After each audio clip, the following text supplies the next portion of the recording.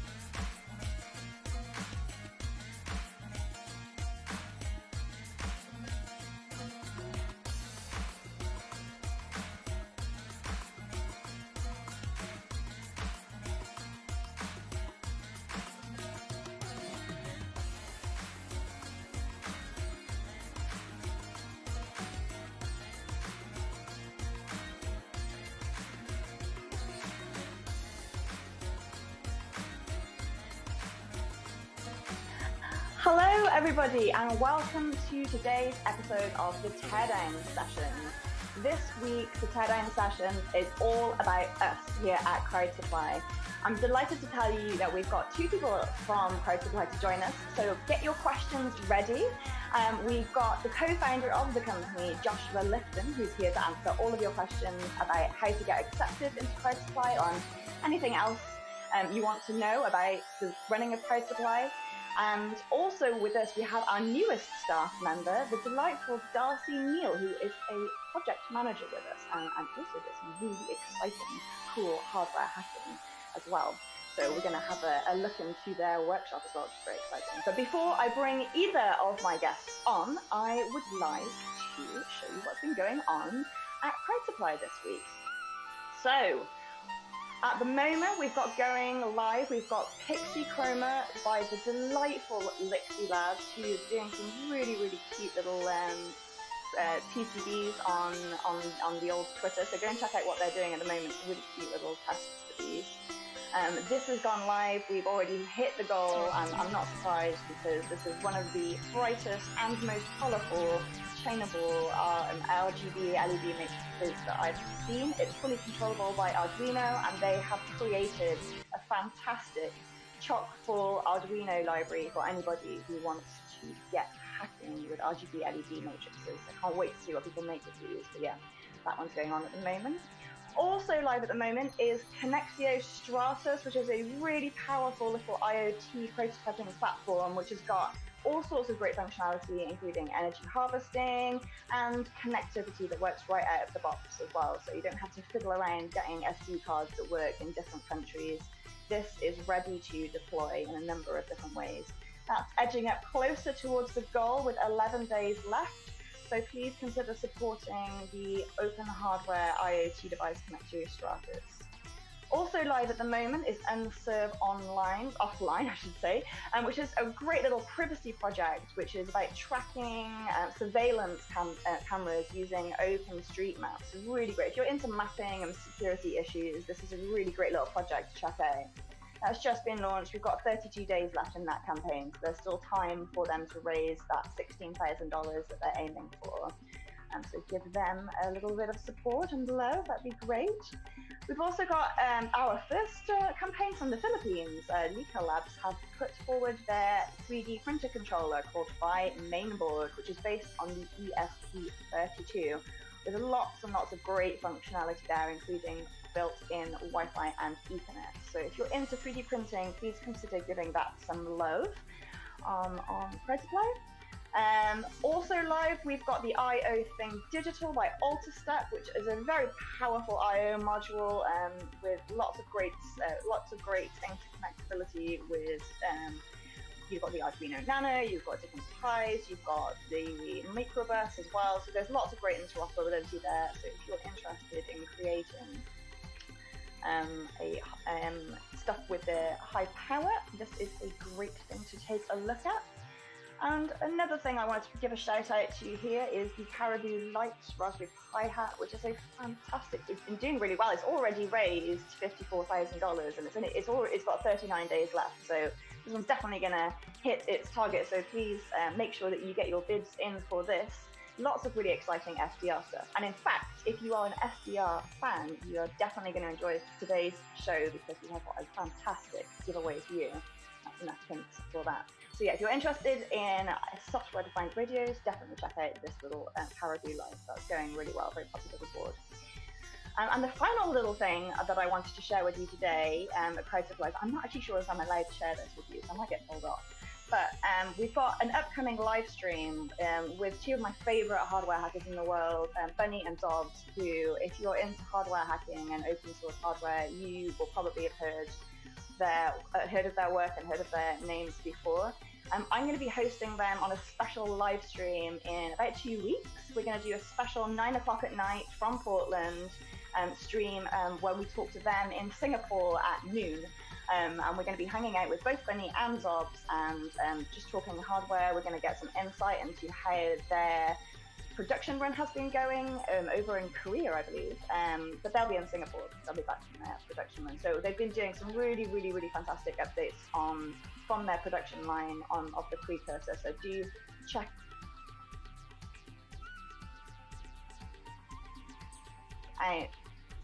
So going to be.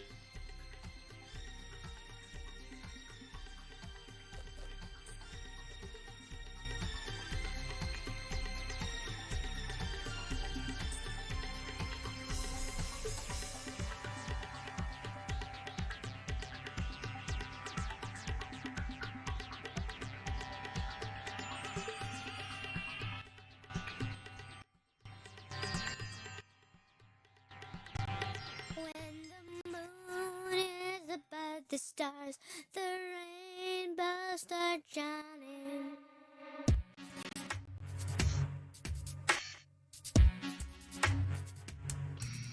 Obviously.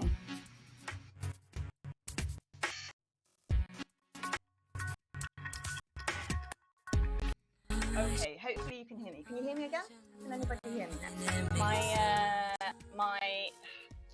on a second. Hopefully it'll catch up in a minute. My headphones ran out of battery midstream, something that's not happened to me before. Hopefully you can hear me now. Yeah, all right, back online, wired headphones, here we go, old school.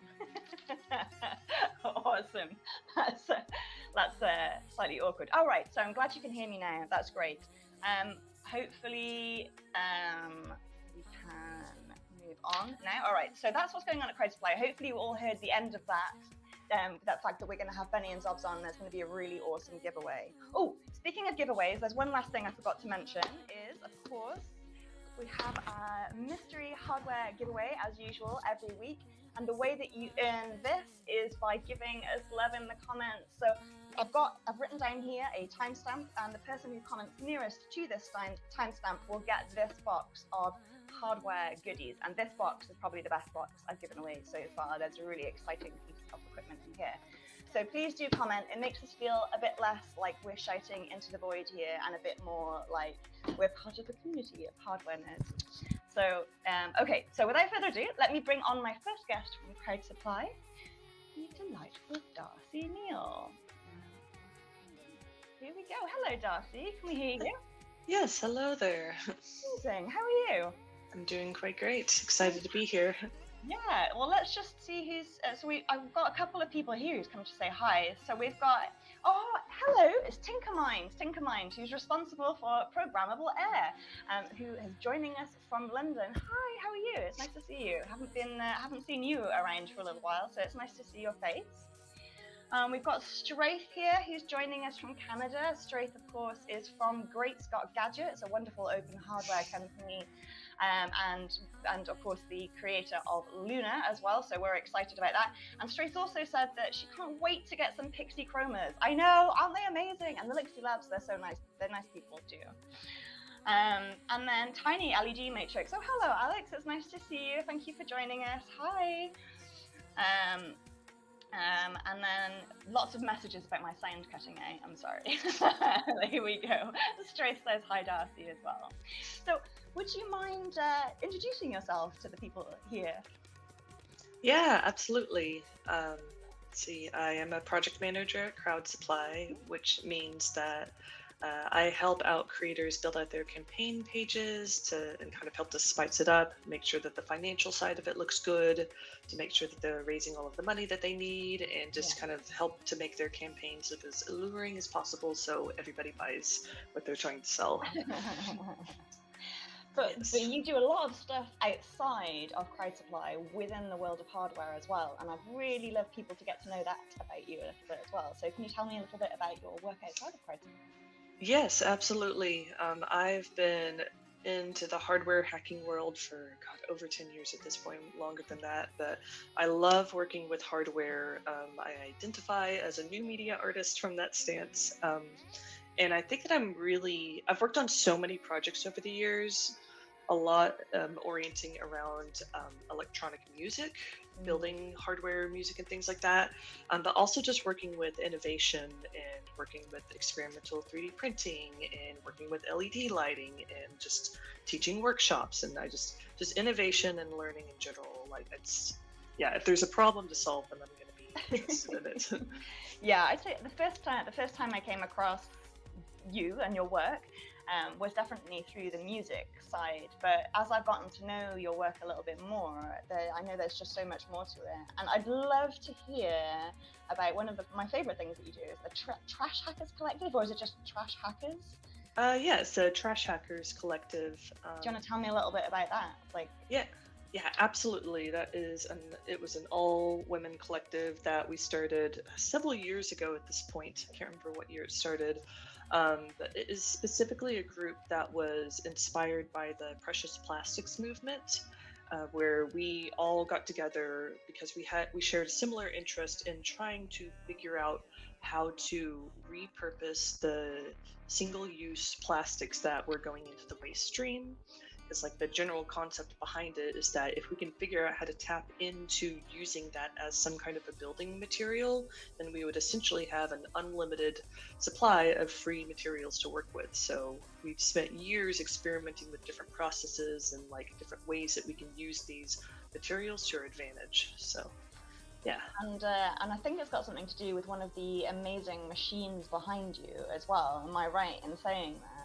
Yes. The machine just over your shoulder, can you tell me what that is? Yes, this is my desk full of electronics. Just if you could see around me, it's all like this. So for people watching, I just wanted to tell you, so last night I got a message from Darcy saying, I honestly didn't set any of this up on purpose. This is just what my wall looks like. So it looks like you've staged a set of like electronics and hacking materials for this live stream, but it is absolutely genuine. This is literally what Darcy's house looks like. So it's true. It's true. Tell me more about this machine. I've been dying to learn about it since I saw it in the back of your picture. Yeah. So, well, I guess first off, this is a traditional 3D printer. This little Ender 3 right here. So that's what they normally look like. And then these two printers I built over the last couple of years, specifically when I was working with Trash Hackers. The one that's in the middle here, this is a hang printer made by this guy, Torbjörn Ludvigsen or whatever. I'll include a link for it because I think this was a version 4 and he's moved on to other versions since then. But this was an experimental printer. I've made a marquee for this very moment. Look. Oh yeah. This is where yes. Carry Absolutely. on. And that one's for this other one. But this one was cool because it attaches to the ceiling and it drops down and it uses the anchor points connected to the wall so that your chassis is actually the room that you're in. So it's built specifically for building large scale objects using this heavy duty string. It's a whole thing. It's wild. But this other one, which works better, is this whole other contraption here. It is a trash printer that was originally developed by Sam Smith, who is also local here in Portland. And it is, you can find a link through the Trash Hackers website on the marquee. He has it on Hackaday as well. Nice. And this one, he developed the print head for it, which is just made out of general, easy to find materials. He wanted it to be as replicable as possible. But we use a lowrider CNC platform for it, which is a low-cost CNC chassis that you can build for about $400 or so. And this one is specifically set up so that it takes shredded plastic flakes and prints directly with that.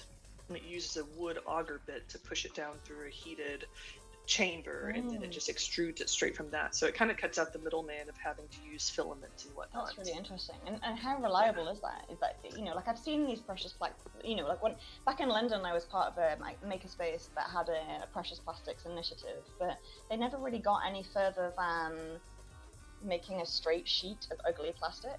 But I think things have probably moved on quite a lot since those days. So I'm curious, are people really printing with non-filament, just trash plastic now?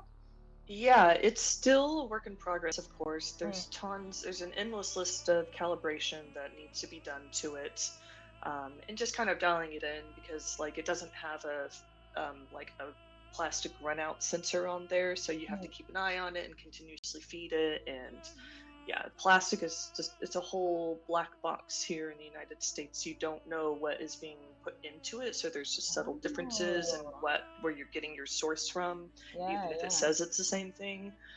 So it does work. It takes, you have to babysit it, of course. Yeah. But it's been awesome. It's coming along. And if you look at the Hackaday page that Sam Smith is running, he's also continuously experimenting with it and is constantly coming up with new things for it.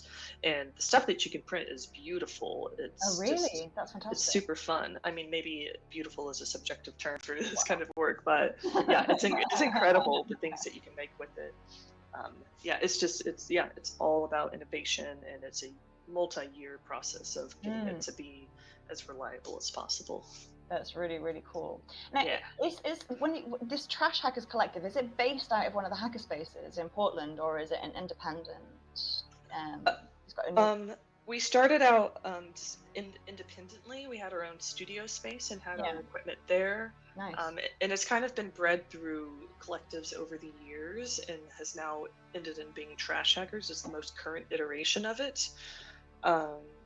And we put our equipment at this place, Hedron Hackerspace, and because we wanted for our equipment to be accessible to the public in case anybody else wanted to come in and experiment with it. So the equipment is there currently. It's a little bit dormant because of COVID times, but it is set up so that other people can access it if they would like to. That's really awesome. Thank you for telling us about that. That was really interesting. I didn't know it'd come on so far. This whole, that it was actually, you could properly 3D print with it. That's very exciting. And I also wanted to talk to you a little bit about your teaching as well, because I know that you do quite a lot of stuff with it. Is it with PCC as well? PCC is the Portland Community College. Can you tell me a little bit about your teaching? And I know you do a lot of workshops as well. Yeah, absolutely. When I was at PCC, when the labs were open before COVID times, I ran the Makerspace labs there, and so I was making sure that all of the equipment was accessible, teaching people how to use the 3D printers and laser cutters and CNC routers and whatnot. And I've been teaching workshops for a long time, primarily about different hardware audio electronics applications. And so on my website, I have a list of some of the old workshops that I've taught. I need to update it with the newest ones. But this website? Why, yes. Yes, indeed.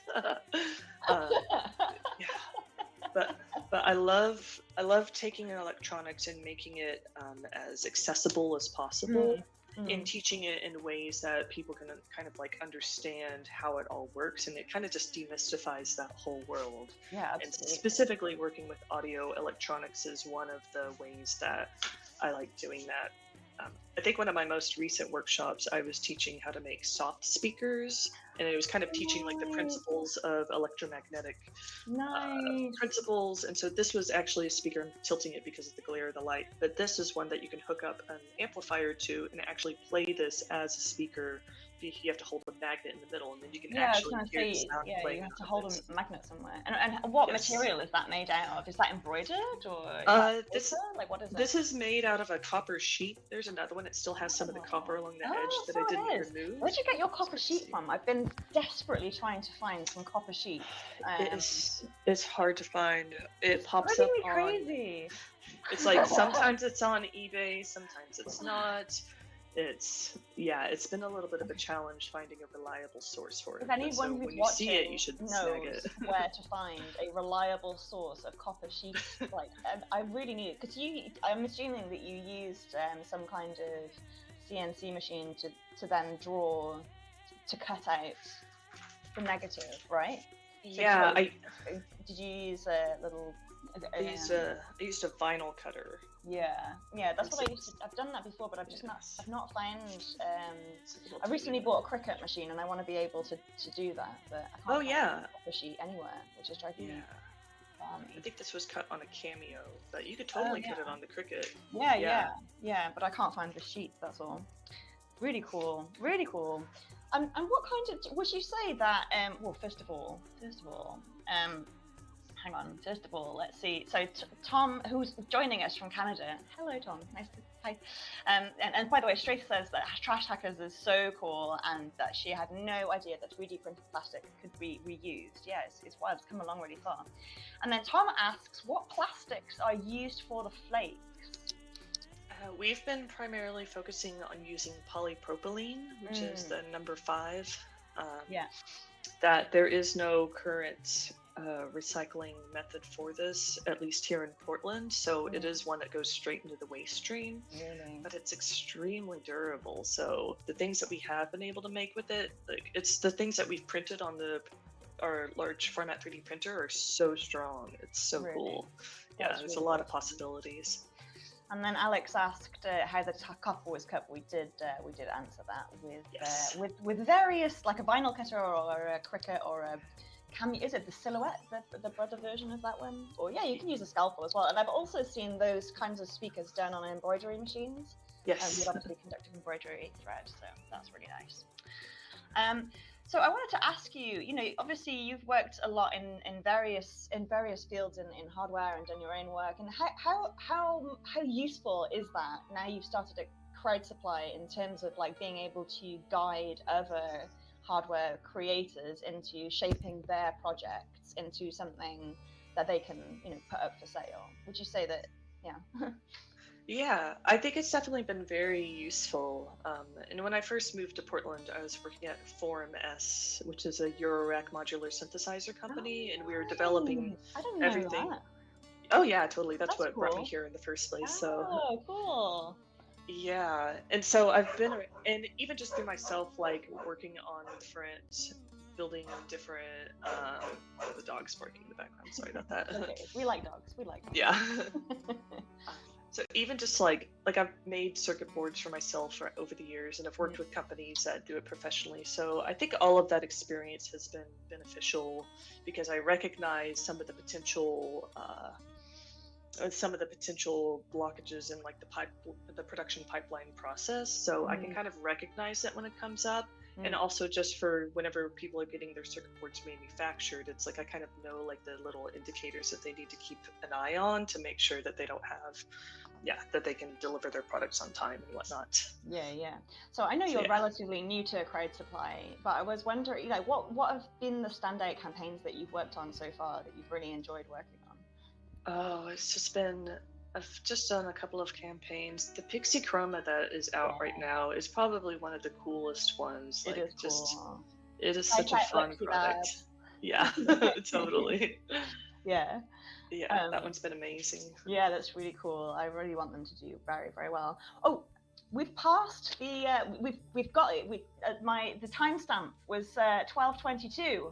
Okay, 12:22. So the person who was closest to the comment at 12:22 was this one. Oh, nice. By Tiny LED Matrix. Nice. From Alex.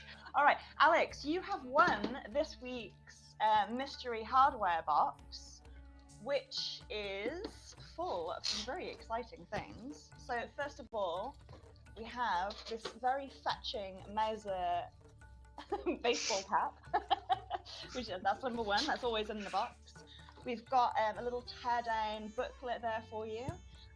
We've got this little proto board here for you.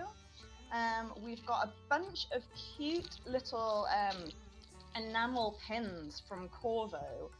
For example, this one here. We've got a GAN groupie and this filter this, I like it. So a bunch of enamel pins. We've also got some stickers and postcards and all that fun. And then we've got a laser cut Crowd Supply mug holder. But then the star piece of hardware is really exciting. I can't believe we're giving this away. It's a Line SDR Mini, which is a pretty chunky piece of technology as well. So this is a software-defined radio from Line. It's a fully open, full duplex USB stick radio for Fentoo cells and more. So if you can use it to start experimenting with and building words, my gosh, words are not coming out of my mouth well today. They're coming in, they're great for experimenting with and building your own wireless networks and protocols. So congratulations, Alex, you have won all of this amazing stuff. So drop me a DM on Twitter with your address and your phone number, and I will get that sent out to you next week. Thank you. Here we are. Here. Yay, thank you. You're very welcome, Alex. Thank you for joining us. We'll send that over to you. Okay, so here we go. Thank you there, Darcy, for bearing with me.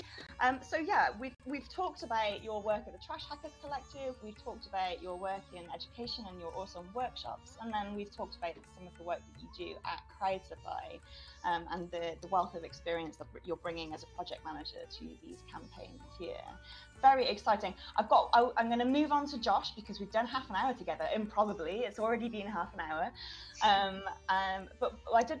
Was there anything? I did have one last question for you, which was if you could see more of one particular genre of technology being submitted to Crowd Supply. Like, what would you like to work on more stuff of? Like open science, music, tech, 3D printing. Like, what's your favorite thing to see? What do you encourage people to start with us? Probably definitely electronic hardware music applications, and especially ones that light up. Ooh, okay. So that'd be those two worlds are what I want to see. So we've got Darcy here, like putting out a call for anybody with open source hardware that does bleeps, bloops, and lights up. We are ready and willing to accept your project submissions and make them make it into a product. So thank you so much for joining us, Darcy. It was really, really interesting, and I was particularly interested to hear about the evolution of these precious plastics. And there's been so much progress, I should say, in the last 10 years. So it's really exciting to see what they're up to now. All right, thank you very much, Darcy. Thank you. Okay, bye now. Bye. All right. Hello, Josh. We're bringing you on here. Let's see it. Can we hear you? I don't know. Can you? We can hear you. Yes. So you're doing better than I was earlier on the stream. I don't know if you noticed that, but my audio cut out completely, and I just had to fling my headphones. You were still amazing. Yeah. I just heard one of them beep. I was like, oh no. Battery death. Yeah. Oh dear. It's all good. So how are you on this fine I'm doing day? well, thanks. How are you? I'm doing good. Yes. A little overlit, but that's okay. It makes up for me being underlit. So Exactly. There you go. Yeah. Well, we can even them out, right? That's how Yeah, this stuff okay. works, right? So for There those we of go. you, so for that, oh look at that, lovely. So for those of, words, Helen. So for people who don't know you, would you like to introduce yourself? Yeah. I'm Josh Lifton. Hello. I'm a co-founder of Crowd Supply. Been here since the beginning. And it's been since late 2012, really. So getting on there, and still here. So I kind of I've touched pretty much every part of Crowd Supply at one point or another. I still work with you, Helen, on kind of evaluating the projects that are submitted to us. And then with a bunch of other people, including Darcy, to help make sure that folks like Darcy have what they need to launch a successful campaign. And I interface a lot kind of on the back end these days, making sure that the gears still turn. But yeah. And I do want to specifically talk, so obviously half an hour is not long enough to talk about every facet of Crowd Supply, but something I really wanted us to concentrate on today is talking about how projects can get accepted into Crowd Supply. So one of the things that that people don't know about us is actually we're quite rigorous in looking at who we accept and don't accept. And our acceptance rate is something like, I think we reject something like 95% of all projects that are submitted to us or something. Yeah, it's a lot. I don't have the exact number, but it's around that. Lots. Yeah, it's quite a few. And we always try to give, what we always do now, give some feedback. Yeah. So even if we just say no, it's not just no, it's like no, here's why.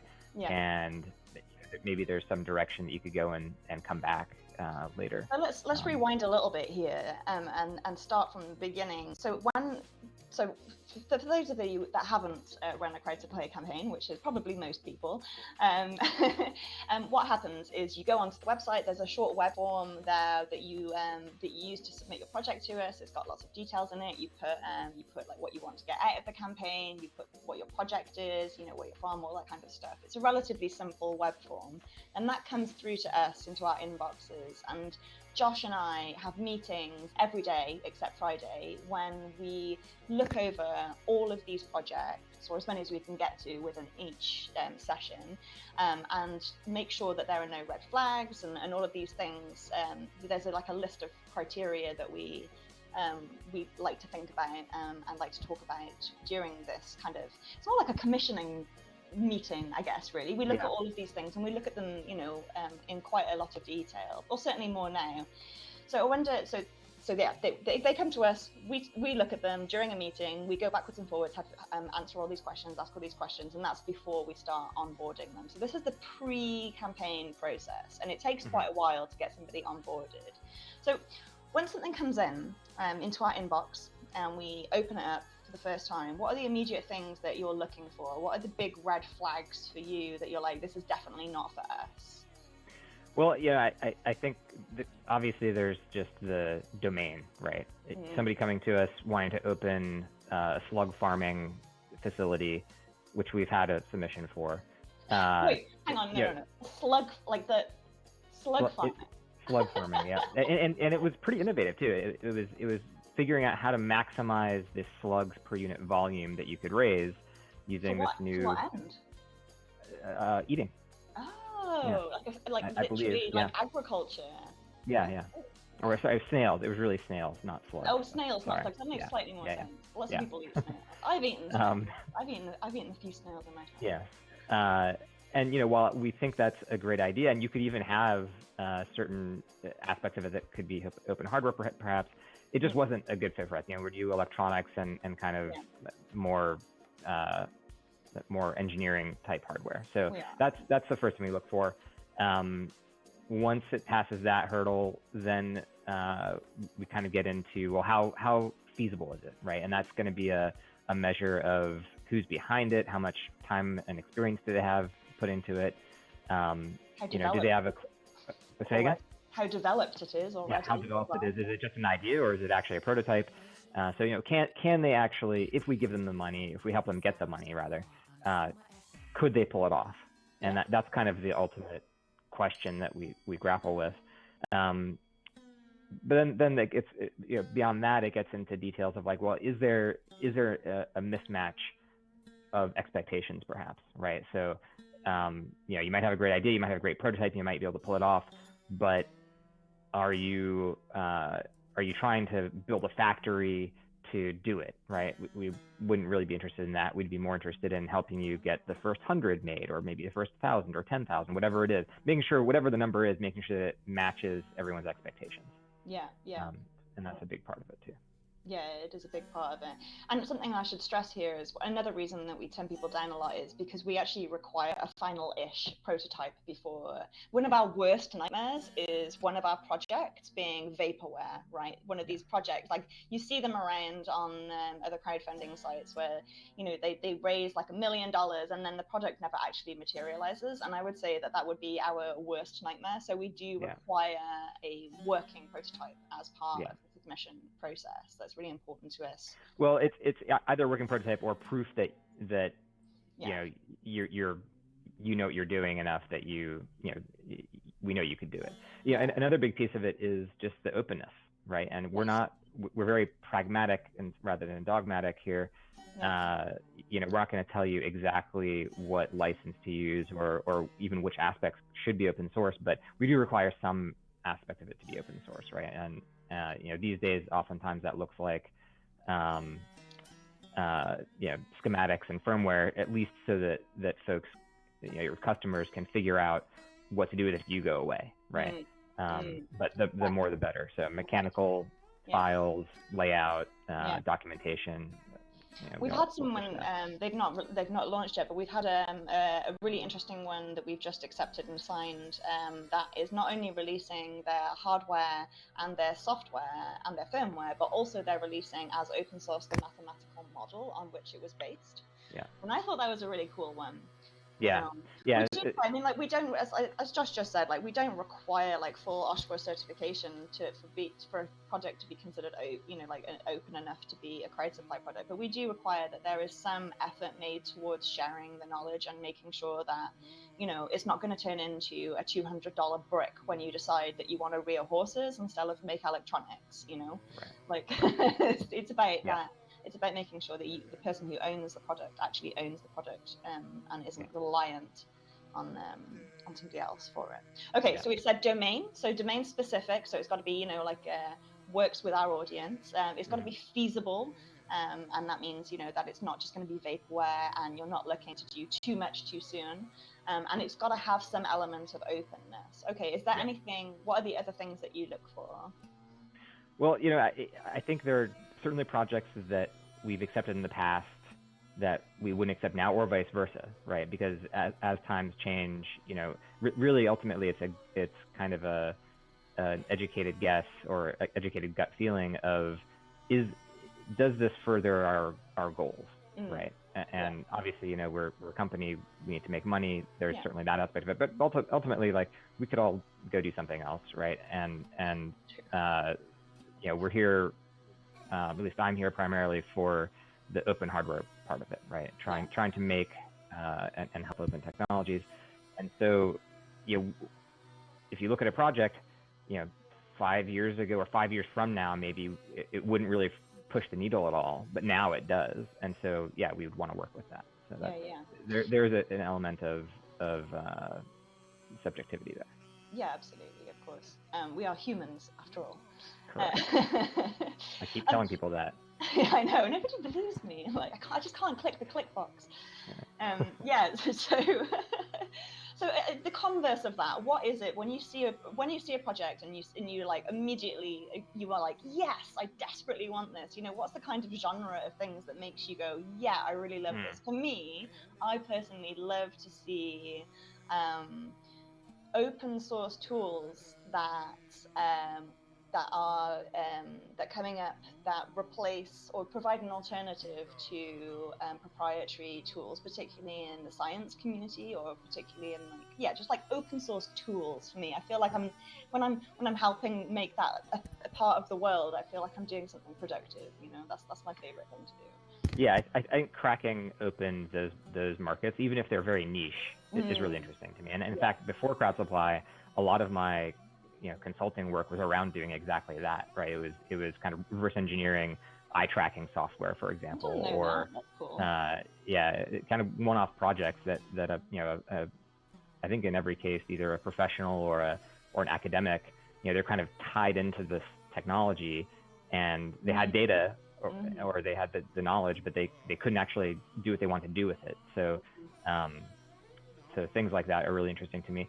Another piece kind of tying into what Darcy was saying is reuse, right? And one of the projects that is in pre-launch right now that I'm really like for this reason is the Sensor Watch, right? It's a reuse of the Casio classic Casio watch body, and they're just replacing electronics, right? And like, why go through the trouble of creating your own molds and mechanical design when you can just reuse something that would otherwise be thrown away?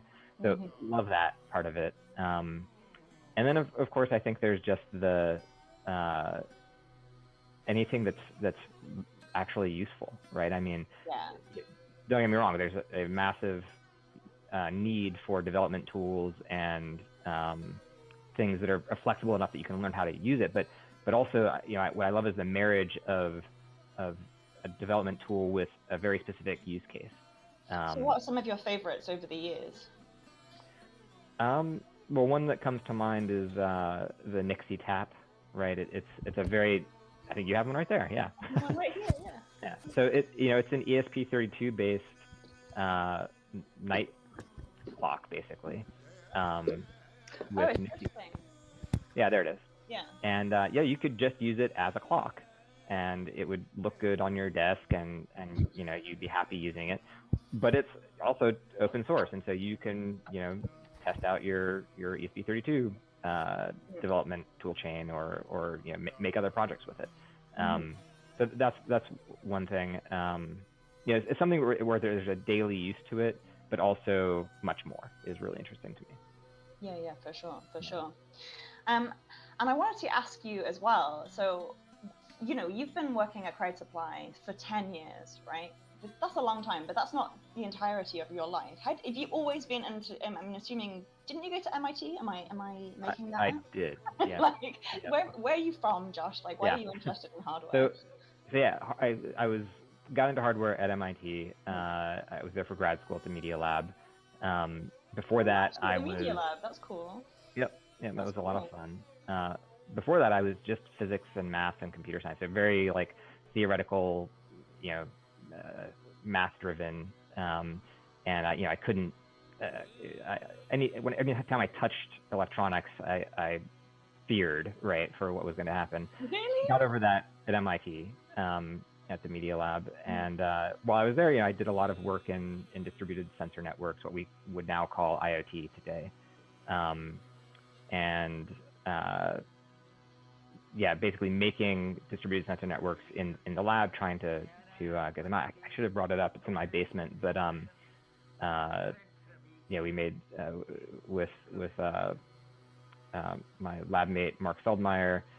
He designed the hardware for it and the electronics. I wrote most of the firmware for it.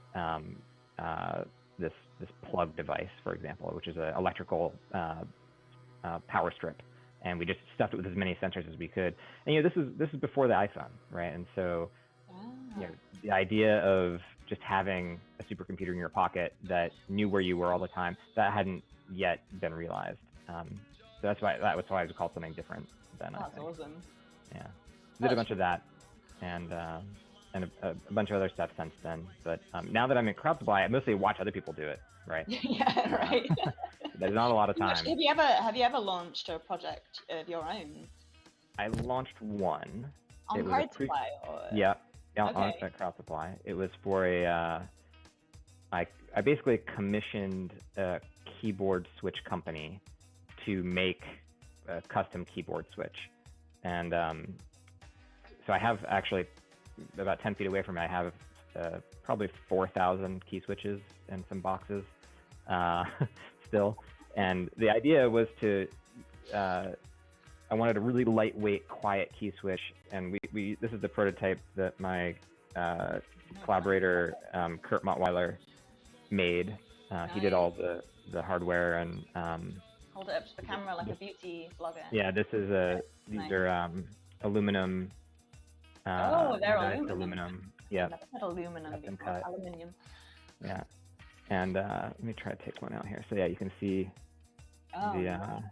this one solid block of aluminum. These are the key switches though, and they're kind of they're made by Matthias, and they're just the lightest weight, quietest key switches I could find. And this was for a project. This is the Stenosaurus, a prototype of the Stenosaurus. To make a Stenosaurus. You're going to tell us about the Stenosaurus. Everyone's waiting for the I knew you were going to ask me about it, so that's why I brought it up. Yeah. This is the longest side project I've ever had. 10 years. Been thinking about this thing for 10 years. And what is the Stenosaurus, Josh? The Stenosaurus is an open source stenotype machine. There are plenty of these now, right? Like there are open source stenotype machines. Go to openstenoproject.org. And you'll see the beginnings of open source stenography, which was really started by Mirabai Knight. You know, she's a professional stenographer. I just through happenstance teamed up with her to write some open source software for stenotypes. This is an example of what I'm talking about, right? That's called Plover now. I have nothing to do with it anymore. I wrote it, I released it. Other people took it over, improved it, and which is actually the biggest, feather in my cap as far as that's how it defines success in a way with an open source project. Is can you walk away from it and it still lives on, right? Yeah. Because that Right, means you're absolutely right. You're absolutely right. it's open enough that that can happen. B, it's interesting enough that people want to keep doing it. Yeah. And Yeah, absolutely. Mirabai was smart enough to see that this was something that was needed. I was lucky enough to know her and do the first version, and it's just taken off since then, which is amazing. So That's wonderful. this is meant to work with Plover, which is the software I just mentioned, but it's really meant to actually embed all the smarts of Plover in here. Because when I first wrote Plover and I first understood what stenography was about, I'm like, why isn't this just embedded in here? Why do you need software at all on your computer? Why can't I just plug this in as a HID device, as a HID, right, to it via USB, and it just outputs the right thing? And there's a whole bunch of stuff, a whole bunch of like intelligent lookups and whatnot they have to do to get from pressing these keys to getting English out, but certainly you could embed it at this point. Very awesome. Yeah. All right, we've got Tom Keddy in the house who wants to Hey, say Tom. hello to you. He says, "Wow, 10 years next year." Yep. And he also Tell me says, about it. fabulous woodwork. So that's great. I'm guessing you know Tom from the before times, right? Yes. Yeah. And Straith also says hi to you. Hello. Straith also Yeah, says and I that just wanna- she I loves just wanna how say much that this- open source. Go on. I said it before, but the woodwork, the metal work, this prototype was, except for I did the electronic circuit board and everything, but everything was done by Kurt Montweiler. He is an amazing craftsman here in Oregon, and he's done actually one of the things he did was the heirloom laptop for the Novena. Oh. So check that out, and you get an idea of what he can do. Nice. For those of you that don't know, the Novena is the open source laptop that was made by Benny, who will be our guest soon as well. Right, cool. Straith also says she loves how much open source CrowdSupply has. Yes, us too.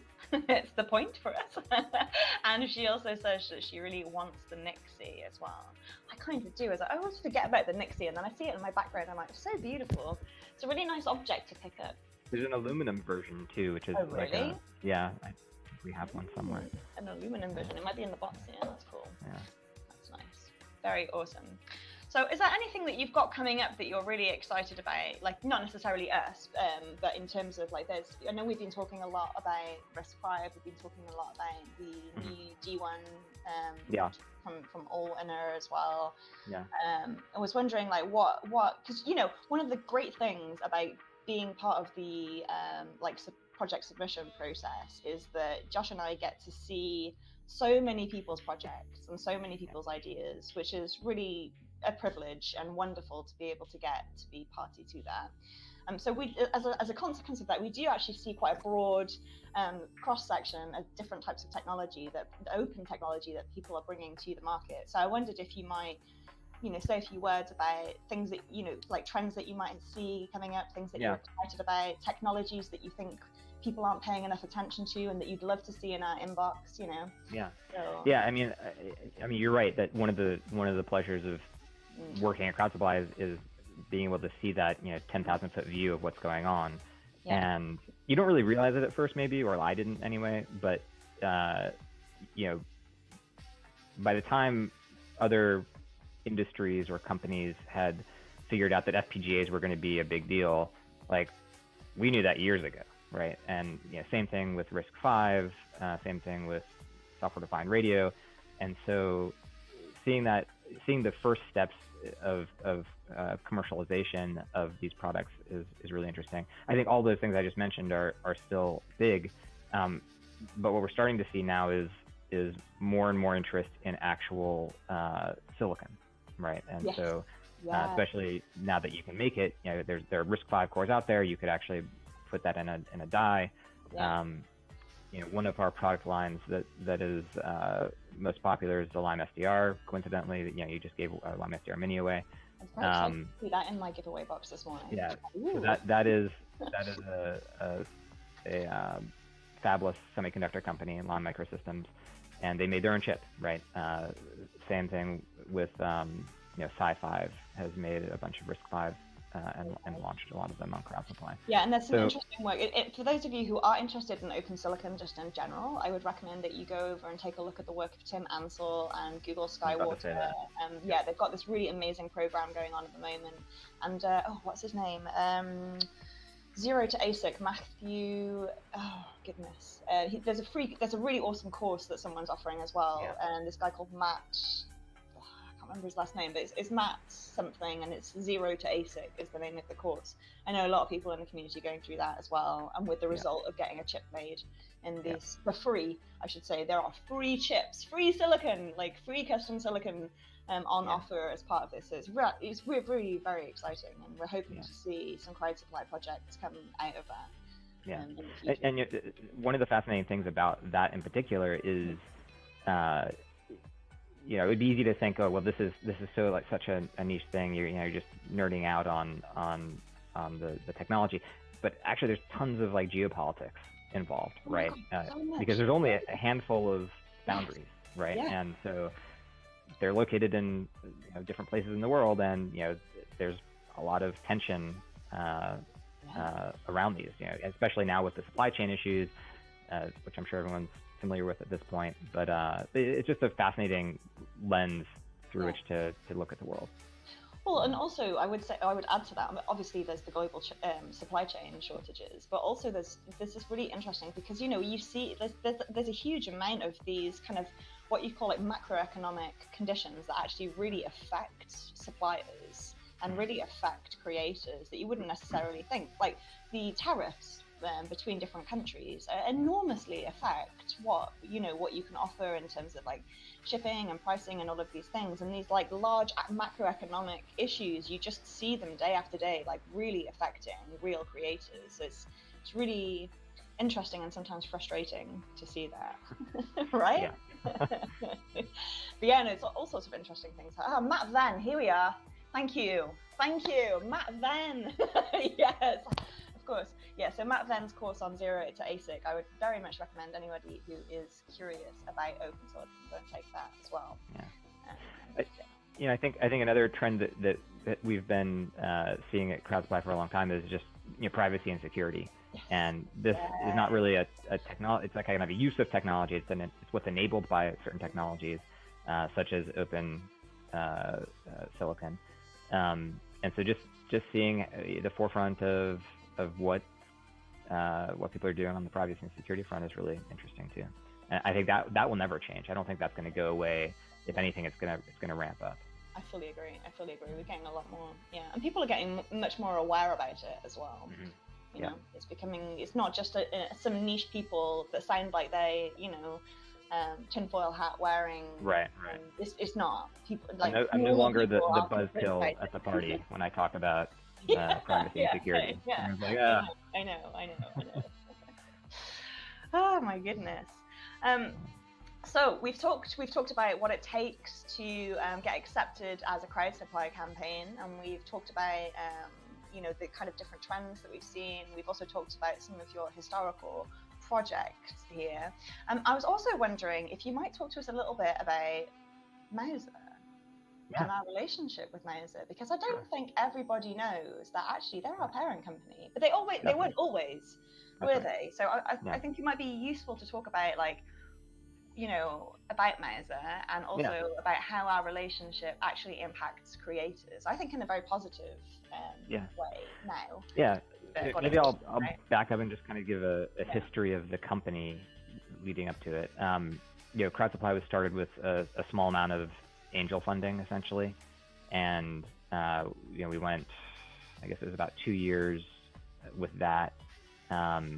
We got another small round of funding that was more VC led, and then we were acquired by Mouser Electronics in 2018. I'm sure everyone is familiar with Mouser Electronics. They ship electronics all over the world. You've probably ordered from them. And I did a write-up. It's I think somewhere in our blog about the acquisition, but it was a really natural fit, and it's proven to be, right? It's been 3 years, over 3 years now, and I think it was absolutely the right decision. I'm very happy with with Mouser, they've been very hands off which is great, and very hands on when we ask them to be. So, for example, they do all of our fulfillment now. Yeah, right? and that's a big deal, and I don't think a lot of people don't know that until you become a creator. So basically, one of the things that we offer is that you don't have to think about sending your stuff to backers. You just send us a box of your devices to Mouser, and Mouser, with their world-class logistics systems, will take your product, put them in packaging, send them to wherever it is in the world, and because they're professionals at this, they know that they have to collect VAT for the UK or different things for different countries. So it just makes it a lot easier, and actually a lot cheaper as well. I think that's probably one of the most enticing things about Crowd Supply. Yeah, I think all in it is much less expensive, and when I say all in, I mean customer support and returns and broken packages and all that. They know what they're doing. We've integrated fairly efficiently with them at this point. Not been easy. That was not easy. No, that's kind of what I've been doing for the last few years, right? It has not been easy, nor was it achieved straight away. But we're nearly there now. We're doing. So not only do you get items shipped by Mouser worldwide, but they, in all likelihood, I think I can say in almost every case, actually continue to distribute those products through Mouser.com. And just like Crowd Supply will continue selling, and maybe this is something I'm surprised how. So that's another thing is we actually purchase product a lot. This is something most people don't know. Most people don't know this as well.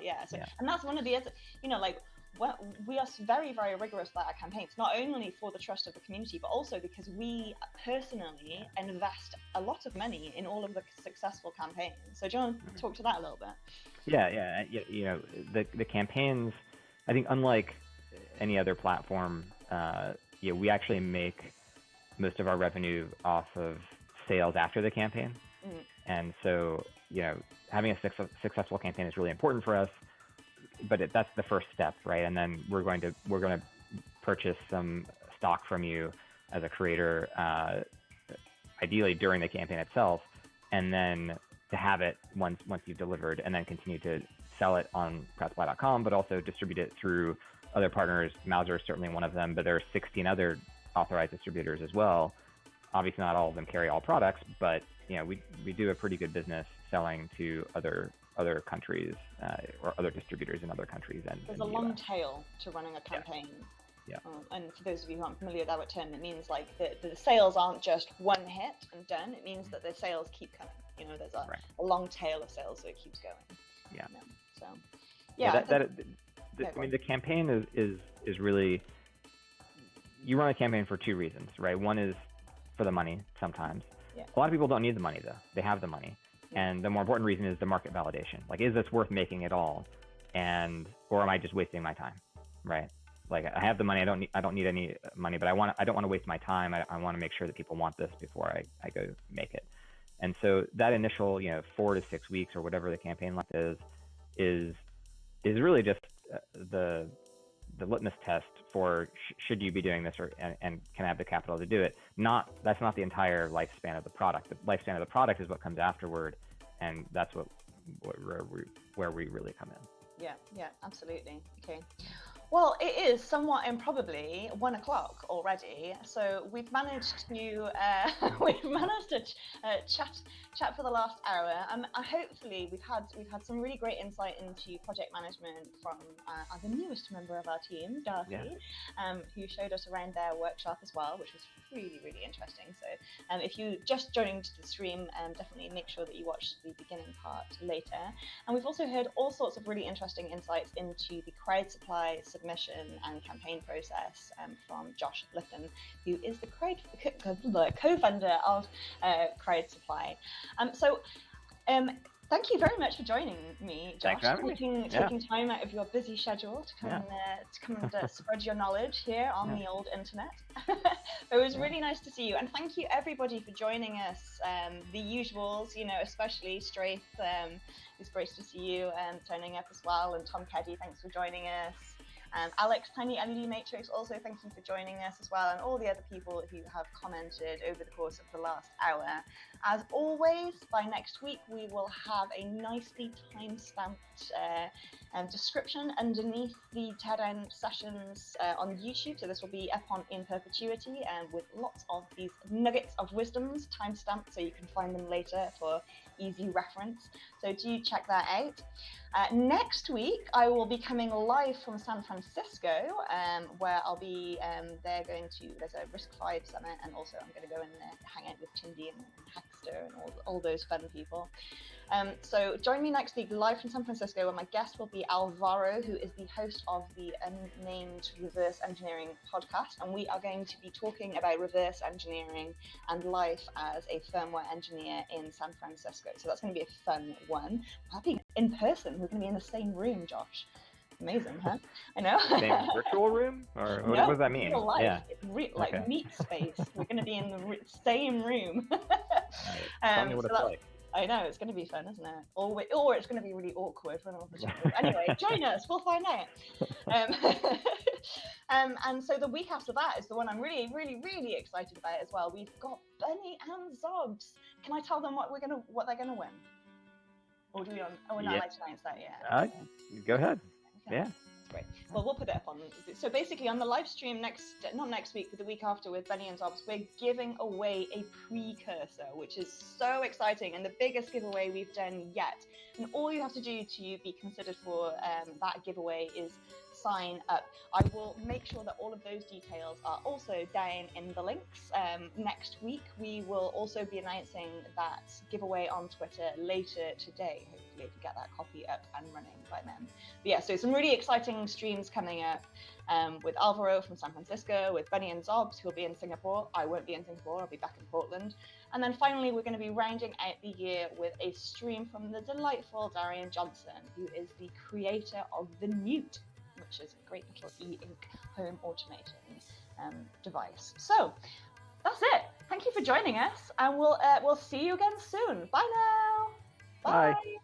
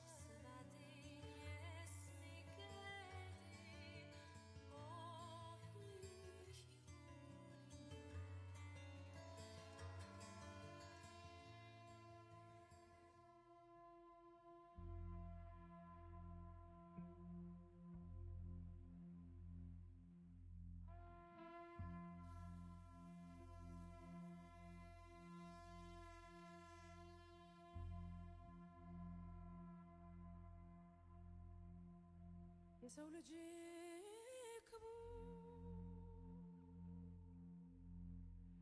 ሰው መሆን ክቡር ሰው ሞቷል ሰው ሊያድን ሰውን ሲያከብር በደግነት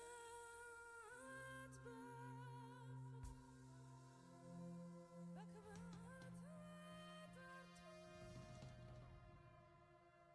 በክብር ይሄዳል ሰው ሊኖር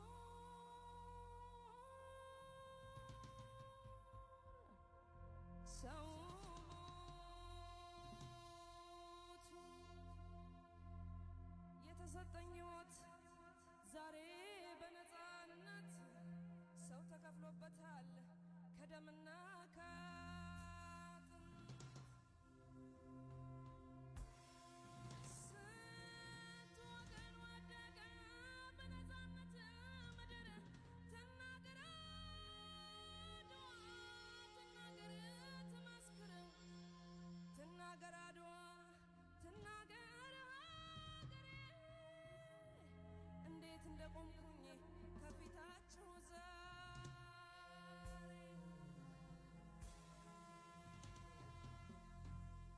በኩራት በክብር በደስታ በፍቅር በድል እኖራለሁ በቀን ደሞ መከራውን ያን ሁሉ ሰቀቅን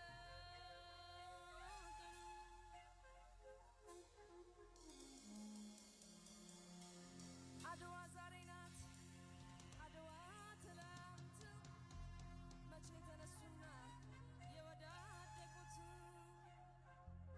ምስጋና ለነሱ ለአድዋ ጀግኖች ለዛሬ ነፃነት ላበቁኝ ወገኖች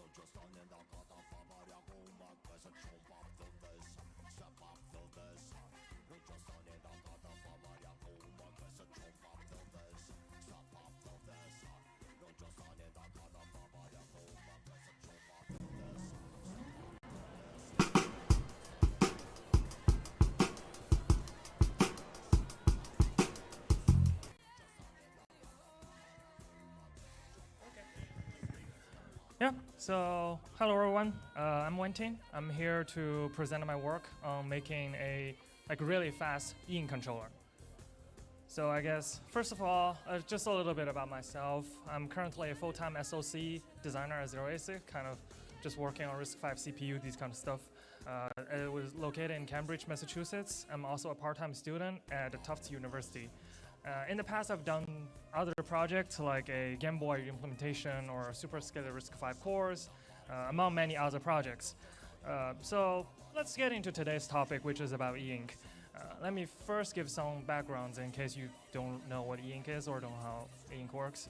So e-ink is actually a brand of a family of paper-like electrophoretic displays. It was invented in an MIT Media Lab a few decades ago. And nowadays, they are commonly used on e-readers and electronic shelf labels. You've probably seen them mostly on Kindle, that's e-readers, or in stores in like shelf labels showing the price, train stations, maybe showing when is the next train, or maybe even in airport restrooms. Why not? The basic concept isn't hard to understand. In the simplest form, you have charged particles with different colors, one white, one black, and it was dispersed in some sort of oil-like thing in some transparent container. And if you just apply some voltage or electric fields, then the particles can be moved up and down to produce either black or white, or a mixture of that. Of course, turning this concept into an actual mass-produced display, it's no small feat, but that's kind of outside of the work that I've done, so I wouldn't go into details about that today. In terms of display quality, because it's a display, we kind of want to compare it with other screens. They are unfortunately no match for modern IPS LCDs we found on laptops. Don't even talk about OLED. It pretty much worth everything in every perspective possible, and it's also more expensive. So now the question is, why would anyone bother with that if the display is so bad? It does have few advantages, but not in the display quality. It reflects lights instead of emitting lights. So it generally consumes less power because you don't need a front light or backlight to emit light. And so which means it can be used outdoors under direct sunlight, etc. It's also bistable, means if you disconnect the power, it will retain the image before you disconnect the power. But for me, like personally, the biggest differentiating factor for e-ink is it looks really like a paper.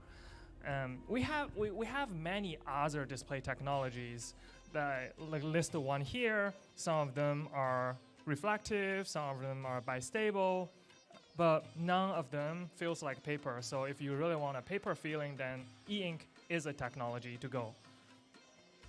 So the focus goes back to e-ink, which is, we know it's a nice paper-like display technology. Personally, I would really love to try to use e-ink monitor for writing and coding, etc. Sounds like it will be a perfect fit for e-ink, right? So turns out, sure, many thought the same. So there are already a bunch of e-ink-based typewriters and monitors on the market. You probably recognize some of them. Personally, I actually bought and tried out most of them. But all of them share a common issue, is they are slow. They are still usable, but I found using them unpleasant at very least. So there got to be a way to actually improve it. So I started my journey. First, let's start to understand how slow existing products are.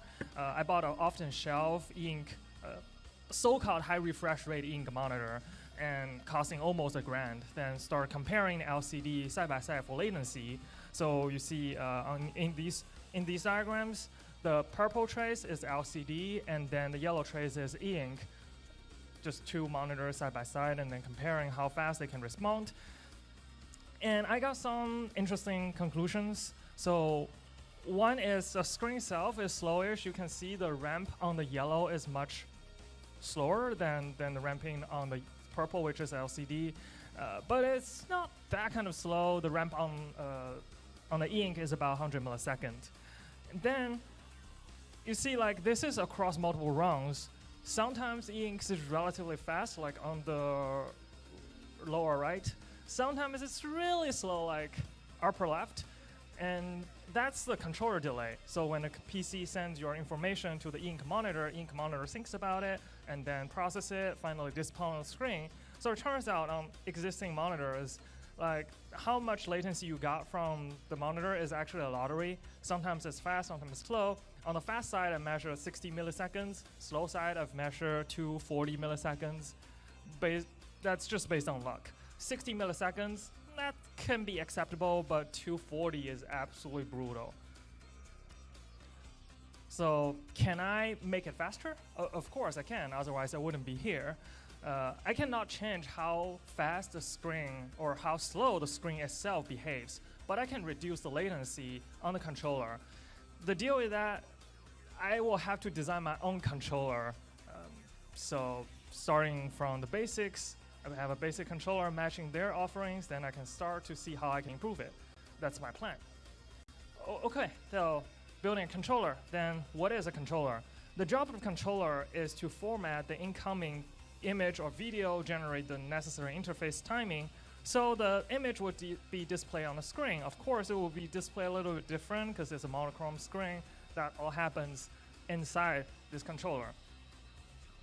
And how to do a controller, we should start from the basic concept. The color of pixel, as I said, it can be changed by applying a positive or negative voltage for a finite period amount of time. From the controller's perspective, depending on the current state of the pixel and the desired state of the pixel, like it's white to black or black to white, there are 4 possibilities. The controller just needs to make the decision based on the color for each pixel, and that's it. To implement it, the color for each pixel needs to be stored somewhere, so the controller can remember and then make decisions based on it. So a buffer memory is added with DMAs, moving data in and out of it. There are also a timer, so it doesn't underdrive or overdrive the pixel. That's pretty much about it. And now I have an ink controller, and it works.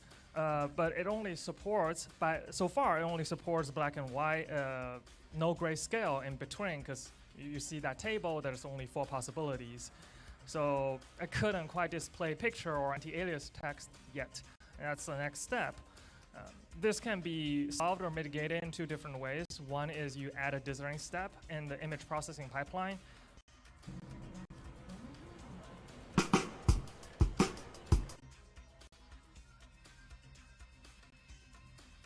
Interesting conclusions, the necessary interface timing, so the image would be displayed on the screen. Of course, it will be displayed a little bit different because it's a monochrome screen. That all happens inside this controller. And how to do a controller, we should start from the basic concept. The color of pixel, as I said, it can be changed by applying a positive or negative voltage for a finite period amount of time. From the controller's perspective, depending on the current state of the pixel and the desired state of the pixel, like it's white to black or black to white, there are 4 possibilities. The controller just needs to make the decision based on the color for each pixel, and that's it. To implement it, the color for each pixel needs to be stored somewhere, so the controller can remember and then make decisions based on it. So a buffer memory is added with DMAs, moving data in and out of it. There are also a timer, so it doesn't underdrive or overdrive the pixel. That's pretty much about it. And now I have an ink controller, and it works. But it only supports, so far it only supports black and white, no grayscale in between, because you see that table, there's only 4 possibilities. So I couldn't quite display picture or anti-alias text yet. And that's the next step. This can be solved or mitigated in 2 different ways. One is you add a dithering step in the image processing pipeline to dither the input image to be binary only by using these dots, change the density of the dots so you kind of feel it's grayscale, but it's actually not. It doesn't look too good either, but it's better than nothing. So is there a way to achieve actual real grayscale? Of course there is, and it's quite a simple idea. The idea is by underdriving the pixel, because you see the pixel takes 100 milliseconds to turn from black to white. What if we just stop in the middle? Then we get gray. That's pretty much the concept. And on the right, I have a proof of concept I did using this method, showing it actually works. Up to 32 level grayscale even, that's kind of beating the current ones, show it's possible, with some caveats, of course.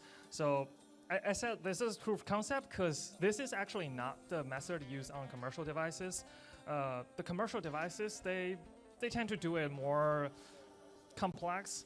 It's more than just simply underdriving it. It actually involves of shuffling the pixel from black to white several different times, finally settle down on a value that works better like across a large range of screens, a larger range of temperatures. So they did that.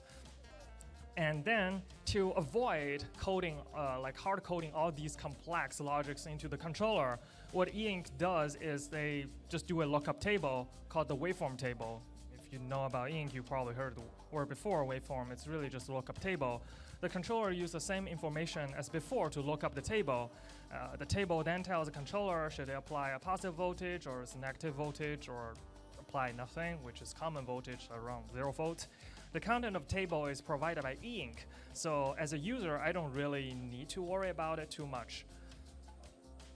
And implementation-wise, it's actually easier. I just replace the previous logic now with a lookup table. I don't even need to code anything, and I'm basically done implementing an E-Ink controller matching the existing ones. So this is pretty much the controller inside of these $1,000 E-Ink monitors. And by changing, because now it's now a lookup table, by just changing the content of lookup table, I can do things like clearing the screen. If I say the lookup table is, don't care about input, just always clear the screen, then that's a clearing screen. Or I can switch between binary and grayscale mode. If you load up lookup table, just completely ignores the color information or grayscale. In between, you get binary output. If it looks at it in grayscale, now of course you get grayscale. So now I have a basic controller design. I can start to analyze why it's slow. As a start, as I said, grayscale is slow because I need to go black and white back and forth to modulate the color, so that's obviously slow. But the binary is just like one shot to the desired color, so binary is obviously faster on the E-Ink at least. So in many cases, even though we do have native grayscale support on E-Ink, unfortunately, like binary with dithering is still preferred. This part has been figured out by existing devices already, and they all use binary plus dithering in fast modes. So if you go and look at these faster E-Ink monitors where they show they can play videos, you can play games, it's actually just all dithering. There's no grayscale. But then you see, like, I already did the measure. Binary on these screens are so slow. Why is that? We already know the screen takes 100 milliseconds to respond. So we say at 60 hertz refresh rate, that's 6 frames. Then the problem is the controller will basically ignore any input in this 6 frame window. So it can only display up to 10 new images per second, and worse is if your input changes within this window, it's not going to start processing this input until the next period starts. So we're talking about worst case 100 millisecond output latency, and in actual devices what they do is a screen and their input engine even runs asynchronously, so then you just have more buffering delays in these devices. So But then we say, okay, ignore all these things, it's 10 frames per second. That's still pretty bad. It can be good enough for an e-reader, but then it's horrible for an E-Ink monitor. And then, I said the monitor I bought is a so-called high refresh rate monitor. What does that really mean? What it really means is they have a dial to control the speed. They have fast mode, fast plus mode, fast plus mode, all these kind of stuff. What the dial really does is it intentionally underdrive the screen, not for grayscale, but to improve the frame rate. So then you can, instead of like a 6 frame period, it becomes 3 frame period, and you get 15 to 20 FPS. The cost is you're not driving the screen fully, so the contrast is lower. And to be honest, 15 to 20 is not good either. It might sound like a dead end, the screen is just slow, what can you do? But it's actually not. learning from others, there are some commercial e-ink controllers found on e-readers that support something called multiple update regions. So imagine the user is typing, like using an e-ink monitor and typing on his keyboard. The user types letter A, then followed by letter B, say with 15 milliseconds later. With the basic controller, the letter B wouldn't start being displayed until letter A is fully displayed. So we just, waste some time there. B doesn't need to wait for letter A because they are on different part of the screen. If the left part of the screen is displaying A, it doesn't stop from, right half the screen to start displaying B. So the reason it was waiting is really the controller itself has a timer to keep counting, okay, how many frames have driven the pixel, how many frames left, I still need to drive it. It was sharing a global timer for the entire screen. So that's why I had to wait. And I decided to simply move the time counter value into part of the pixel state. So store alongside with other color information, you already need to store what the color is. Why not just store your timer information there as well? Effectively, now each pixel is in their own region now. So you no longer have these kind of waiting situations. This improves the typing experience by a lot. But this approach is still not perfect. Say if I type letter A and then that was a typo, so I need to delete it and type letter B instead. In a naive implementation, I need to wait for the A to fully appear, then wait for it to fully disappear, and then finally wait for the B to appear. That's just a lot of time. And by simply moving the time counter to local, as previously did, doesn't really solve the issue because they are no longer on different parts of the screen. They are on the same screen, or we're using the same timer. But then, by leveraging the timer, we actually know how much we've driven it, and we can just reverse it by taking a look at the timer value and decide how much we actually need to reverse it. With this, the typing is quite smooth right now, though unfortunately I couldn't really show you the typing latency because you kind of have to come to our demo booth there to feel yourself. But I can show you a clip of Bad Apple playing. The latency is minimum, even comparing to an LCD side by side. Then, when looking at the latencies, now we'll go back to the oscilloscope to see how much we actually improved. The difference is quite stellar, because the controller is always responsive and there is no input window or additional buffering going on. The input always goes to the screen straight, giving a consistent 50 millisecond latency. This is still not good, but it's more or less of a screen limitation right now, which I couldn't really solve on my end. But there's more. There's always more improvements I can done. Actually, using this monitor, like I use it daily and reviewed more issues. Let's just take a very quick look at them as well.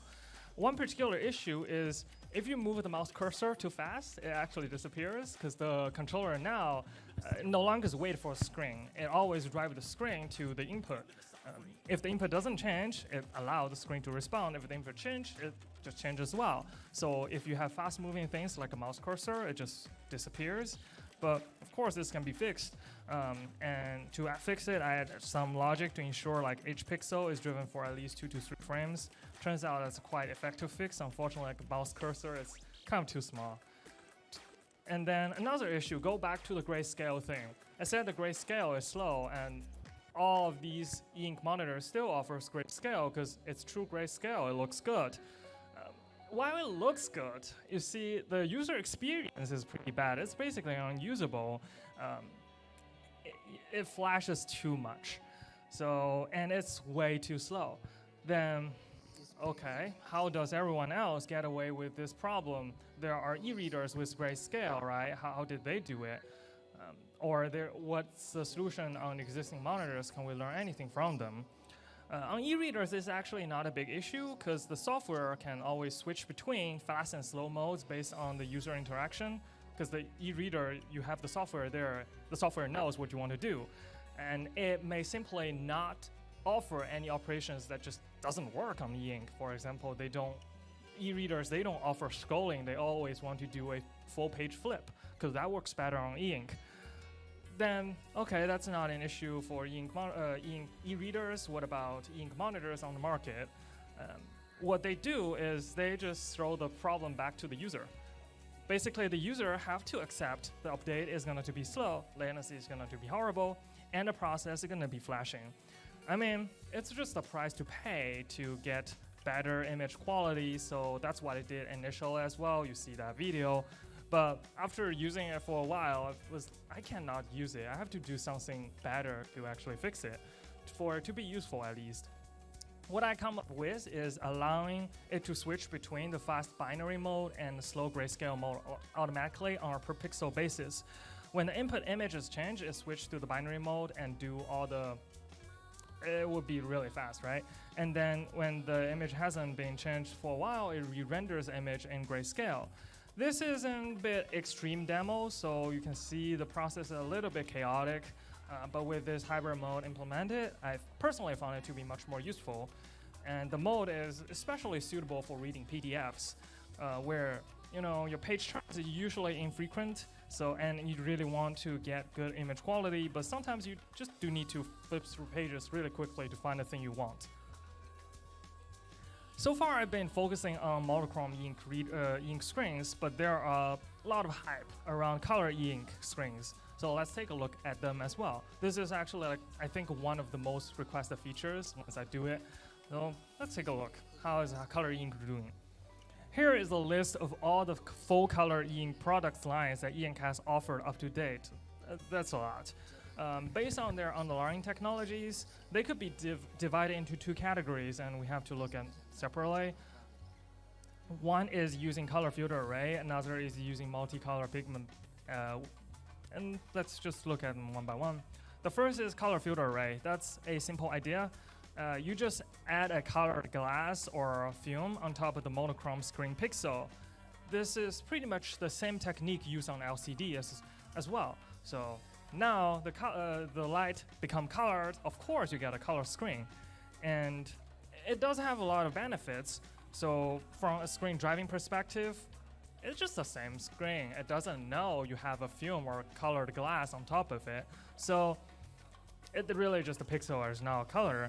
The refresh time stay the same. So everything I talked about, like high refresh rate, all these tricks or improvements, they just applies. And each subpixel, you still get 16 level grayscale. So that would give you 16 cubed equal to 4096 color display. One thing that worth some discussion is the resolution for these color screens, because it's you kind of each pixel can only get one color, right? And this is example I took from one of the color e-readers.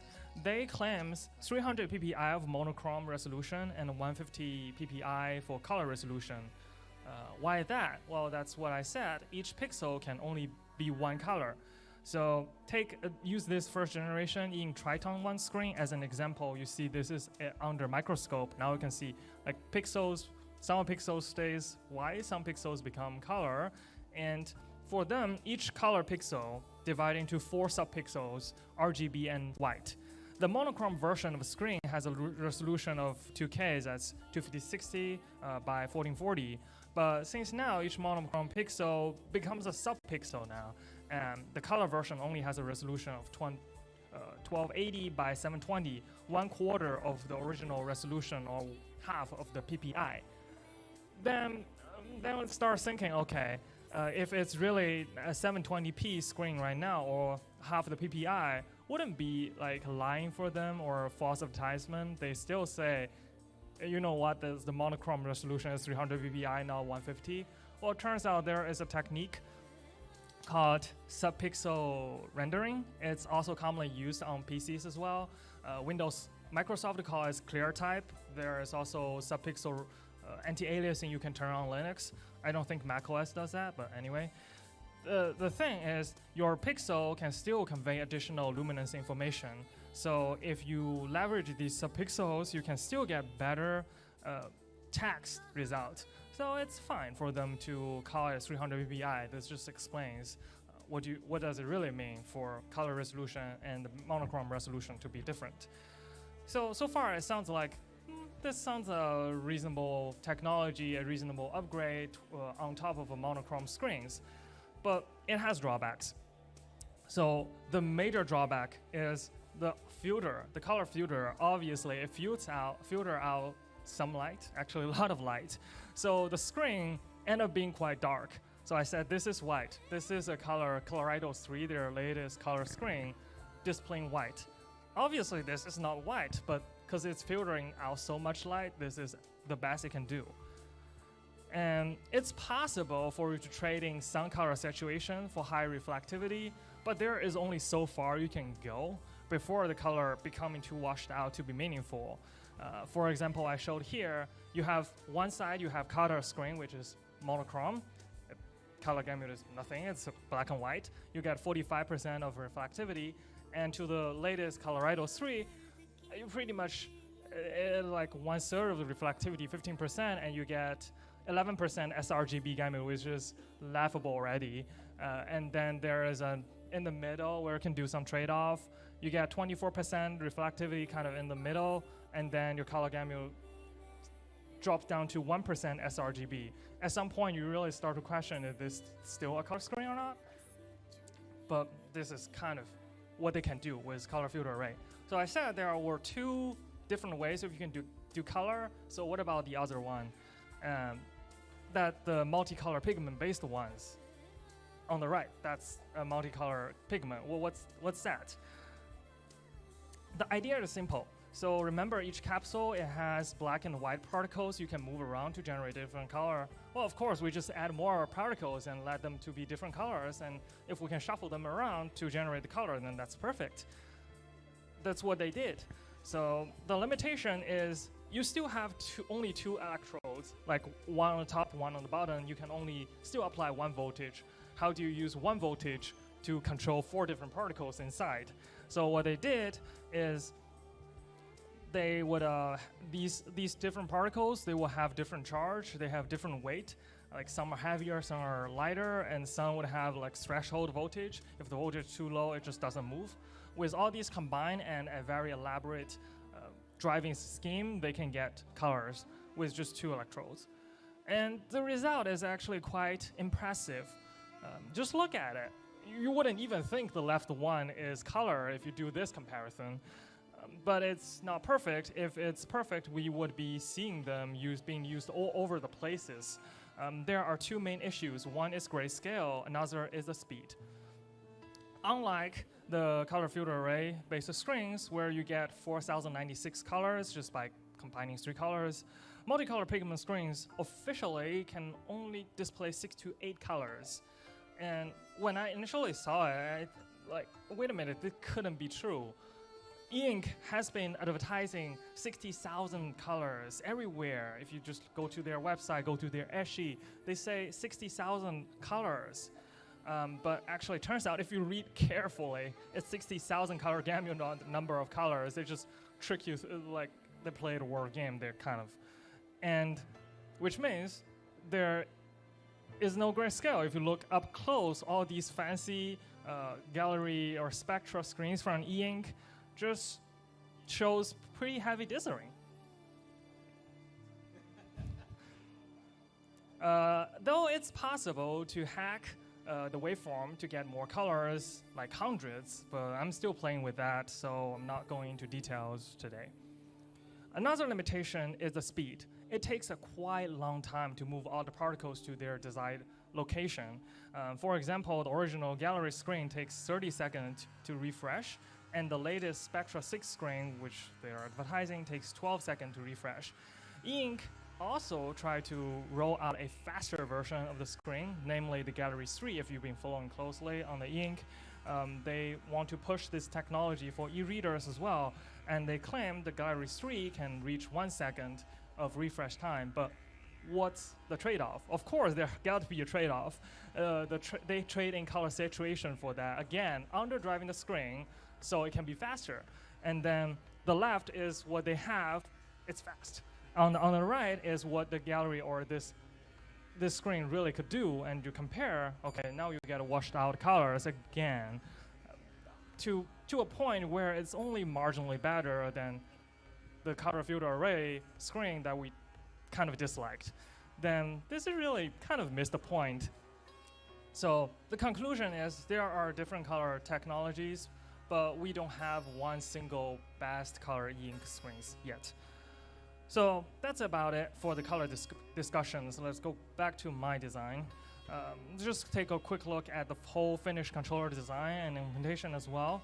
The design currently has been implemented on a Xilinx Spartan 6 FPGA. At the moment, it uses 2.6 KLUTs and can be clocked up to 70 megahertz, providing a 280 megapixel processing speed. So that really just relates to on how big the screen it can drive. On the board level, I added more external components to make it a complete monitor, so you can use it. It supports both USB-C and DVI input. I have bridges for video interfaces, so FPGA can receive them. I also add a RP2040 microcontroller there for all the housekeeping items, such as like bitstream loading, decoder initialization, USB communication, USB-C, out mode negotiating, all these kind of different stuff. Just throw them into microcontroller. And in the actual layout, there are a few more things compared to the previous abstract block diagram. There are many power supply chips for both FPGA and the e-ink screen. The USB-C input also, it's just more than display port. If you want to go into that detail, basically the board need to tell the computer it's a monitor. It expects display port input, and also it marks the right data lanes. So if you plug the USB cable in all directions, it automatically swap in the data lanes to make sure it always works. So that's pretty much about it. The end result is I have this fully functional ink monitor that's, I believe, more usable than anything else currently on the market. All the source code, including the FPGA RTL code, or the microcontroller firmware source code, or the PCB design, which is designed in KiCad as well. They're all open on GitLab. Just feel free to take a look or reach out to me. And if you want to see it in action, we have a demo booth there. So thank you for listening. If you have any questions, let me know.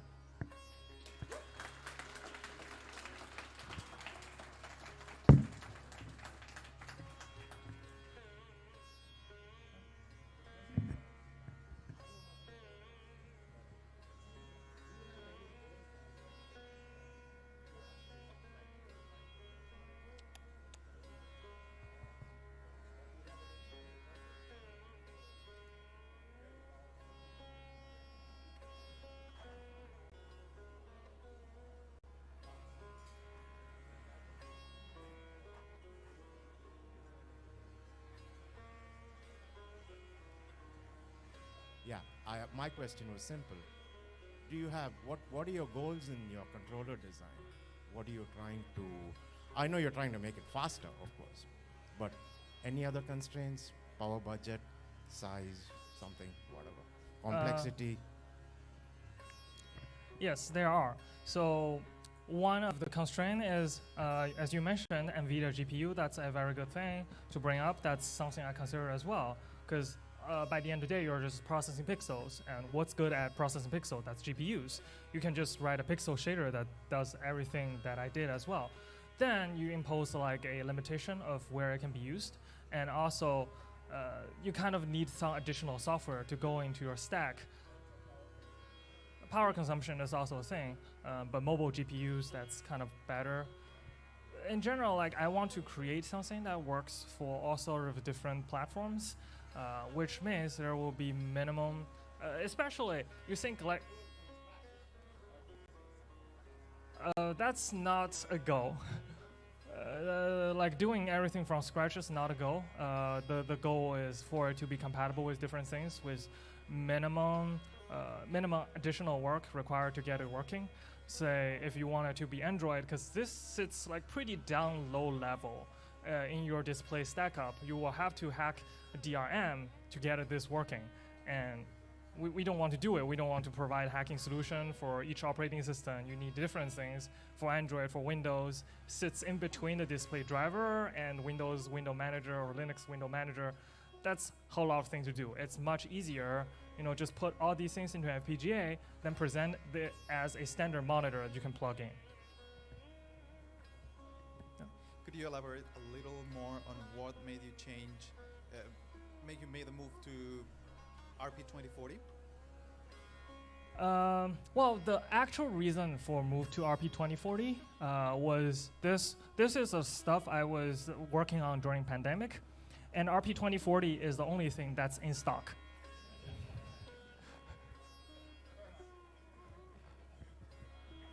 I see that you have a USB-C input there. So is that carrying a DisplayPort? Yes, it's DisplayPort. How, last time I checked, it's very hard to find implementations RTL for DisplayPort. So what reference implementation or in the RTL are you able to use? Yes. So far, what I do with this report is I actually just add it. It's actually right here. Oh, it's easier to show here. I have this PTN3460, which converts this report to LVDS, so that's much easier for the FPGA to work with. One reason is this just makes things easier.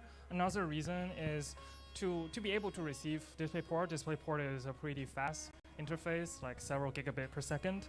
You really need a FPGA with a high-speed transceiver. And FPGAs with high-speed transceivers are much more expensive than ones without.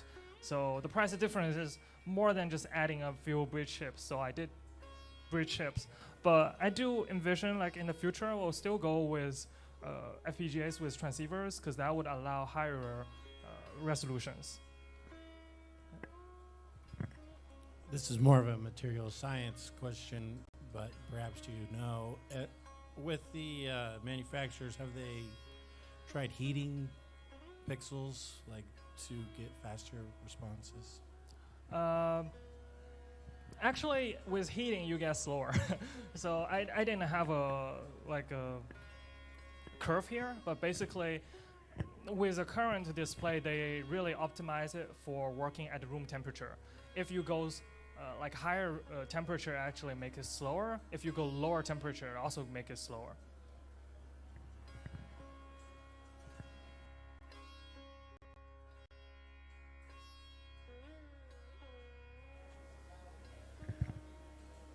I think we're ready. Okay. Hello, everybody. Hello, Portland, Oregon. This is actually my hometown, so I want to thank you all here if you're out of town. I want to ask a couple questions here. First, this is the story of the Arduboy. How many of you are familiar with Arduboy? Heard of it before? How many of you already own one or have one at the house? I like it. All right. How many of you came here specifically to see this talk? Sorry. Just kidding. So if you haven't heard about Arduboy, what is Arduboy? It's an 8-bit game system. It's the size of a credit card. It's open source, and it's based on Arduino. Launched on Kickstarter 10 years ago. Sold over 20,000 units, and there are over 400 games. They're all made by other members of the community, and they're all free, and they're all open source. The community is an online forum that has over 10,000 daily page visits and over 40 users that are on it every single day. This is a screenshot of users to the website over just 1 month. We haven't taught anybody how to code games in Mongolia yet, but we're going to get there soon. This is also an Arduboy because it's open source. Members of the community have posted instructions on how to build Arduboy yourself using modules online, and this can be done by just ordering parts off of AliExpress. Arduino, if you're not familiar, is based on C++. We also have a Rust wrapper, so if you're into that, I'm not a software guy, so not my thing, but it's pretty interesting. There's a bespoke scripting language. So somebody has created a scripting language unique to Arduboy that has shortcuts for drawing sprites, playing music, sound effects, and things like that. And the community has fully optimized a library. So they've done cycle counting on the processor and used inline assembly to maximize the performance of the device. And if you're a beginner, there's plenty of tutorials and examples for beginners to get started. Here's an example of one of the most recent games that have been published for the Arduboy. It's called Dark and Under 2, and the software developers actually found a way to overclock the display and get 4-color grayscale by using persistence of vision. They're also using the external memory to load extra sprites and characters, sounds, and music and things like that. So it shows you a little bit what's possible with the platform. So we all know that the magic happens by thinking outside of the box. On large consoles like the PlayStation or Xbox, if you want to try to push the boundaries, it's millions of dollars. So what Arduboy does is it shrinks the box, and anybody can do something creative and new with the platform. I'm Kevin Bates. I'm the creator of the platform. I went to school here in Oregon State for mechanical engineering and business management. After I graduated, I did Fast and Furious type stuff. So I sold turbo kits, anything that make your car go faster or look cooler. My main career, though, is being a wind turbine technician. So I would climb 150 feet into the air and diagnose the problems inside the wind turbine, change the oil, get them going again. And what fascinated me were these giant multi-million-dollar machines were actually controlled by single microcontrollers, little tiny chips.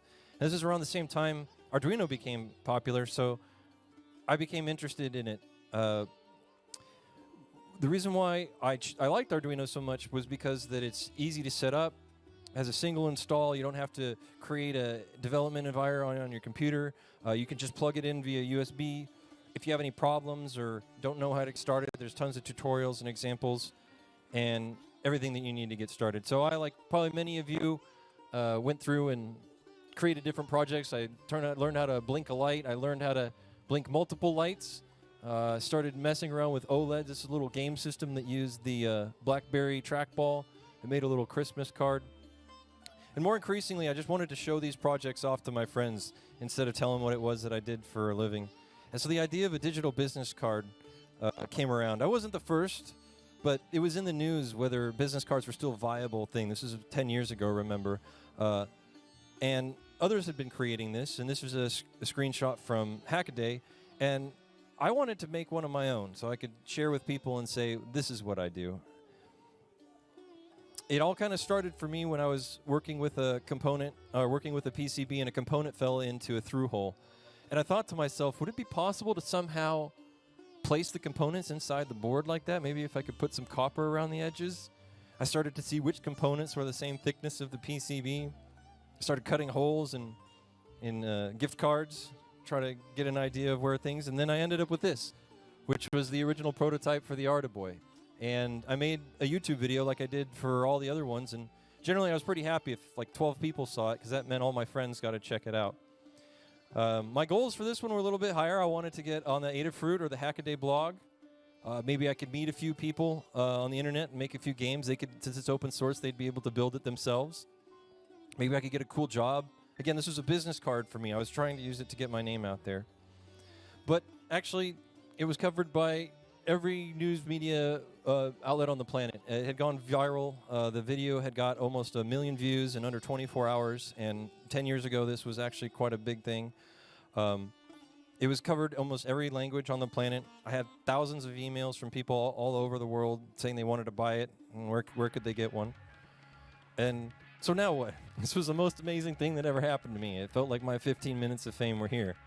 But I generally felt this is the internet, and cats do silly things, fall off the table, and they're going to be way more popular than this. So this is just a flash in the pan.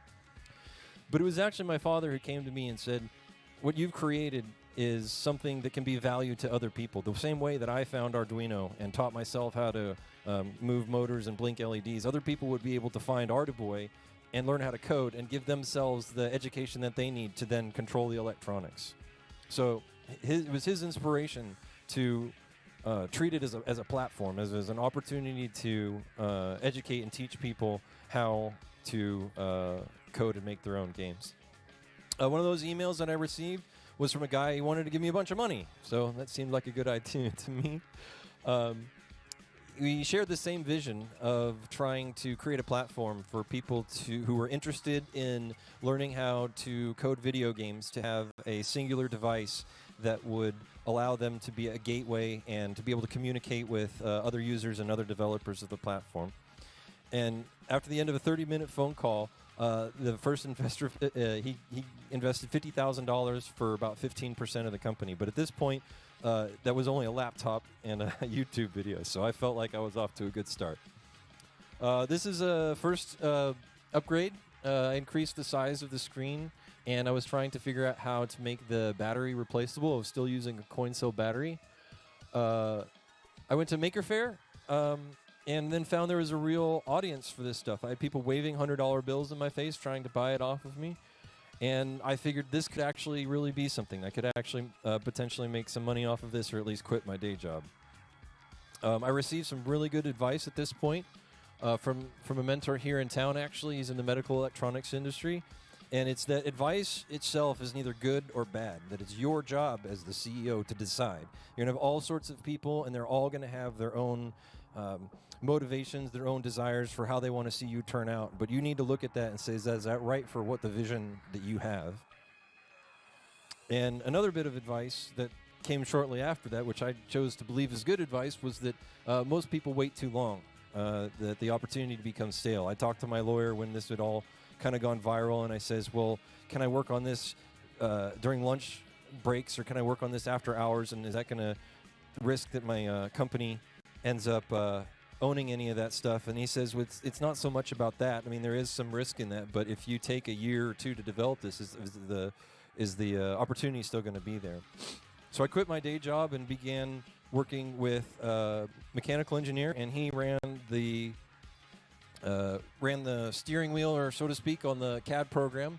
He had over 20 years of experience in the medical electronics industry, and between the two of us, we spent over 100 hours on just designing the buttons alone. We started using 3D printing. This is SLA 3D printed, and we were working with some glues, trying to figure out how we could make the buttons actually work. I was really struggling at the time trying to figure out how this thing could actually end up being a real product. This was at a fortuitous moment for me. There's a program called Hacks, which I learned about when I did an open source convention in 2014. I met Zach Supala, the founder of Spark, which is now called Particle. And he was at the event as well, and he really was impressed by the work that I had. And I showed him the prototype, but I didn't really know where to go with it or what to do. And I asked him, hey, you know any investors? Can I talk to some of your investors? And he was very kind to introduce me to some of them. And one of them said, well, is it money that you need? Or if you had the money, what would you actually use that for? And I said, well, actually, I still have plenty in the bank account. I just figured more would be better, because then you could use money to solve the problems. And he says, well, you're getting ahead of yourself. What's the actual problem? I says, well, I have a prototype, and I need like a copy machine. I need a printer. I just need to make more of what I already had. And he suggested applying to this thing called Hacks, or Hackcelerator at the time. And what I knew about it was as an incubator and an accelerator, and they offered investments. That was real good. Other companies that I had gone through the program, so I mentioned Spark and Particle. I'd watched them. If you're not familiar, they're an IoT module provider, kind of like Arduino on steroids with connections to the cloud. And they had started going into the program being a smart light bulb, and then ended being like an IoT platform. And they're now providing to municipal and corporate partners all around the world. So I filmed a 5-minute video to apply, and then did 2 Skype calls. And what I didn't know was that the entire program takes place in 4 months in Shenzhen, China. So I backed up everything I had, applied in October, I was interviewed in November, I accepted in December, and then January I got a one-way ticket to China. I had a whole section on what China was like and things like that. I cut it in interest of time, and maybe I'm not the right person to totally talk about it, but I did a couple comments. When people do ask me, what do you think about China? You try to sum it up. It was explained to me. Somebody else said that first one. It says it's terribly awesome or awesomely terrible, depending on your perspective. And the second one is in Chinese, and it says, "Wo ai zongo, zongo ai wo," which means I love China and China loves me. I should have seen it coming, though. My first investor, he says, that was one of our first conversations in that call. He says, you realize you got to go to China because that's where all this stuff is made. And I said, no, you can just email those people. You don't. It's like a virtual world now. You don't have to go there. But anyways, I was wrong. This is a view outside my apartment in Shenzhen, China. The program in China, in Shenzhen, was a 6-week incubator accelerator. So each week there was a milestone that we had to accomplish. Had to finish a prototype and give a presentation on the growth of the business plan. They had offered the investment. They had a workshop. They offered visa support, translators, introduced you to the factories. And then what was most important to me is they had mentors in the program. Some of you may know who this character is. It's Bunny Wong. He's a really influential member of the open source hardware hacking community. His initial claim to fame was hacking the original Xbox while he was at MIT and got in trouble with the federal government for that. He also designed the Chumby, which is something that came before all of your smart speakers that you got inside of your house. The Novena, which he's pictured with here, which is an open source laptop.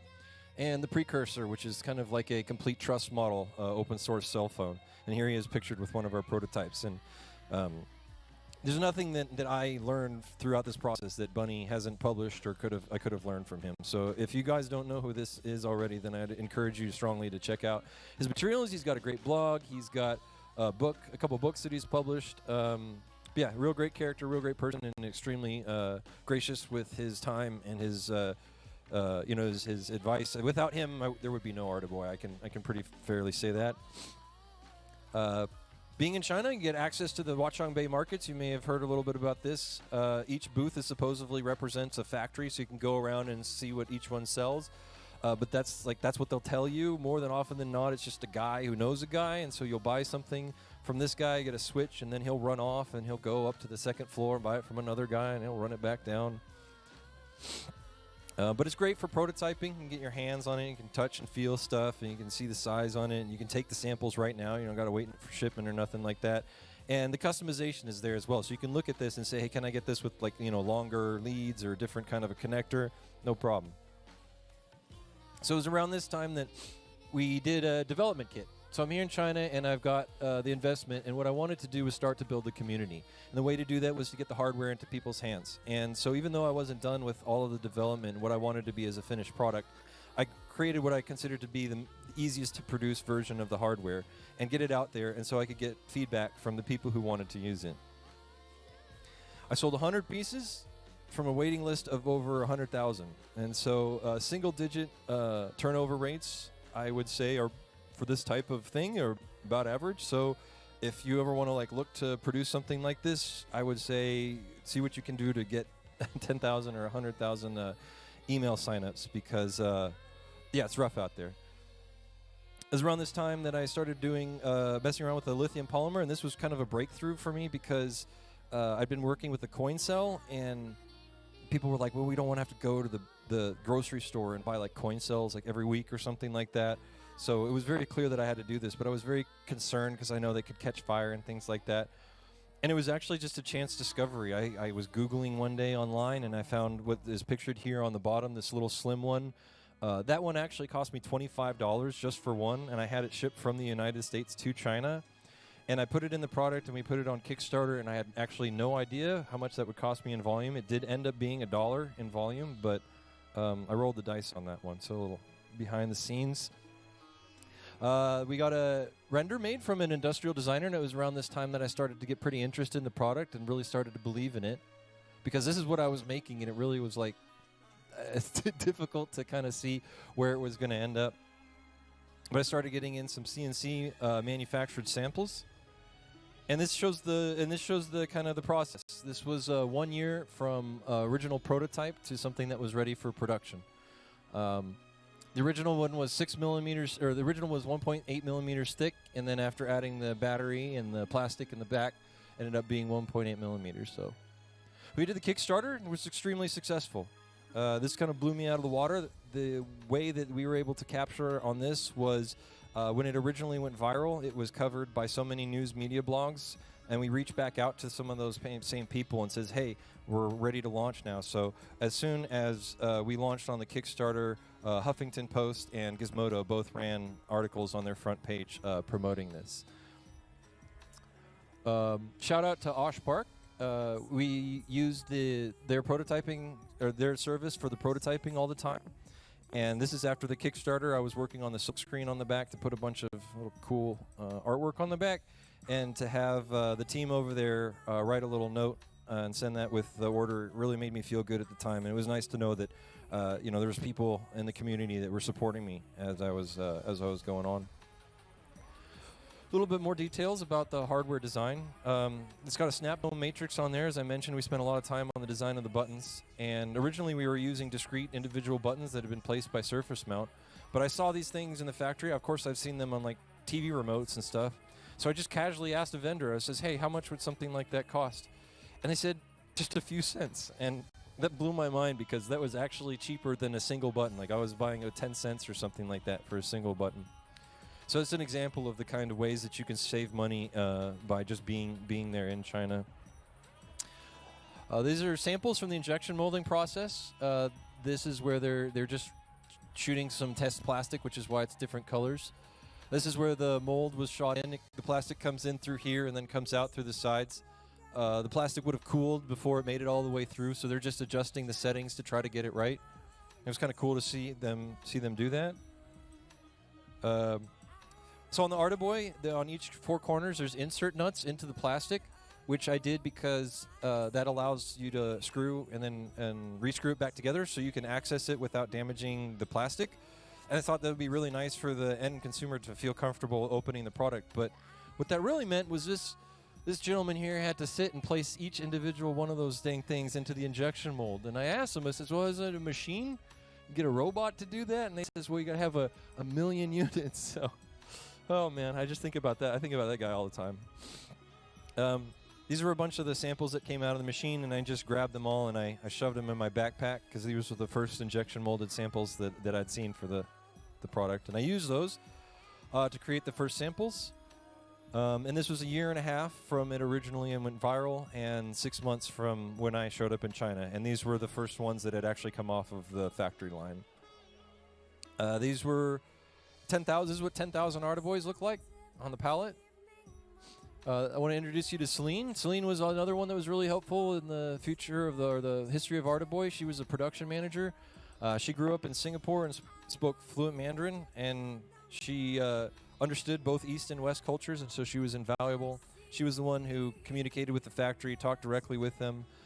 She was able to speak with them in their direct language and get more information out of them that they wouldn't have through the translators. And so without Celine, there really wouldn't be any Artiboy. Here we are doing some quality inspections at the factory. Got my nice little outfit over there. It's fun. I saw some of the factory workers. They were playing some games in their spare time too. Celine's family was in the printmaking industry, so she was helping me get some sample boxes made. We didn't go with this design, but we're just trying to test stuff out. This is one of the pictures from China. Actually, I did leave back in just because I think it illustrates what it was like being there to a certain degree. So this is actually my factory here on the left.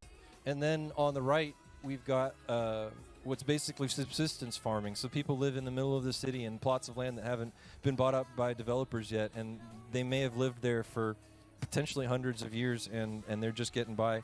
And to see this on an everyday basis when I was walking to work was really it made me feel very present. And another reason why I think it's valuable to go there is to understand the lives and the culture of the people who are actually putting together and allowing you to, if you produce something that are allowing you to run your business.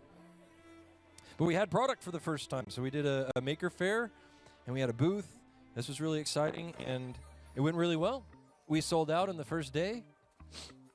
We went to Target. We were like, here we go. We got a product. We're ready to go to retail. Target was really interested. They were actually ready to buy 100,000 units. But retail is very scary.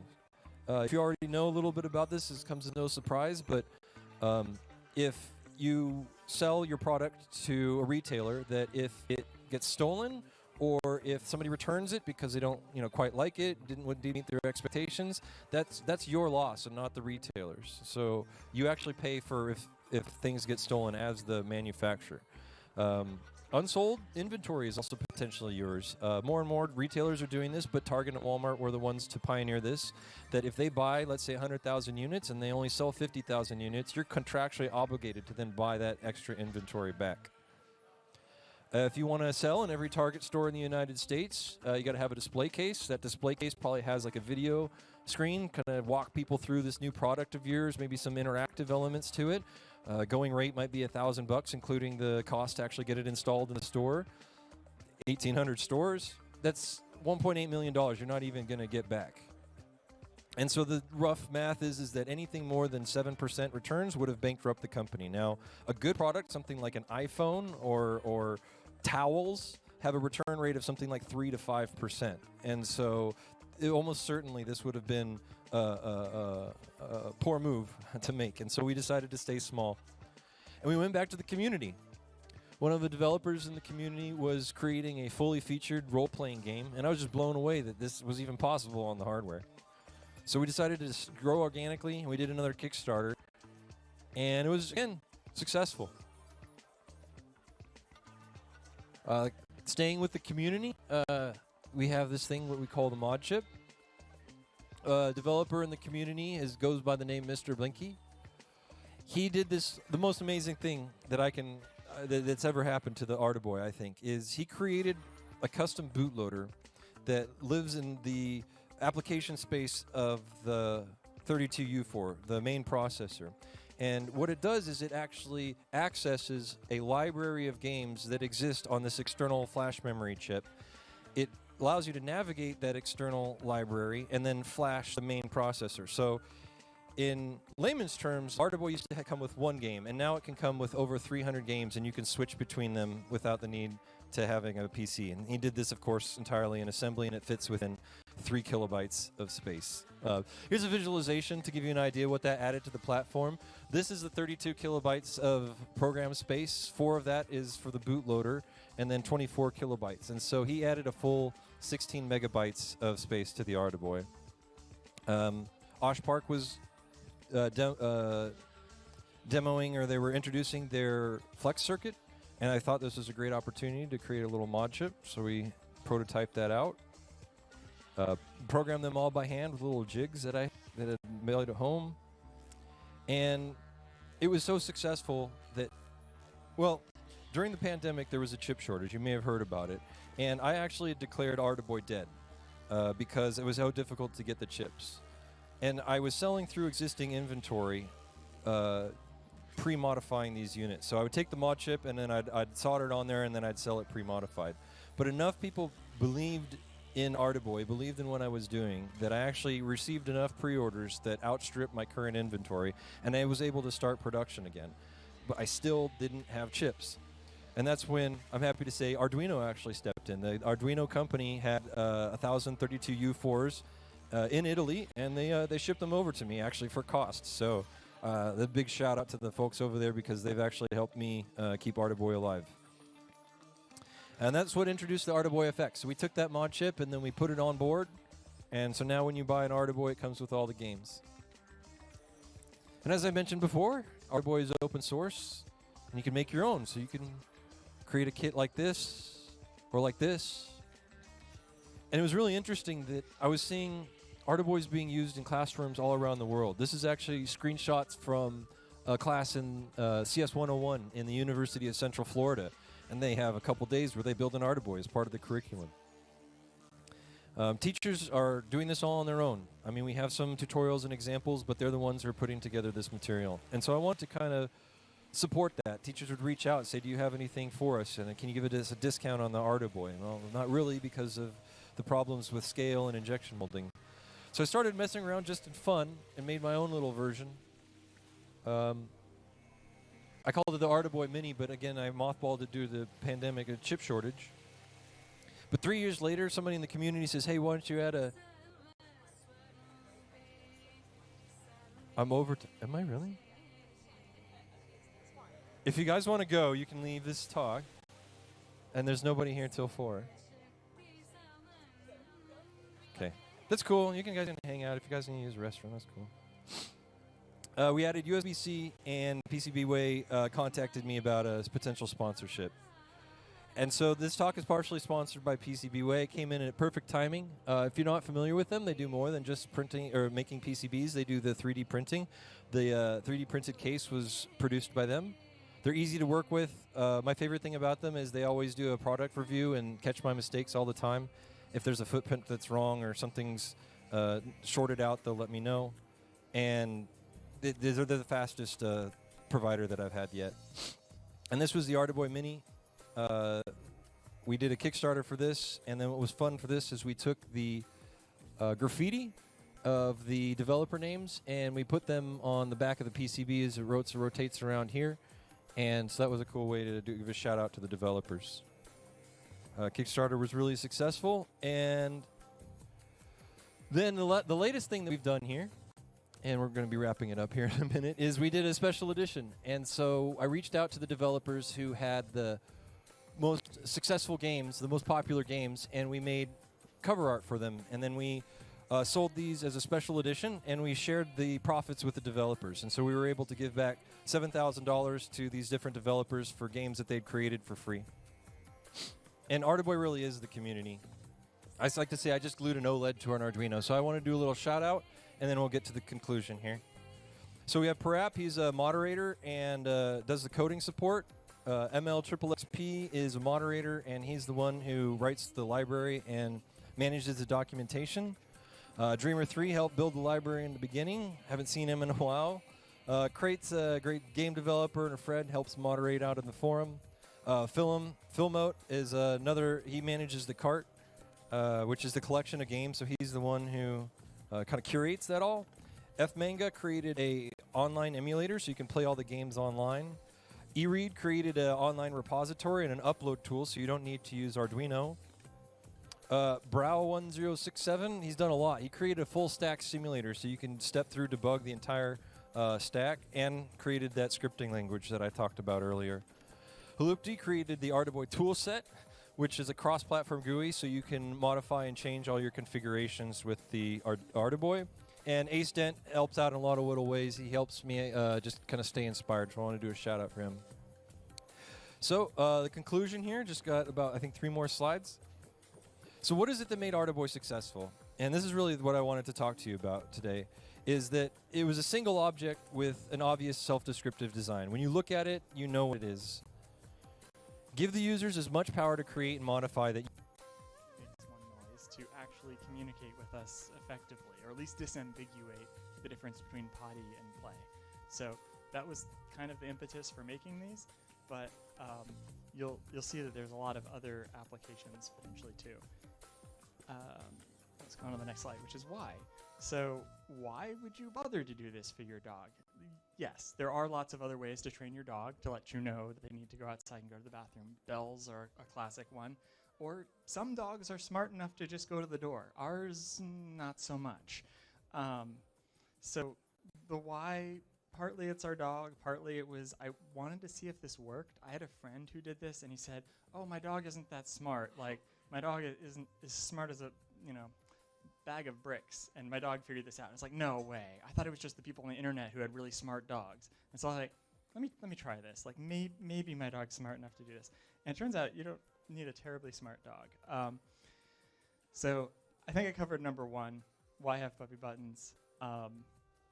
One of the things we discovered was that even just the potty button is very, very useful. Like, you don't need to go hog wild and have a dozen buttons and get them all the way to the point of having a full vocabulary and questioning their own existence just to be useful.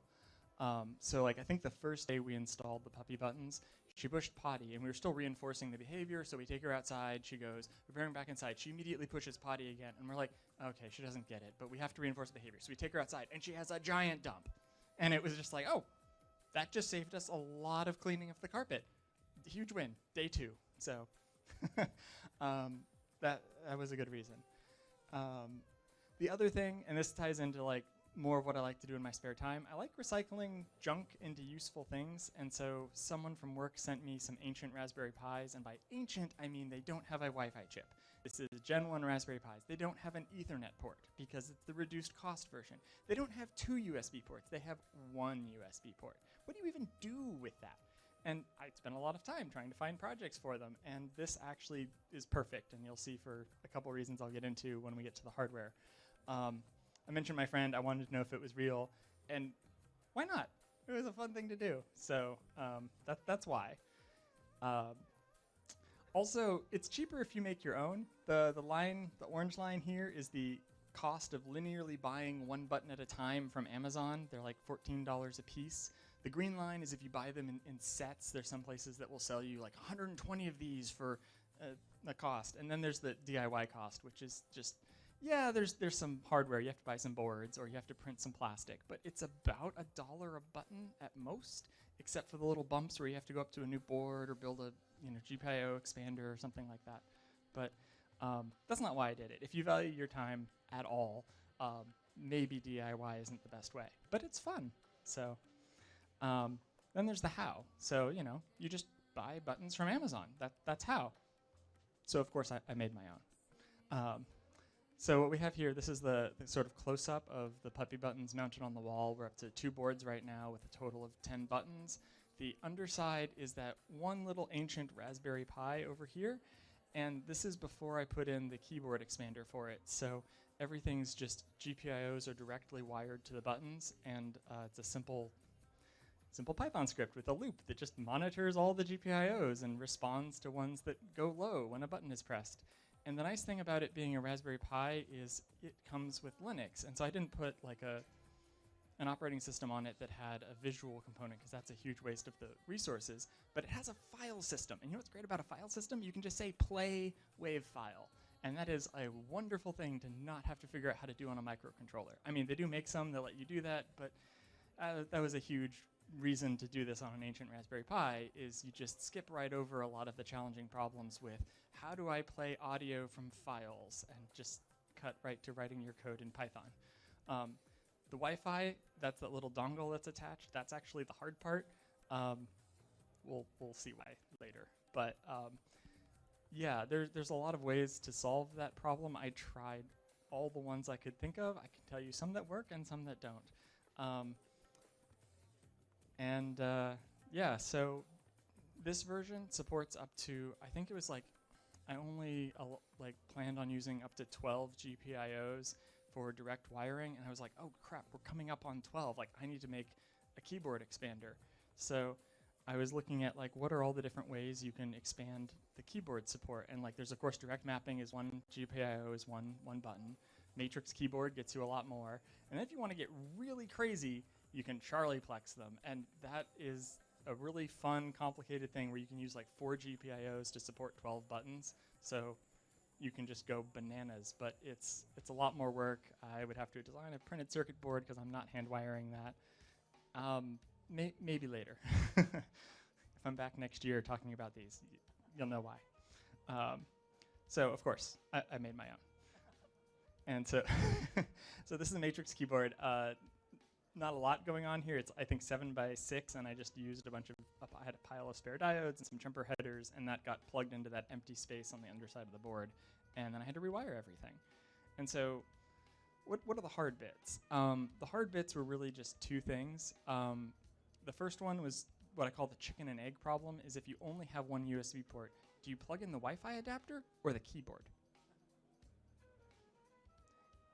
Yeah. So it's especially challenging if your Wi-Fi adapter doesn't work directly out of the box, because you plug in the Wi-Fi adapter and go, great, I'm going to go get my shell and like connect into this and SSH in, and it doesn't actually have Wi-Fi. Ask me how I know. So the nice thing about Raspberry Pis, if you didn't already know this, they have a couple of GPIOs that you can use for UART communication, and by default, those can send commands. So you get a little FTDI dongle, and that's how you use your keyboard and the Wi-Fi adapter at the same time. That's easy way number 1. Easy way number 2 is just get a Wi-Fi adapter that works out of the box. Easy way number 3 is you get a USB splitter, but you also have to power that USB splitter. I didn't have any like that, so I did something absolutely bananas, which I used a USB splitter and then used a male-to-male USB cable from my desktop computer to back power the USB splitter. And that also works. And then there's the hard way, which I tried and quickly gave up on, which is you get a special version of the OS. You could either do something to compile your own to make sure it works with your Wi-Fi adapter, or pre-download packages and then plug in your keyboard and mess with it that way. Either of those are a huge pain. The closest one I got was if you install the desktop version of the Raspberry Pi, which is way overloading this poor system, it does include a couple key packages that you can use to connect over USB, I believe. And so I was able to back connect over USB, and I was trying to remember how I did this. I think I was giving it internet over serial or something just absolutely bananas to try and update packages. Don't do that. Do one of the other 3 options. And the other hard thing is the training. And figuring out that the buttons are associated with words isn't hard. Like everyone who's had a dog goes, oh yeah, my dog knows what the word walk is. And yeah, the hard part is like they expect you to push the button when it's time to go out to potty. And it's like, no, dog, we need you to tell us when it's time to potty. That's the hard part. It's not that hard, but anyway. So this is a question I always get. Like, but does she actually understand? Does she really know what it means? And my answer to that is maybe, but it kind of doesn't matter. Language is just associations. And so what I stole this picture on the, what side is that? That is the right side. From Word2Vec, which is the vector encoding process that gets talked about a lot in machine learning. And the idea is that words just have associations, and you end up getting, the summary at the bottom kind of explains what's going on. When there's only one button, everything is potty. When there's two buttons, everything that's not potty is walk. There's always a loading of concepts onto something that doesn't quite fit. Without the full vocabulary to express yourself or the understanding of how words go together, what you get is it disambiguates some, but you're going to get things that don't quite fit loading onto buttons. And so there will always be one button that's more popular. And right now it's play. Everything that's not one of the main needs is play. And that's fairly accurate. It doesn't help us all the time because it's like, oh, play ducky? No, she wants to play laser. No, play laser? No, she wants to play ball. Like, so there's always a need for more buttons, but eventually you start to reach a threshold where those things are separate enough that you can make do with some basic communication. And they do sometimes surprise you. People ask like, oh, compound words and phrases. And I always say, like, take it with a grain of salt. Like what you see on YouTube. Like if you have a dog randomly pushing buttons, they will eventually push combinations that are meaningful. They will eventually push water outside, walk later when it is raining. Do they know what that means? Maybe. Maybe not. So the funny thing with this is I wasn't especially convinced that our dog was putting together combined phrases. And then last week, our cat was lost, like escaped somehow out of the house, was gone for a couple days. We were like distraught. And the dog pushed mommy water outside. And she had like a bowl of water out on we have this outdoor deck where she can like look out into the forest behind our house. And she'd never pushed that combination of words before. And we couldn't really figure out what she meant, but we're like, okay, yeah, sure, we'll go let you out onto the deck and go with you. And we go out there and we hear the cat meowing very faintly. And we can only hear it once we'd open the door, but dogs have incredible hearing. And so I don't know that she knew what that meant, but I'm starting to wonder. Like, did you hear something? And we're like, hey, we need to get the people outside so they can hear it. I don't know. So maybe. And then there's this thing. So you can do a lot more with these puppy buttons than just playing sounds. And one of the crazy ideas I had was IoT automation powered by your dog. And so if you have a computer on the other end of these buttons, they don't need to play sounds. You could literally make a cat food dispenser and train the dog to feed themselves when they're hungry and have a timer of some kind so they can't just feed themselves all the time. So when it's dinner time, and this is a good trick to know, a button, and that's a verbalization of a question mark. And so that one took a lot of time to train, but we use it when we want to ask her to respond with the board. And so we'll say like, what does Annabelle want? And then sometimes we'll go over and like actually push the button on the board, and then she'll usually respond. So we've seen her use it sometimes too. Like she started using it when it was a new button because she just didn't know what it meant. And now she's like, I don't care what the people think. I'm not going to push that button. They always want to settle. I don't want to settle. So now she'll use it like when she wants to play but doesn't care how. She'll push play, and it's like play, but like people choose. So, yeah. Oh, yeah, go ahead.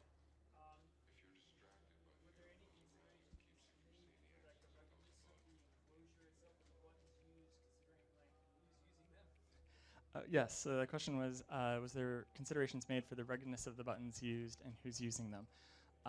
Yes and no. So I knew they had to be big buttons because doggies don't have little fingers, and ours is especially uncoordinated.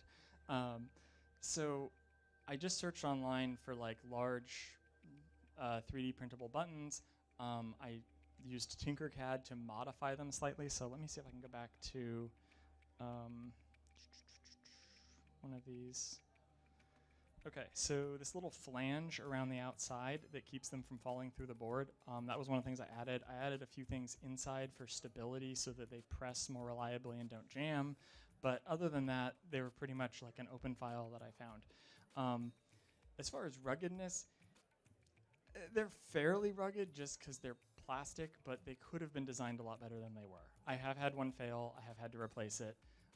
What happens is this little glob of hot glue on the bottom covers up the wires of just a little mechanical switch button. You get them out of everything. I just desolder them from stuff and stick them in these. And there's a plastic rod in the center of that button that pushes that button. It should be set up so that that rod only goes down for the travel distance of the mechanical button. It is not. It mashes hard directly on that button, so they do wear out. I'm not a great mechanical designer. It works well enough. When they wear out, I replace them. But that's a great thought if you're thinking for durability. Yes.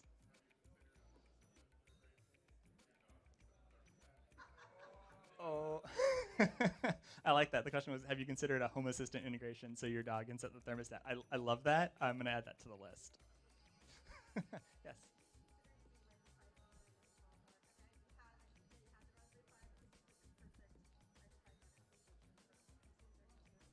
So the question was, have I considered using MicroPython and a small board for this? Absolutely. When I was looking up this kind of concept, the hard requirement was like, for me at least, was I need an audio jack. I need to be able to just plug in an audio cable and plug it into an amplifier and then hook that up to some speakers. I happen to have an amplifier laying around, so that's recycled too, and the speakers came out of a TV. Anyway, it's a whole thing.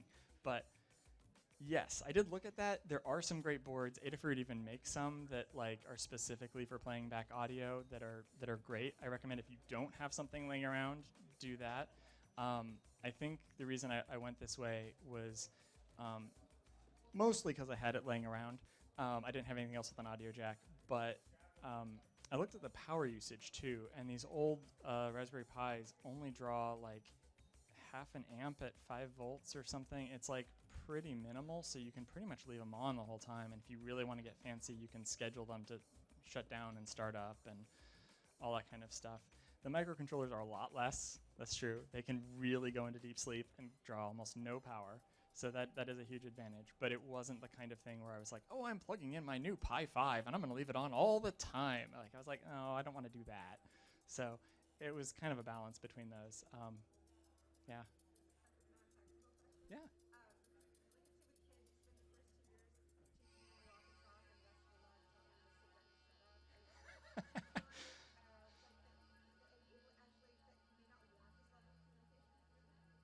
This is a question that's often asked. Are you sure you want this level of communication from your pet?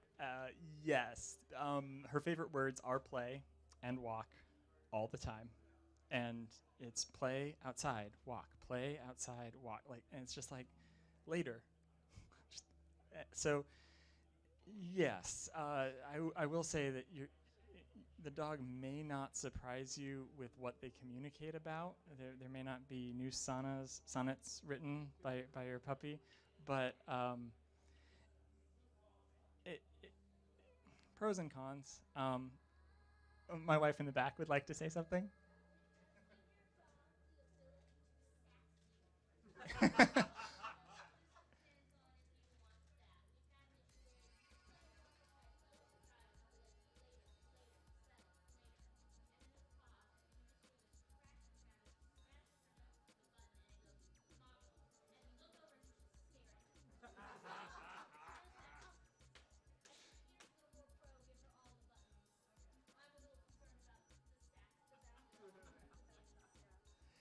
Yeah, that's true. She will tell you.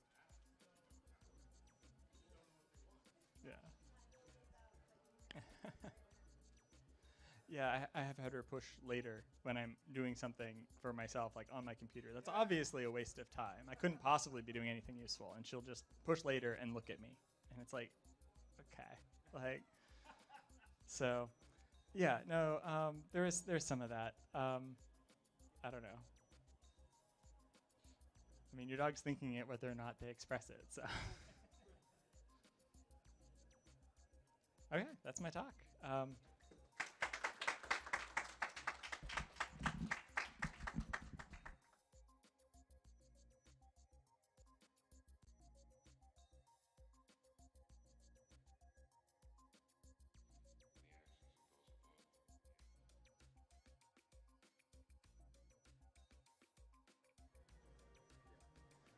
All right, I think it is 3, so we'll go ahead and get started. Thanks for coming. I'm really excited to do this. I'm going to be talking for the next couple of minutes on building a simple command line interface. This was something that seemed really hard and mysterious for me for a little while, and realized that there are at least a really simple way to do this if that's you just want to do some simple stuff.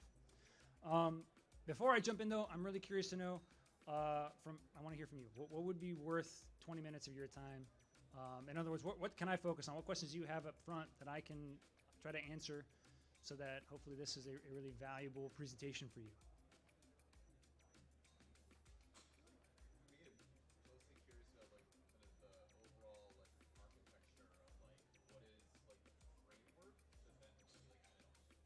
Okay.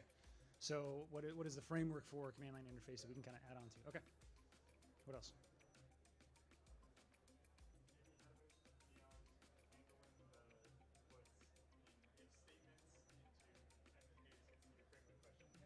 Okay. Yeah, how to move beyond the if statements into doing something else. Okay. In the back.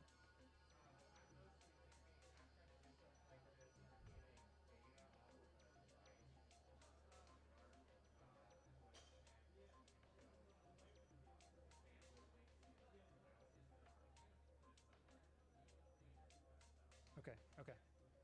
All right, so getting data off a device, how might we use the UART system for that and put it in somewhere on our host system? Okay. Great, anything else? Okay, excellent. In that case, I might end up kind of going through the bulk of the talk rather quickly. The part that was mysterious for me for a little while was honestly the if statements, like what is happening when I type something into a console and my microcontroller does something. Maybe a lot of the questions that were had or presented just now might get answered when I get to that going further part. I feel like I got a lot of links there. It's a lot of stuff for everyone to kind of check out to go beyond a real basic command line interface to something more powerful. Okay, so command line interfaces, like it sounds like many of us are familiar with as they relate to an embedded system. A microcontroller can do a lot of things for us. We can control tasks and query the state of the microcontroller from a shell on the device, which is something we'll see today. I can, if I'm bringing up a microcontroller, I can write a small, almost like small REPL in order to interact with the microcontroller, make sure that I've configured peripherals correctly, and maybe I've got an I2C sensor that I'm trying to talk to with a couple of command line instructions. I can instead of programming something and flashing and hoping it works, I can kind of talk to it directly over the console to make sure it's configured correctly. I can load data or get data off my device or upload firmware. On Cortex-M devices, there's actually a really interesting interrupt that allows me to do on-chip debugging over the UART peripheral, which is really cool. With the NYPD logo, and keeping tabs on a if I really start to carry this idea to its logical conclusion, I can start to develop almost like a small operating system for my microcontroller or a small kind of monitor that lets me run different programs and interact with the device and inspect memory. I've got 2 examples here. You'll see more later. That are things we can put on our embedded systems that interact over the UART port and that start to look like tiny computers. I thought Andy Turk had a great quote. This is a random quote that I got from a blog forum. He just said, hey, if I'm starting with a microcontroller, as soon as I can blink an LED, I'm going to try to talk to that UART port and try to get a little command line shell going. which I thought was really great advice to about getting a system kind of up and running. Okay, so I'm gonna give you a couple of demos really quick. This is one example of a very simple command line interface running on my little STM32 microcontroller. Let me pull up the right one. Okay, and so like you can see from my little message dictionary here, kind of, I've programmed this to respond to 4 basic commands. And I'll see if I can try to hold this up. You can see my little blinking LED up here in the corner that I can control with my off commands. Sweet. Okay. I can turn it back on again. I can change the duty cycle to 10% or 90%. I can change the frequency to something really fast or something on the slower side. Yeah, okay. So so we'll see today how this, you might build this just for this system here. Additionally, I've got a little Arduino board here reading from my potentiometer, and I'm going to show you a little Python script I've written in PyQt, which is displaying live the ADC values coming from my Arduino microcontroller. So we can do more than just kind of interact with these devices from the console. We can actually almost consider this as like a communication system between the microcontroller and our host computer. And I'll let your imagination run wild with all of the things that we could do in PyQt in some sort of graphical user interface, with pulling data off the device, having buttons that send data and commands to the microcontroller in order to do all kinds of stuff. Now, this might not seem like a command line interface, but I think it still counts because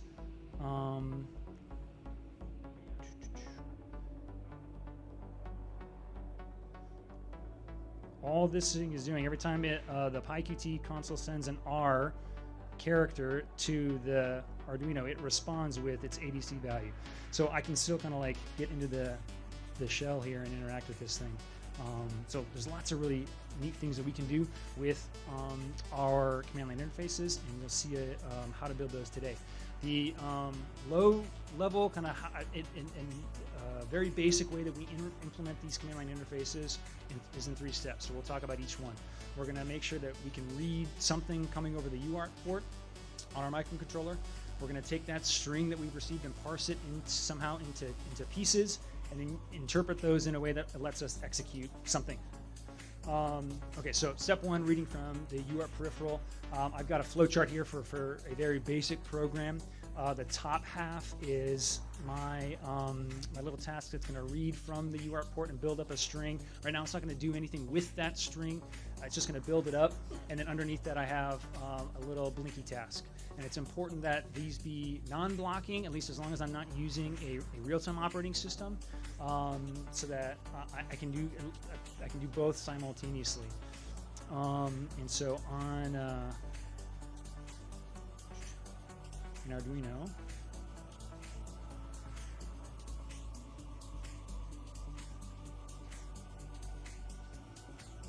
so here's my loop. I'm just checking if there is serial data available. If there is, I'm going to echo it back to the computer, because that doesn't happen by default. As long as the character that was received is not the new line or the carriage return, which I'm going to use to sort of signify the end of some command, I'm going to add that to my command string. And as soon as I do receive one of those 2 characters, at this point I'm just gonna erase what's in memory. At some point I'll do something with that. And then down here I have a non-blocking way to kind of blink an LED on and off. All right, so we start off with just these 2 kind of non-blocking tasks, reading a character and then triggering some action when the new line or the carriage return characters are received. On the STM32, at least if I'm using the HAL, I don't have like a serial.available function, which would be really convenient, so I have to do this a slightly different way. The best way that I've found out how to do this is to make an array in memory where I'm going to store the string that I'm receiving over UART, and then to set up the UART peripheral to receive a single character. via the interrupt. So I've got my HAL UART receive underscore IT function, which is going to set up the UART interrupt to receive one character. As soon as it receives that one character, then inside my interrupt, I'm going to add that value to my array of characters. And then inside that interrupt, it'll set itself up to re-trigger on the next. So one character at a time, this interrupt is triggering and adding a character into an array. And only when it receives that new liner, that carriage return character at the very end, does it set a flag, which I'm calling command received. Sets this flag to be true, and then in my main code, once that flag is true, then I do something with it. Right? So I'm using the I use CubeMX to write this. Okay, so you can see I'll jump to the main code here. Right, this is where I initialize my interrupt to receive one character, and when that gets triggered up here, you can see this is where I'm echoing that character back to the console. So I'm using the HAL underscore UART underscore transmit function to do that. And as long as I have not received yet the new liner carriage return, and as long as I still have room in my buffer, then I set the interrupt up to trigger again. Once I do get one of those two characters, then I kind of reset some stuff and set my command received flag to true down here in my loop code. Once that flag is true, then I can do something with my string. Here I'm basically just clearing some stuff out of memory, but otherwise we would do something interesting here with that string once we've received it. And then underneath that is my Blinky task.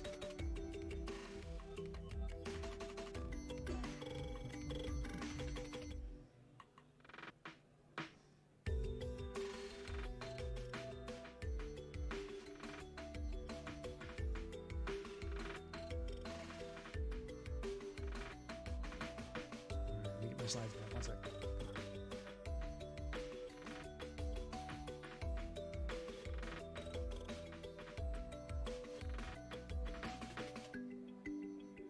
Okay, so we can receive a string over UART, and at the same time we're doing something else in our code. Let's extend that. Step number 2 is we're going to actually start to interpret these strings. We're going to respond to simple commands. We'll start with just on-off for the LED. And so we're going to make one small change to our flowchart, which is instead of just clearing out our buffer when we finish receiving our string with our new line or a carriage return character, now we're actually going to do a little bit of a string comparison, right? If the string matches on, we'll do something. If it matches off, we'll do something else. And so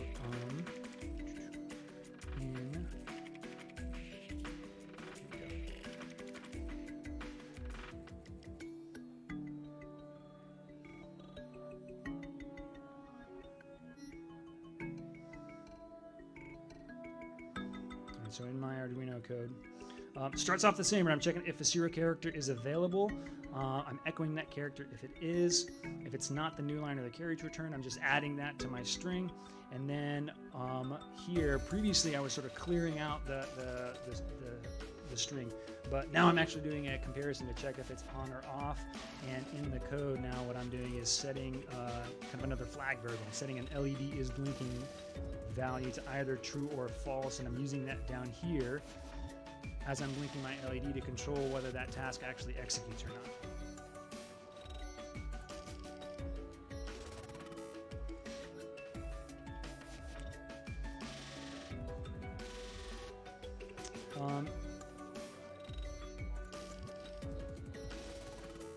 Yeah, well, so this is in C++, defining this as a string lets me do that. You're right. In C, I have to get a little, use something a little different. So on the STM32 code, you'll see a string comparison. In my main code right here, if string compare is on is equal to 0, then I do something.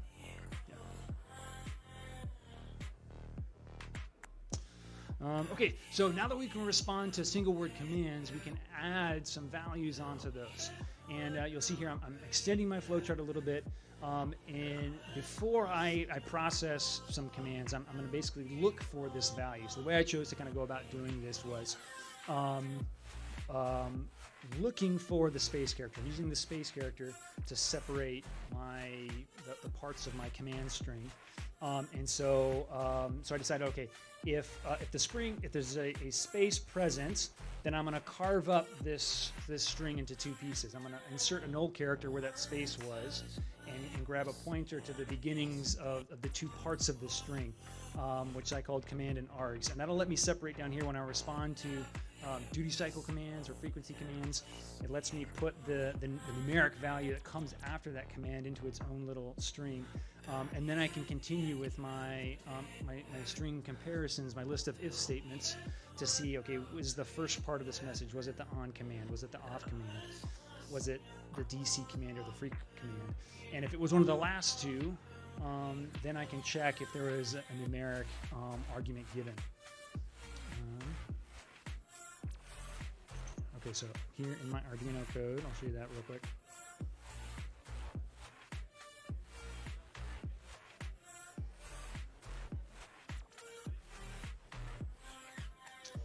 All right, again, I'm checking if a character is available. I'm echoing it once I receive it. As long as it's not the new line or the carriage return, I'm just adding that to my string. Now, once I have received that new line or carriage return, I'm going to check if there's a space, and if there is, I'll carve that string up into two pieces. And then here's my long if-else statement, basically. If it's on, do something. If it's off, do something different. If it's the DC command, then we'll check. We'll do something slightly different if there was or was not a numeric value present. Because at least in my implementation, I decided you could specify a duty cycle value with a number, and if you left that off, then the system should report back to you what the current duty cycle is. And same thing with the frequency command. And then I reset the string and we start all over again.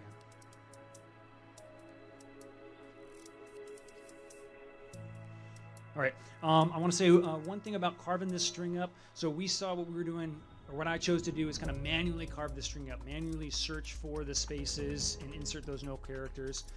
It's also possible to use the string token function in the C library, or string token _arg. That basically does the same thing. Furthermore, I chose to, because my commands were simple, basically, have kind of two values: my command string and my argument string. Another possible solution might be to kind of follow the argc, argv style of command line arguments, and instead of just kind of carving this thing up into like a first and second, inserting grabbing a pointer to the beginning of each space-separated argument in my command line string, and then reporting the count and the list of string pointers to my program. Okay, so so that for me was like a watershed moment, right? Because I'm seeing folks implement these these command line interfaces here, and I thought there was some magic to it. And it just comes down to once we have this string in memory, carving it up somehow, using spaces or commas or semicolons to kind of separate our arguments, and then string matching, right? String matching in potentially a longish if-else chain to find what's there and do something with it. Okay, so then I do have a number of links, though, for some further advancements. The first section here are a number of libraries that will allow you to develop command line interfaces much more sophisticated than kind of the ones you saw today.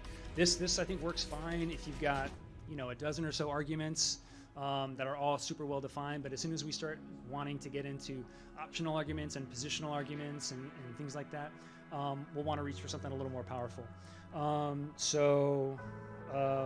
The memfault one is basically probably the next best step to the one the next in complexity.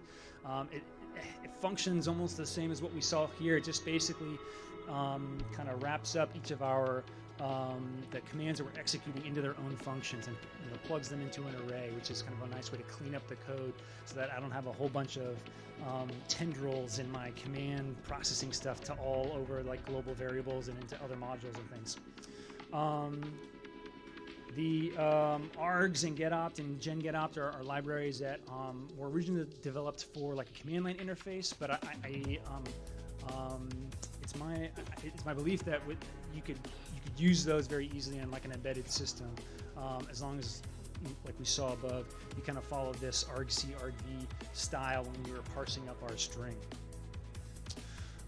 Additionally, there's a number of architectural improvements we can make to our system. So the first I thought was pretty cool is over wireless communication. So what I've got here is an interface to my Arduino Nano IoT device. And the cool part for me about this was the code that we saw to make this command line interface work is almost word for word on this Arduino right here. I basically subbed out like the serial.available command for like a Wi-Fi.available. But almost unchanged, I can run the same code. I can turn my LED off. I can turn it back on again. I can set the frequency to something rather fast. I can change the duty cycle to something really high. Hopefully you're all seeing that because I'm looking at the back of it right now. So now, you know, this is not just like a wired connection to my device, right? As long as I've got a little Wi-Fi antenna, anywhere I can have this device set up, you know, on my workbench and connect to it over Wi-Fi very easily and start typing commands at it. Okay, additionally, you might think about separating out some of this code so that the command processor is not so much directly controlling like my LEDs, but sort of sending messages so that there's a little more better encapsulation between my modules. I could consider double buffering my system so that I can sort of receive a string at the same time that I'm currently processing one.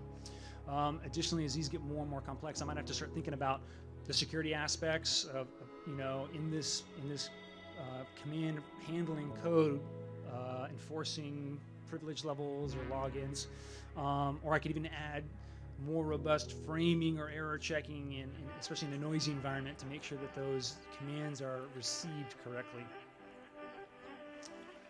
I was very careful when I was typing this stuff out because the code we saw also does not do anything if I hit the backspace key because I made an error.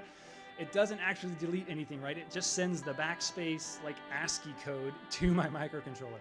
So getLine and line noise here are two examples of some ways to implement, you know, some of those backspace characters or left-right arrows or things like that.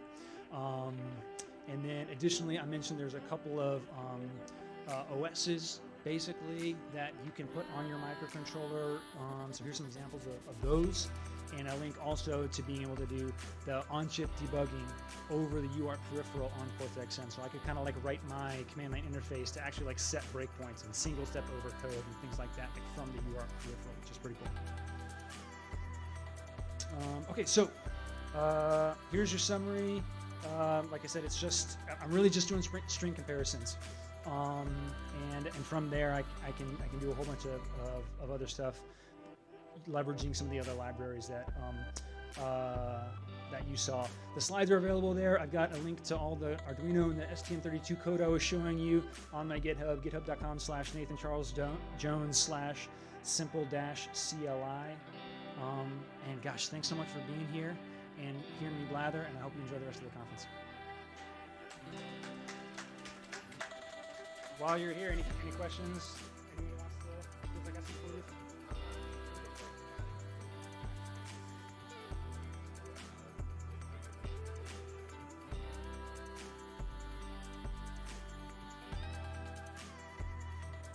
Hi, everybody. How's everybody doing? Doing okay? Very good. I'm going to be reading off of some notes occasionally on my laptop because I'm an academic. I didn't used to be, but I guess 10 years in academia has made me that. So I've got notes. This is part of some research work that I've been doing that's actually based on practice. So I'm a professor of practice, which means I do things and then I write about those things, and then hopefully they're good. Sometimes they are. Most of the time, you know, middling success. So I will tell you, if this seems like you're in a college class,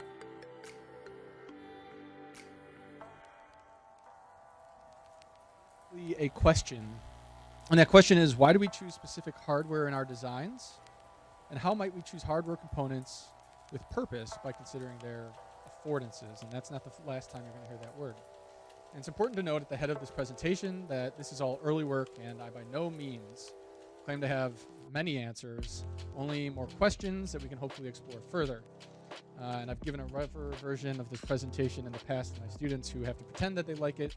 I'm excited to be here where I can actually get meaningful feedback after this on how we might be able to move forward. So my name is Jason Marvelous. I am first and foremost a design. I work in industrial and game design.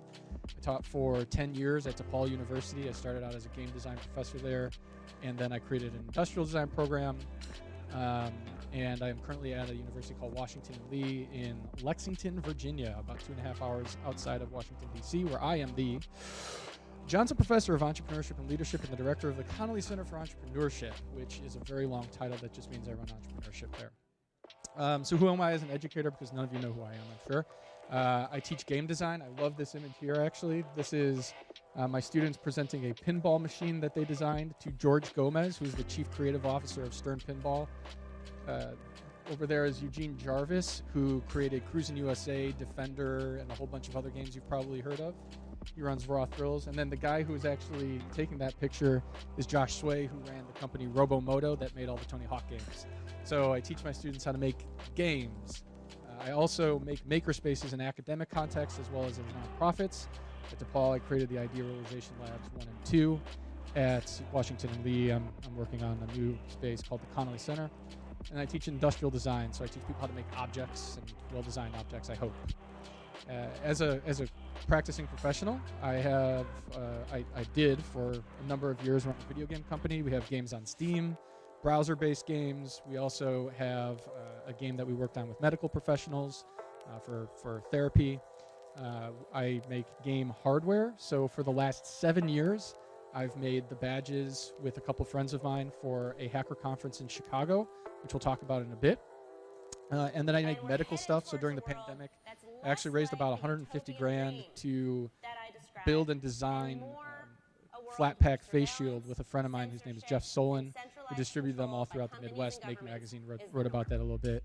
And then I made recently a microscope that is actually deployed in field hospitals right now in Africa, and it's for head and neck cancer and dramatically reduces the cost of care. So anyways, who's this talk for? It's for anyone who makes hardware and would like to know a little bit about how a designer who's not an electrical engineer, I kind of like muddle my way through KiCad and I muddle my way through Eagle and stuff like that to get to the end products. But how a designer might think about making hardware and how you can leverage that thinking to make usable, consumer grade, and maybe pleasing to use things sometimes.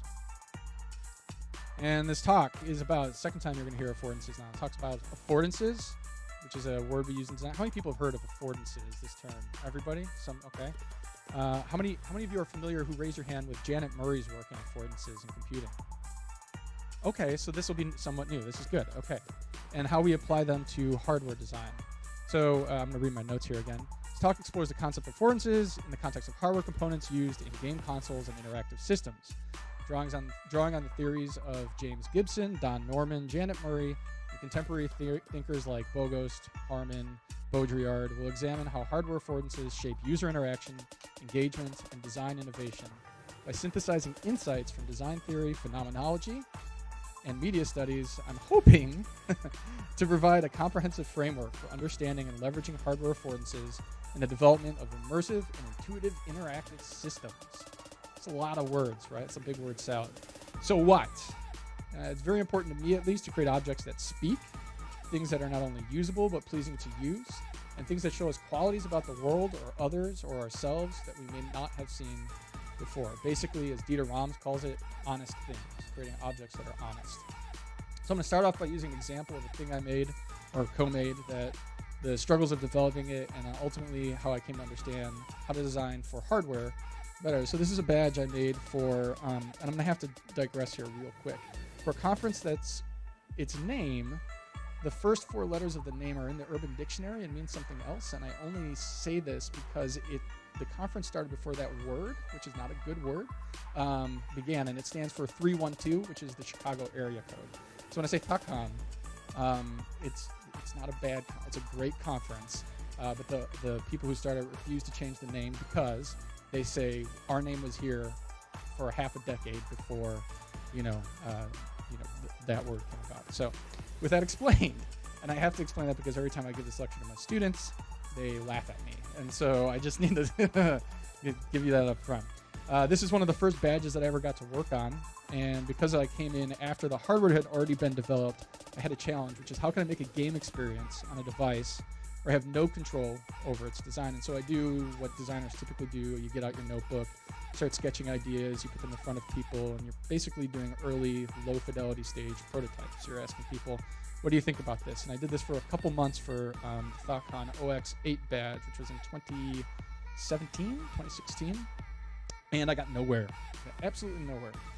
And so I took some time off, and I started thinking, like, what are the parts of this thing? What are their purposes? And what are the complexities? How do those parts interact with each other? And this is something called affordance mining. Right around that time, I was also playing like a lot of chess for some reason. I don't know if a lot of you do this, but like when you're stuck on a problem, you start groping around into other unknown areas, and then you find out that your brain's actually doing it on purpose, and it's like you didn't know it the whole time. I was playing a lot of chess for some reason, playing a lot of like old roguelikes. Any roguelike fans here? And does anybody know what this is? Meggy Jr. RGB is by Evil Mad Scientist, actually. So I was playing a lot of this, and it's an LED matrix with RGB LEDs in it. And I'm thinking to myself while I'm doing this, like, okay, well, I've got some of these components. I've got some LEDs in this device. I've got some potentiometers with some letters and numbers around them.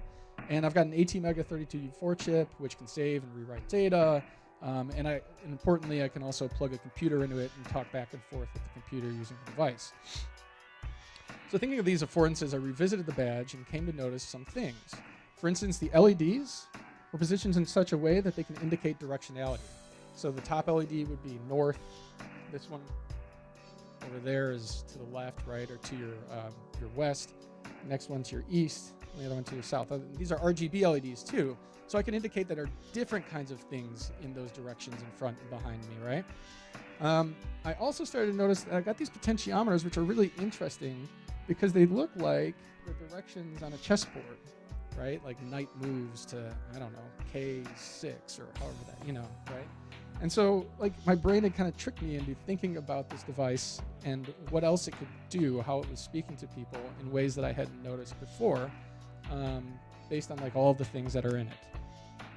Okay, and what that ended up kind of looking like was something like this. So these are little maps with, you see, numbers, and we started to develop, like, these little rogue-like puzzles where people could navigate around the puzzles using the potentiometers and see what's in front, to the left, to the right, and behind them, okay? But then I've got this third potentiometer. And so what do I do with that? And I start thinking, okay, well, third could, convey like a z-axis, right? So you can move through these roguelike puzzles as well. And so I'm listening to the device and listening to what it wants to be rather than trying to impose my idea of what it should be on it.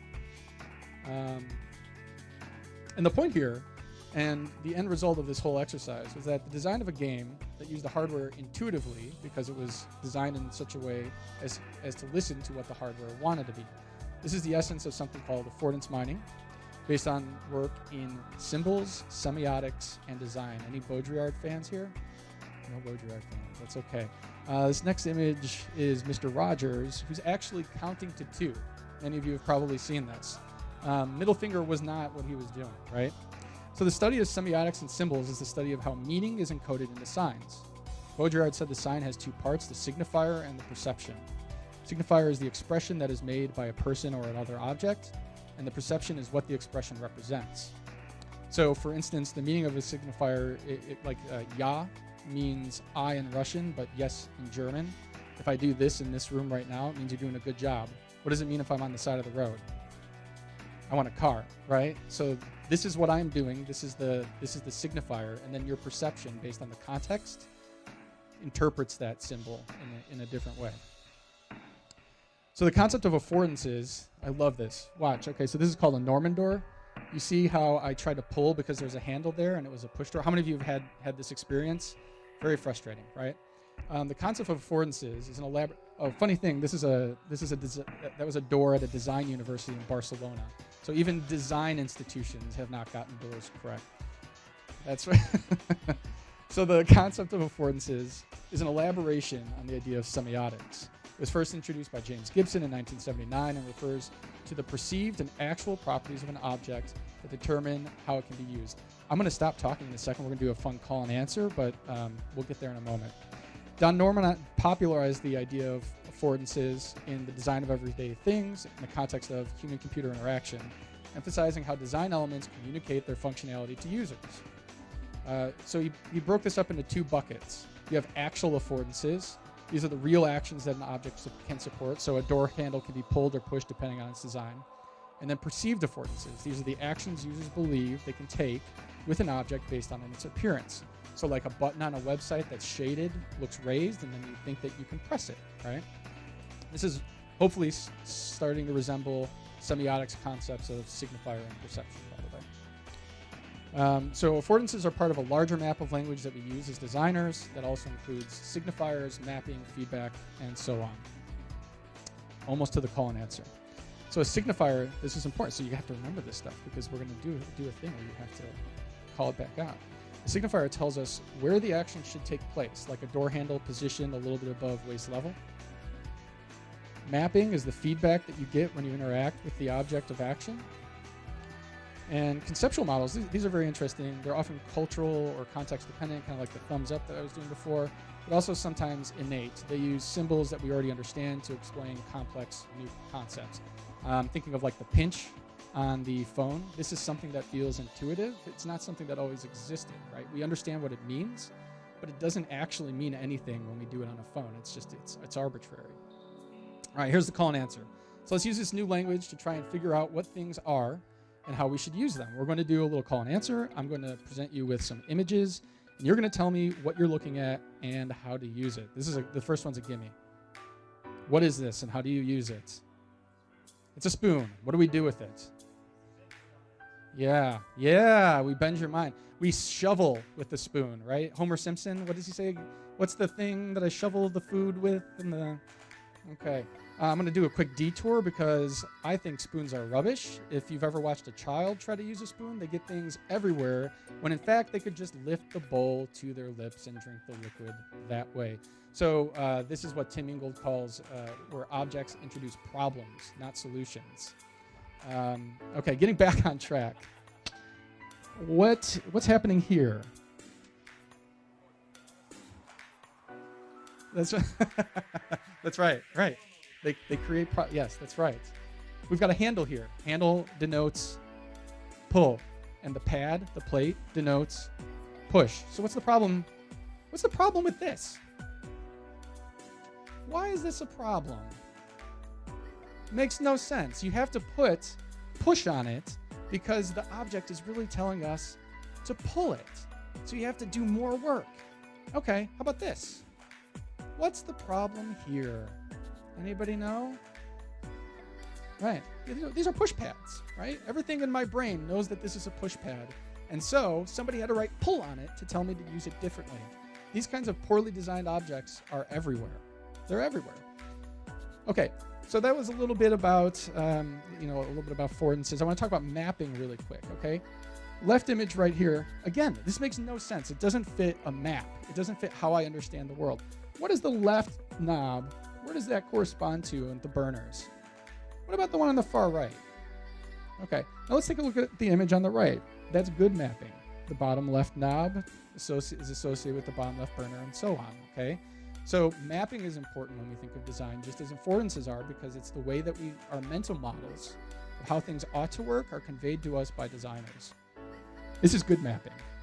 That's a chair or a seat in a car, and it looks like a seat in a car. And so when I move the things that correspond to the seat in the car, they're going to do things on that seat. All right, another call and answer. What's that? I have no idea. I like the seat. M means maybe, and it's like an eject button or something. Let's take a look at this. Okay, so you got the door lock on the left-hand side, and you've got the control that controls the door lock. What's the problem here?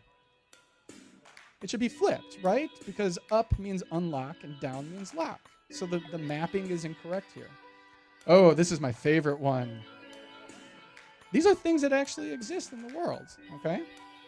We've got some problems here. We've got the two up top. I actually work at a university where one of our buildings, the main floor that you walk into is 1, and then as you go down, you go to 2, 3, 4, 5. So this is not new.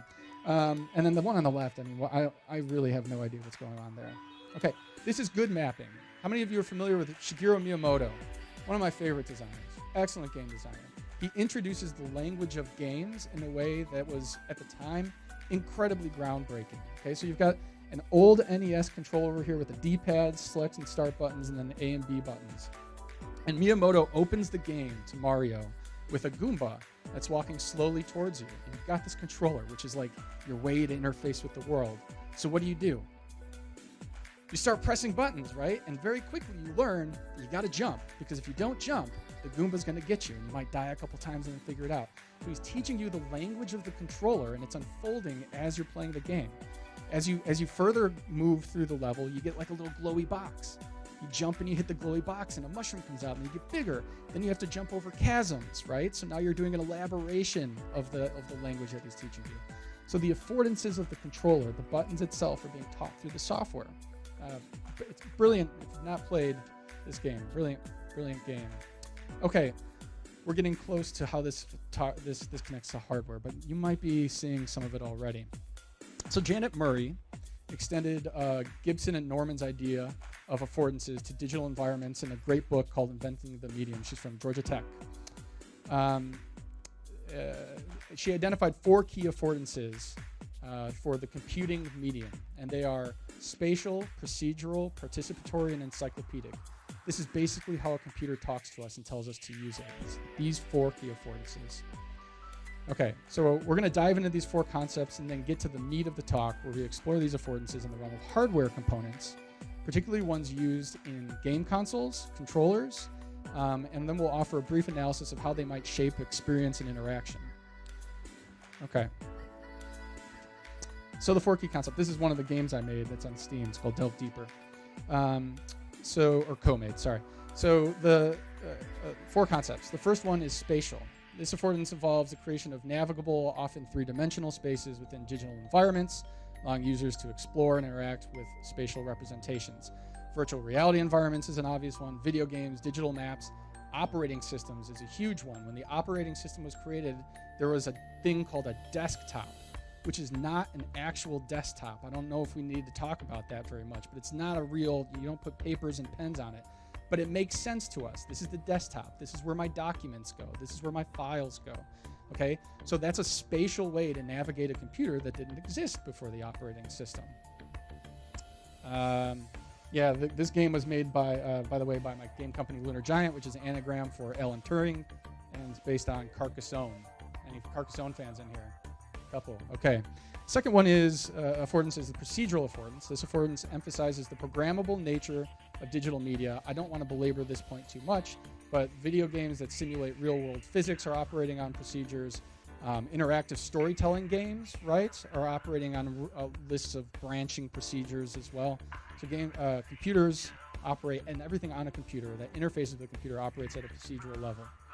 The third is encyclopedic, which means that computers are incredibly capacious, perhaps the most capacious thing we've ever created. They store lots and lots of information on digital databases, allowing for the organization, access, and manipulation of large data sets. Online encyclopedias like Wikipedia, online forums, for better or worse, digital libraries, search engines all operate with this in mind. And the fourth and final, and perhaps my favorite, because I love playing games, is the participatory nature of computers. So this affordance highlights how digital media enables users to engage actively with content, making choices and contributing to the experience in meaningful ways. Social media platforms, again, for better or worse, are participatory. Google Docs, perhaps much for better, is participatory. And what you're looking at here is actually a game that I created for ThoughtCon OX9 called ThoughtCon Plays Pokemon. How many of you have heard of Twitch Plays Pokemon, where you had a whole bunch of people on Twitch all inputting a bunch of different directions, and they were averaged together, and Ash Ketchum would like freaking out because you have hundreds of people telling him where to go at any one time or what to do. So this is a game where everybody at a conference, this hacker conference in Chicago, about 1,500 people were all pressing buttons on their badges at the same time, and Ash Ketchum was like, freaking out in real time.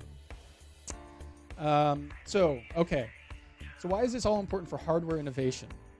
What I'm proposing we add to the conversation is that all of the components that we choose map to Murray's 4 affordances of computing. By mapping this language to hardware components, we can explore how these components want to be used and how to leverage them into our own technology in ways that are meaningful to a user. Furthermore, I propose 3 things. If we are going to analyze and design objects using basic components, servos, potentiometers, buttons, and so on, we need to understand what they are for. Number 2, if we're going to design objects using components, we need to know why we're choosing them. And number 3, if we're going to evaluate the things we create, we need some kind of a criteria, some kind of a language that we can use to evaluate them. And if this all sounds very academic, I promise it's not. I use this in all of the things I create. Hardware components in game consoles and controllers possess unique affordances that shape user interaction and engagement. By examining these components through the lens of affordances, both under Norman and Murray's frameworks, we can better understand how to design intuitive and immersive interactive systems of all kinds, including well outside the realm of games and into the realm of generalizable hardware. These concepts will also allow us to develop more creative solutions by having a deeper understanding of affordances, which can inspire unique uses of existing components and the creation of new ones. This could potentially, maybe, lead to interesting new designs in hardware. And I'd like to think that leveraging them has led to some interesting things already. All right, this is how we interact with pretty much every video game right now. There's a controller, there's a screen, and then there's some kind of a main station. Virtual reality works this way, computing games work this way, console games work this way. All of these have the same things. And I'm going to go through a real quick litany of what that means. You've got things like buttons, trigger buttons, directional inputs like a D-pad, analog sticks, touch inputs. You have no idea how long this list took to put together. Touchpads, motion inputs, gyroscopes, specialized inputs like microphones, cameras, IR sensors. You have other controls like start select, a home guide button, back buttons, volume controls. For outputs, you have display screens, LED indicators. You have other audio outputs like speakers, headphones, voice feedback, speakers and controllers. You have haptic feedback, motors in your controllers. You've got advanced haptics or precision haptic feedback systems, lighting effects, RGB LEDs, light bars. Okay, I'm going to stop. I have a whole list, and this is going to be in a post that I'm going to be releasing this weekend that breaks down all of these components and the affordances of them and how to look and map those to things that we make, okay? You get the idea. And it's important to note that all these things can be endlessly configured in different ways. Microsoft has a couple adaptive controllers. This is a good one for people with certain disabilities and for everyone, for that matter, to use to interact with games in different ways. The game company Panic. How many of you have a Playdate? Okay, I do too. The game company Panic, they're a software company really, but they make games too, created a console called Playdate that uses many traditional features, right? A lot of that looks the same. But what's different? There's a crank for some reason. Why would they do that? It allows you to interact with games by turning it, or if you're my 7-year-old, by cranking it as fast as possible to the point where I'm worried he's going to break it off, right? Like, kids love that crank. Okay. Nintendo famously uses all sorts of interesting peripherals to interact with the sensors that they've got in their controllers. This is my favorite thing that they make on the right-hand side, the Nintendo Labo. If any of you have played it, I would highly I can't recommend it enough. And it's combination of cardboard and buttons and rubber bands that modify the controllers to create new controllers. You get to create your own things. But ultimately, all of these things use the same components to deliver these dynamic and varied experiences. So, by categorizing the affordances of the hardware components that we use in these devices and elsewhere, we can develop a comprehensive framework for designing interactive systems. This taxonomy includes directional control, analog sensitivity, action triggering, user feedback, and so on. All right, we're going to go through just a brief list of components, and then we're going to do another call and answer. Okay, because I'm not a person who loves talking all the time, even though it might seem like it.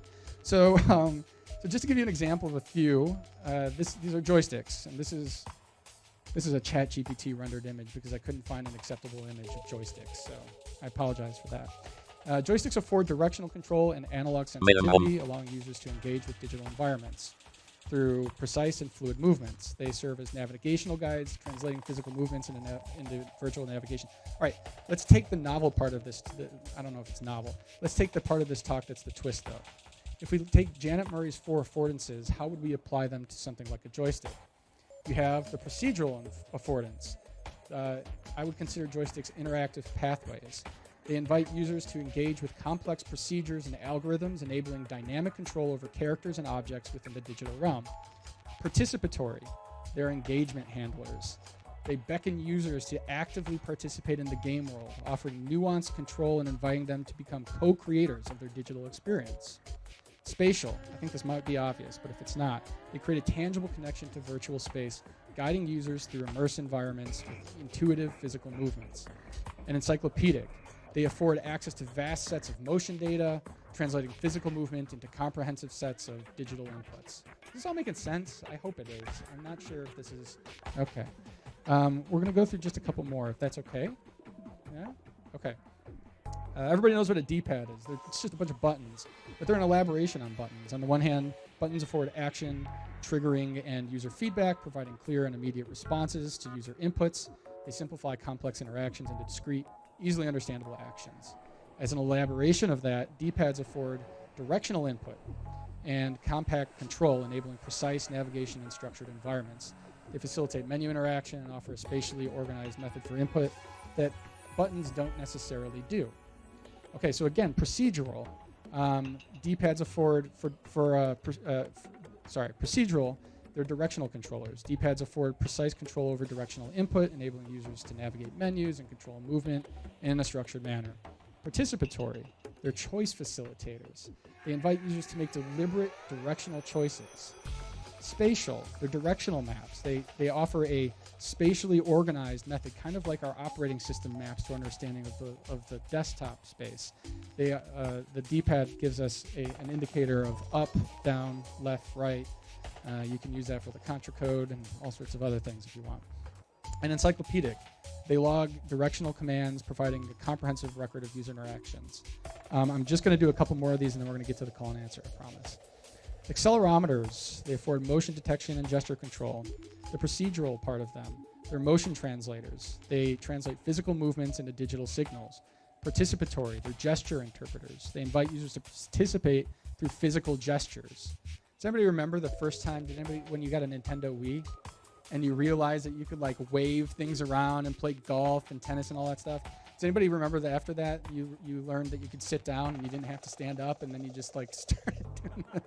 Yeah, I remember that. Spatial, they afford awareness of spatial orientation, mapping physical tilt and motion. And encyclopedic, they collect and interpret motion data, providing a comprehensive record of physical interactions. I have done this for all. You remember that litany of components that I did before? I've done this for all of them. I'm just giving you an example, and I'm equipping you. I hope you're paying attention, because in our next call and answer, you're going to have to remember some of this, and I may even pair you off with some people for like a quick second to see if you can answer the questions on my test. Just kidding. I hope nobody has flashbacks all of a sudden to being I'm not that kind of a teacher. Capacitive touch interfaces afford touch sensitivity and direct manipulation, facilitating smooth and responsive interaction with digital elements. What's the procedural affordance here? They afford the detection of touch input, enabling procedural responses to user interactions. Participatory, direct manipulation interfaces. They invite users to interact directly with the interface through touch. There's a sense of like immediacy and engagement with capacitive touch that doesn't quite happen with buttons, because you're actually like, your fingers are doing the thing, and it's not just like mapping to a button or a D-pad. It's like your body's engaged with the actual game, right? Spatial. They provide a spatially organized surface for interaction. How many of you have like a Steam Deck controller? You know these things, and they've got the little pad in the middle where you can swipe your finger around. Cool. And for encyclopedic, you have touch logs. They record touch interactions, creating a detailed log of user engagement and input patterns. Right after we closed our game company, I went to work for a company in Silicon Valley called MapR. It's a big data company that saved billions of points of data and would track like where your mouse is at every second on a screen. You can imagine that similar encyclopedic nature, and you can store that data and understand how people are interacting with your game. You can make it more like a more dynamic experience, actually. And that's where a lot of games are headed with all this machine learning AI stuff. Anyway, finally, last but not least, potentiometers for analog adjustment and precision tuning, allowing for smooth control over parameters. They facilitate direct manipulation of system settings through a rotational interface. So the procedural, they're variable resistors, right? So they afford the adjustment of resistance, enabling fine-tuned controlling over procedural parameters. Participatory, they're analog adjusters. They invite users to make continuous adjustments, right? Enhancing engagement through smooth and precise control. Spatial, they're rotational controls. They provide a spatially organized method for control, offering manipulation through rotation, which is different than press. Right? Rotation indicates like down and up in a way that a D-pad does not necessarily. And finally, encyclopedic. They're adjustment records. They log adjustments, creating a detailed record of user-controlled parameter changes. Okay, here we go. So how do we leverage these affordances? What we need to do is define the desired user experience. How do you want people to feel when they interact with the thing that you've made? And then choose the hardware components that support that feeling. I hope when we're just going through all of the affordances here, you notice that those affordances create feelings within the people who are playing those games. So if you have a feeling that you want to evoke with the thing that you're making, whether it's a game or other generalizable hardware, you might want to ask, how do the components speak to that feeling? How do they, I know this sounds like hippy-dippy in a way, but it's true, they connect, right? They map to different feelings that we have about how we engage with things. Okay, so here's a question I'm going to ask 4 times. What components could have been added to the spatial, procedural, participatory, or encyclopedic nature of the game? And I'm going to present 4 games that I've made to give people additional feedback. Okay, so here's the first game that I made. This was 8 or 9 years ago. And what you'll notice, by the way, with each of these 4 games, I'm going to present them in chronological order. And because I'm making them for hacker events, I'm on a tight deadline, and so I don't have a lot of time to iterate. So what you'll actually notice throughout the years is that each new piece of hardware is effectively the next iteration because I've learned what doesn't work and what does work. This is one where almost nothing works, okay? So I want to briefly take a look at some of these things, and this is the first one. This is Big Data Outbreak. This is for a conference of 500 people in Chicago. It was a big data conference. And it simulated a virus spread. This was before COVID. Using transceivers on the badges, communicating between themselves and Raspberry Pi kiosks. So the visual indicators on the kiosks showed the badges' statuses: green for clean, yellow for infected, and red for inactive. Inactive is not good. The project's core affordances reveal both challenges and successes. Unfortunately, and here's the big lose on this, and then I'm going to kick this back out to you. The complexity in the game was lost on most participants, which masked the procedural framework. Yet for those who understood, it spurred real-world, I'm going to call it avoidance behaviors, mimicking epidemiology. In other words, the people who knew that they were playing a game that was a pandemic actually avoided each other at a conference. They actively tried not to talk to each other. That part was intentional, but probably only 10 people out of a group of 500 actually knew that they were playing the game. The badges only had transceivers on them, and the kiosks were the only way to figure out what was happening. And oh, by the way, there was nothing to tell you which node and which circle there mapped to your badge. Super stupid and confusing, right? Okay, so here's what I'm going to do. Where's my question? Okay. So, what components could have added to the spatial, procedural, participatory, or encyclopedic nature of the game to give people feedback? This is my call and answer. What could I have done differently? These are my failures, and I'm putting them out there for you. What could I have done differently here to change this?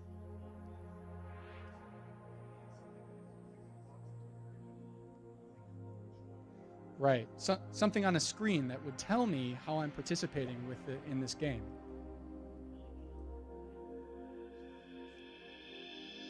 Right. Absolutely. An LED on the back. These components can convey new kinds of information that the badge did not have. What I've got down here, yes, LEDs, the screens could have been different. You could have done haptic feedback when your static changed.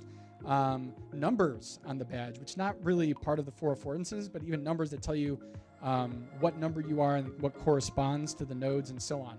So thinking through these things and back on these things, by leveraging this idea of affordances and the 4 affordances of computing, I can kind of get a better idea of how to do this. Okay, so this is the second one I created, and I already talked a little bit about Falcon Play Pokemon. So I'm going to talk about this one real quick. Tell you what it is, and then I'm going to have you kind of like maybe talk with a couple folks near you for a minute, and then come back and tell me what you think is wrong with this one. Okay, so you can't really see it here, but the device had a screen up here, and then 3 buttons, and you got this badge, and then there was a screen located somewhere in the conference where Pokemon was happening. The problem was that people got the badge, and very few people had an idea that there was a screen at the conference that showed you what was happening when you pressed the buttons. So what were people doing when they were at conference talks? Just jamming on the buttons, like whatever, This could, nobody's working together. Okay, that's my description of this. It was a little bit better than the last one. That's correct. That's correct. If they don't know what they're doing, they just start jamming on things. So what could I have done differently to help people learn from those mistakes faster? Provide instructions. Yeah, absolutely. I've got a screen. Could I not have used the screen to tell somebody that they were playing a game? Right? This is one of the affordances of the screen, is it can tell me that I'm participating in something. It can tell me what the procedures are to interact with the game, right? Okay. All right, here's the third one. So these are getting better. These are getting a little bit better. I by the way, did not, in this one, dictate the design. The people who run the conference wanted stormtroopers, so we gave them their stormtrooper. Okay. So this is the ThoughtCon OXA badge. It has a speaker, a microphone. You can't really tell here. And then there's a capacitive touch slider. Like the two, when you take 2 triangles and you can use it to detect when you're sliding. So it's got a slider on the side too. So speaker, it's got a microphone. It's got a Wi-Fi antenna now too. The prior one did as well. And all these other things on it. Okay. So the game experience for this one was a series of puzzles that people solved by pressing the capacitive touch things, and then LEDs, which were this is a backlit PCB. The LEDs would light up and tell you, and you're basically playing Simon, kind of, right? So you're playing Simon as you're doing this thing. And as you solve the Simon-like puzzles, you get new firmware. We wrote like this really interesting we wrote this interesting code that used IRC to push new firmware at the conference to all the badges, so the badges could they get over-the-air updates. So at the end of solving all of these puzzles, the microphone turned on, and we could hear the people who were holding the badge, the teams who were solving the puzzles, talking, and they were in IRC, and we would say, "We can hear you," and then they would go, "It's a cybersecurity conference." So what did they do? They immediately took the batteries out, and they did not play anymore, right? Okay, so so a couple people got to the point where they solved all of these puzzles, but a lot of people, I think, were still confused because the capacitive touch pads, you can't really even see them here, were like masked. They were really hidden. Okay, what could I... Okay, so they were...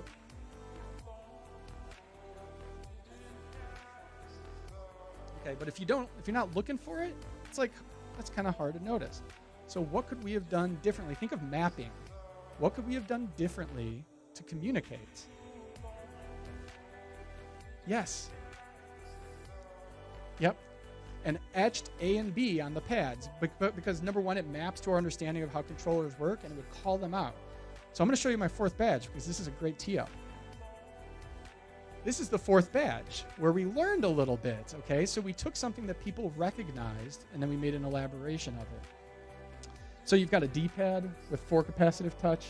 You've got a select and start, both capacitive, and then an A and B, capacitive touch. You've got 2 rows of LED lights. You have backlit lights as well. And then there's a speaker on the right-hand side above A and B. Okay. So this is where we actually took the affordances and started thinking about components like big boys, okay? You've got something that maps our understanding of how something should work. When you press one of the buttons, a light lights up behind the pad, so you know you've pressed it, and a sound goes off on the badge too, so that you know you've done something, okay? How incredibly satisfying as a person to be able to look at a thing and understand it and press something and for your expected outcome to happen. That's actually what good design is. Good design is when you do something and you get feedback that maps to your understanding of how a thing works, and we do that through affordances, right? Okay. So, understanding the affordances of hardware components is essential for designing effective and engaging interactive systems. By synthesizing insights from design theory, phenomenology, media studies, I hope, I'm not sure if it did, this provided what I think are the beginnings of a framework for leveraging hardware affordances in game design and generalizable hardware. This is something I can't find any literature on right now. And so this is kind of new. And so as I said at the beginning of this talk, it's early work, and I'm looking forward to seeing if people use it and build on it for their own projects. In addition to the post that I'm going to be publishing on this, I'm going to be doing with a more detailed list of components mapped to these affordances. I have a few of my own projects that are leveraging this language, including the development of a new console right now that uses Meshtastic. Anybody familiar with Meshtastic? Are we all down with that yet? Operates on the 915 megahertz band, and it's a mesh network communication system, so I can communicate to somebody far away through other people who are running it.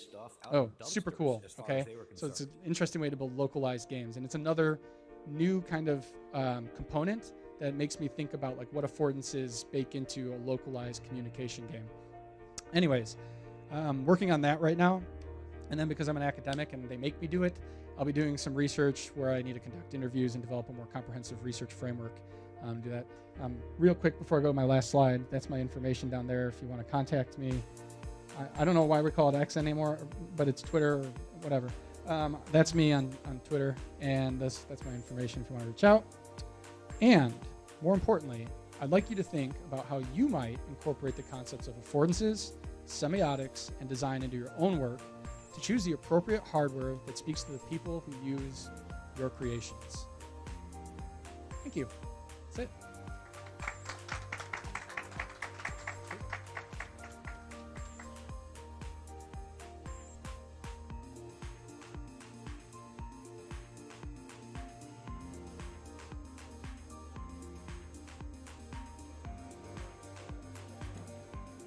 Would you guys mind if I got started early? I've got a lot of slides and a lot to get through. Yeah, you good? Can you guys read this? Is that clear? I was messing with this, the font and the gradient, and it's like I had to change the color of the font as I went down the slide. It's a terrible slide. Right there? I have no idea what that is. I'll give you guys a couple, like a minute to read through. Do you want me to read it to you? Can you guys read the observations? You ready? Okay. If you guys have a guess, raise your hand. No, the baud rate is both set on both of them correctly. I double check that. This is softball. This is easy one. No, but that's a good question. No, single cable. That's a good one. I've had that problem before. No, it's more simple than that. Nope, that's not it. No. That's it. That's the one. It's the ground. And I can't tell you, this is one of the first debugging experiments that I had, and I was struggling with this one, and it was a good lesson in grounds and sharing grounds. So my motivation for doing this presentation is, well, first of all, welcome and thank you for joining the presentation. There are no silver bullets with hardware debugging. It's difficult. I'm just going to be flat out and I'm going to say it. But I'm going to give you guys some tools and some techniques that should help you collate, locate things, and test different things. And I hope that these tools will help you guys. I was the last year that was going through a life change. I was leaving a startup in California, coming back to Oregon. I had a couple months where I was searching for a new job, and I was sitting there and I was thinking, because when you're interviewing, you have to tell your strengths, right, and your weaknesses. And one of the things that I really was thinking about was like, I was always put on the projects to fix them. And I always joked that I was put next to the closet I was close to the mop because I was cleaning up everybody else's mess. So I decided that I'd like to share this because I've seen it done wrong so many times, and I hope that this will help everybody out. About me. Sorry. Thank you. Amateur. Amateur hour over here. Went to school in CU. I've had 25 years of embedded electrical engineering experience. I've had sectors in experience in sectors ranging from military, vision systems, big iron networking, and I also worked for commercial products making VR headsets for startups. 12 years consulting. I've been a part of 4 startups, and I have a crowd supply campaign that's currently in pre-launch. TLDR, I've made lots of mistakes. I've fixed a lot of other people's mistakes, and I want to share what I've learned with all of you. So one of the things that I've seen, and this has been surprising with a lot of people that were senior, is that I feel like they do hardware debugging wrong. And most of the time, people default to something called shotgunning, like Elmer Fudd here. They just try stuff and they waste time without having really any reasons. And you can go down that route and you can get lucky, but if you're working for a company, time is money, and you really want to solve your problems quickly. They've also been seeing people blaming others, and I've been guilty of this too, but we're all on the same team, so don't be a dick. And then crazy storytelling. The last one just blew my mind when someone was saying, well, that's our problem. We have outer space particles coming down and changing our memory bits. That's the only way to explain this. And it's usually not something like that unless you're doing satellites, I guess. So before we dive into things, I want to explain that there are different scenarios for hardware debugging, and the way that you approach these will be different because of what you have available to you. If you have your own design, you have access to all the design files, you're intimately familiar, and you have the power to change it. Sometimes when you're working on a device, you don't have the power to change something if you're buying it from somebody else and you're doing mass production. And then it can go further down to where you're doing remote debugging. If you guys are technically savvy, when you get a phone call from your parents and they're like, my TV's not working, or my computer's not working, or you're just always kind of like the tech support person. That exchange is a little bit different when you're working with someone that's not technical. You have to ask them questions or try different things, and you might need to explain things to them, and they may not know what you're talking about. And then broken equipment. You buy a 3D printer, it's not working. It's printing garbage or the motor stopped working. Sometimes you bought it from Alibaba, you're not going to get a data sheet, you're not going to get any technical support. You have to figure out how to clean it up or figure out how to fix it yourself. So my philosophy on debugging is it's always evidence-based. You should have observation or evidence lead you to where you're debugging. Don't just randomly try stuff or holistically just feel like, oh, I should try this. Your test should be prove causal relationships. You should conquer and divide. Every time that you do something, it should take you away from looking at power supplies or something else, or other theories that others may be throwing at you, like your manager saying, I want you to try this, and you're like, I know it's not that, but I have to keep my job, so I'm gonna appease you. And then root cause, don't suppress symptoms. If you go in and you just randomly change the resistor and all of a sudden things work, but you don't really understand why, you make a batch of 1,000, that problem could come back because you have a tolerancing issue that you fixed the symptoms with. So don't look there unless you have a reason to. This will save you a lot of time. So I've broken this down into 7 basic steps to get you started if you guys haven't debugged before. First thing, don't panic. It's nerve-wracking when you get a board and everybody's looking at you and you power it up and all of a sudden it's a terrible situation. You feel awful. You feel like you don't know what you're doing. But just take a break, grab a cup of coffee, collect yourself. You got to use your brain to debug. If you're in a frazzle, that's not going to be a good place to be because you're just going to go with shotgun mode and be panicking. Step 2, take this away home with you. If there's anything from this lecture, this is it. You cannot debug what you cannot reproduce. Software guy comes to you and says it's broken. Well, reproduce it for me so I can test it. If they can't reproduce it, then there's no way you can debug it. You're just going to be chasing fairy tales, I guess. Step 3, reconnaissance. Gather data sheets, information, anything that you can about the product to familiarize yourself with it. Step 4, ask the right questions. If for instance, software guy says that he has a problem, you go stand over his desk and you ask him, how do you have it set up? What power supplies do you have connected to it? Did this work before? What has changed? Anything that you can gather information-wise from the observer is going to help you in the long run, because it may have been something that they plugged in a USB device and all of a sudden shorted out or something. Who knows? But they could give you good information, but you want to lead them down that path of asking the right questions. Step 5, this is the most important, observe and take measurements. Play with the device. If you have a device that's exhibiting an anomaly, turn it on, turn it off. Look at everything, listen for things. There might be clues there that'll help you debug something. And then create a theory from your evidence, test it, and then repeat as you break down the problem. Last step is validate your fix, and we'll talk about that at the end. So I broke this down to what I call the Gedanken process, which is, I'm pointing after Albert Einstein. It's basically this process where it's iterative until you get to the solution. And just a quick example. I have a bunch of examples in these slides. I'm going to just skip them, save them for the very end if we have time, but this is one I want to go through. So I have a circuit, very simple, resistor, LED, and a 5-volt supply. These are the things that I've measured and I've observed. So what do these things tell me? I'm going to sit back. I've taken my measurements. Now I'm going to create my theory. The rest of the board is functional, so it's probably not a power issue. I'm not going to look there. Other boards in the lot work. I have 10 other boards that are working. It's probably not a design issue. The LED is dimly lit.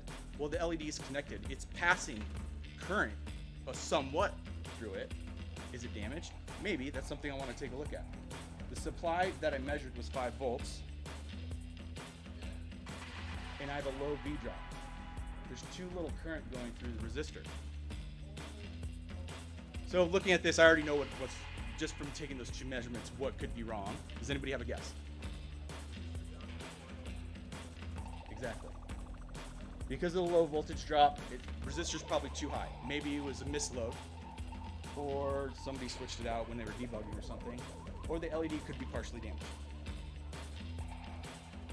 So I'm going to give you a couple tools so that you guys can co-locate problems. The first important thing, labeling and taking notes. If you have 5 devices, they all look the same. How are you going to be able to tell a difference between them?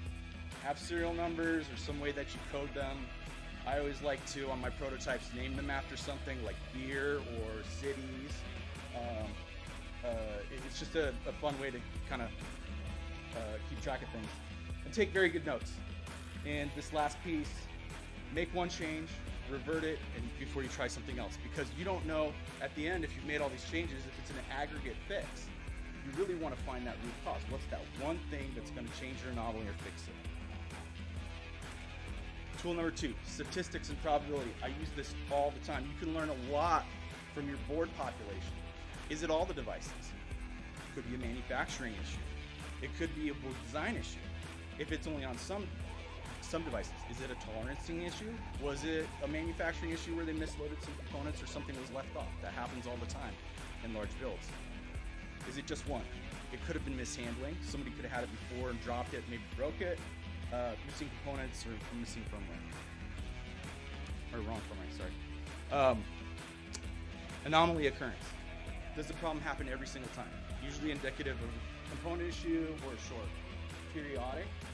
1 out of X tries or something like that. Could be borderline timing issues. You could have, and as it goes down, all these things kind of point to different things to look at. Sorry, I'm trying to go through fast. Tool number 3, getting back to your first principles. Conservation of energy. Never changes. If you do create more energy than you're putting in, you should patent it because you're going to make a lot of money on it. And Ohm's law doesn't change. I don't care what anybody says, it's consistent. Tool number 4, use your senses. Like I was saying, sometimes you can debug something without even taking a measurement by just looking at a board. Things discolor when they heat up. Pads, they'll turn like a blue or they'll tarnish quicker. Feel things. You can feel components getting hot if they're shorted or if they're getting warm. Wiggling cables. If you have crimped cables, it's a huge source of issues, right? If you're having custom cables made. Listen. Inductors that are squealing. That means that they're in saturation. Crackling can be from arcing if you have high voltage circuits. The smell of warming plastic can be indicative of something warming or a cable getting hot. I don't recommend tasting anything. Oh, this is one of those debug exercises I'll skip through. Measuring, like I said, this is one of the most important things because you can't see electrons, but you can measure their side effects, I guess I would say. I think taking, we all know how to do measurements with voltage, current, resistance, whatnot, but one thing I want to tell you guys is that you should trust your tools. There's been times where I've pulled a DVM out of a bench and the battery was bad, or it was old and I was getting bad results. Somebody could have left it in AC coupler, your oscope in AC coupling mode, so you're getting wrong results. Why am I not seeing any voltage? Well, it was in AC coupling mode. So make sure that you trust your tools before you start taking measurements. Another thing that you can do is time. If you have a boot sequence where there's LEDs that are toggling, sometimes you can tell where something's locked up in a boot just by looking at the LEDs. A lot of people will just ignore that and be like, well, it just doesn't work. You're like, well, pay attention. Another debug exercise. All right, technique number 1, A/B testing. We all do this as it is, right? Your remote control is not working, so what do? Swap out the batteries, first thing. You're testing A battery versus B battery. But this isn't just swapping out components. You can swap out PCBs. You can do measurements between A and B. Say you have a working board and a bad board. That's a great place to be because you know what it should look like and what's happening, so it'll help you co-locate a problem where it'll look. Like wrong voltages, for instance, or LEDs not working. Sorry, exercise. Black box testing. This is really good for components that you don't really know what they're doing, or IP in an FPGA. Inputting bit patterns and seeing what comes out. I had a situation where I was trying to figure out, I was putting a data bus from an imager through an FPGA and is outputting data. What I ended up doing was putting in different patterns, A's and 5's, and on the other end, I was able to find out that it was flipping the bits. So doing black box testing is not only for FPGAs, but it can work for other things. Toggling power supply voltages, those kind of things, or even resistor values. Sorry. Heating and cooling. Heat and exacerbates problems. It speeds things up, it causes voltages to fluctuate, and it causes things to be less efficient. This can be a problem if you're making a product that's really hot, but you can use it to your advantage. They have cans of free spray. It's very expensive. You can spray locally on components to cause them to be cooler than others, to see if you have timing issues or tolerancing issues. Or you can use an air dust canner. You flip it upside down, you spray it. It's a cheap version of the free spray. Make it worse. I think I'd use this more in compliance testing than anything else. Because it's really hard sometimes to squash a bug or squash some noise, a frequency if you're doing compliance testing. But if you make it worse, it won't necessarily solve your problem, but it will show you a causal relationship to what you're chasing. An example of this could be, I have a display, say it's an analog display and it's flickering.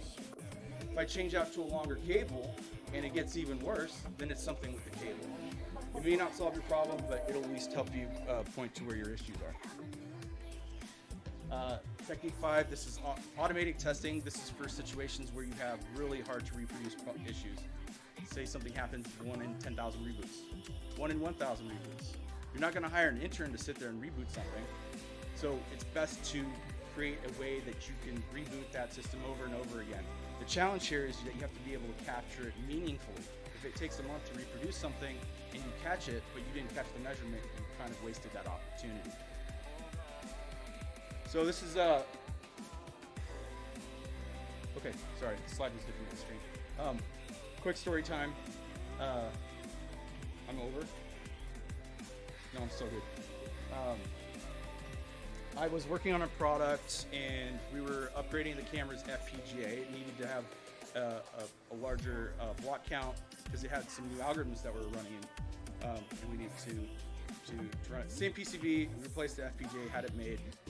And the same codes are being run. Save the FPGA bit file. It had to be compiled because it was a larger block size. Camera A, which has the smaller FPGA, which did a release product, it boots fine, no issues. Camera B that has the larger FPGA, it's a drop-in replacement, pin compatible. It has a rare boot lockup every once in a while. The error report from the boot log says the FPGA is not found. Now, this is an intermittent problem. Sometimes it boots fine, sometimes it doesn't. So I created this system. I used, I don't think they make this anymore, but it was, I remember the website, plc.us. It was cool. It was had an LCD screen, relays, optos, everything, and then I had three cameras that I've connected to this, and I was rebooting them and monitoring. When the FPGA was loaded, it would toggle an I/O on, so I'd be able to know that the FPGA was loaded to make sure that I got past that point. You see here, when I popped it, it took 78 cycles to catch it, 12 days. Wait, sorry, yeah, 12 days, 1 hour, and 21 minutes. And that's the only way I was able to catch it. So what was it?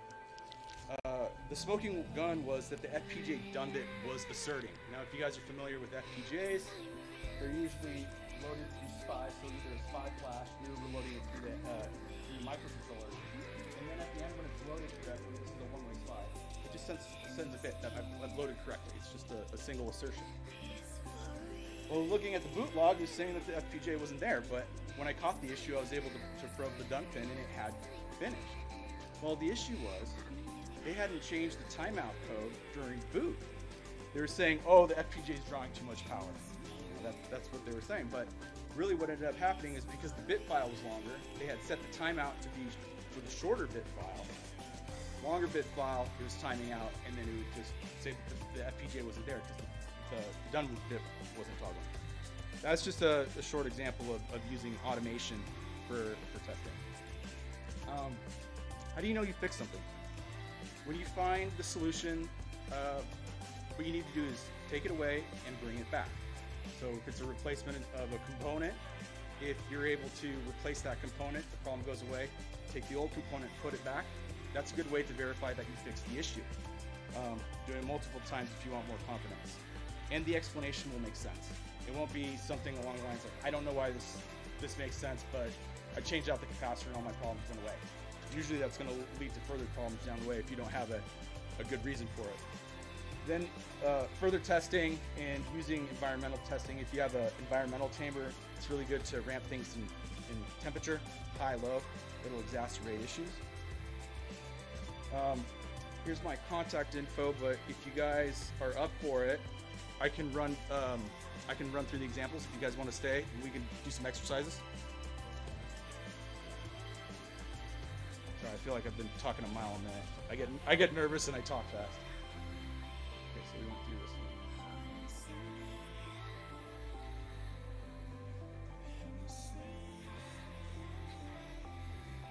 one. Okay, simple. Power applied, no LEDs turn on. Any guesses? Are they connected? It's connected. You applied power. Power supplies on, saying that you have whatever 5 volts, zero current. It's a good one, but no, it's not that. That's a good one. It's more simple than that. No power because of the connector was cold soldered. You guys know what cold solder is? There's a short, or the processor was not programmed. That one killed me. Power's applied, power LED turns on fast and fades off slowly, and this consistently repeats.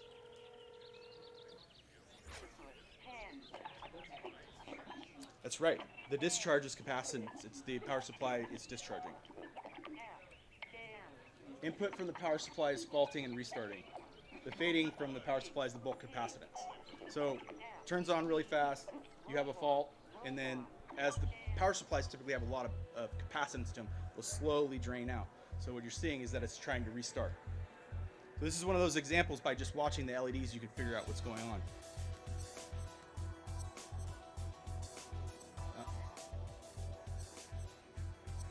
So voltage can tell you a lot, but I like to look at current. I think it can tell you a lot more than voltage. Usually voltage stays constant because you're working on, except for LEDs, those are current devices. But it's good to be able to compare for a working board and a non-working board to see where something's at state-wise. The working board has 20 milliamps, then it goes to 1 amp, and then 1.2 amps. This is typically like a boot cycle where it generally ramps up, so power supplies to stabilization, loading code, and then when it's in idle. On my Luminous board, I have 20 milliamps, then it goes to 5 amps, and it repeats. That's correct. The internal power supply is going to overcurrent protection, and hopefully you've built in current protection for your device. And most of the time, these devices have either they overheat, they'll shut down, and they'll try after a certain amount of times. So that's exactly what's happening with this one. Good guess, or good answer. Working board, 20 milliamps. Oh, sorry. Anomalous board, 20 milliamps steady. So we know we have power to the board. It is sipping current, but it's sitting at 20 milliamps. What can...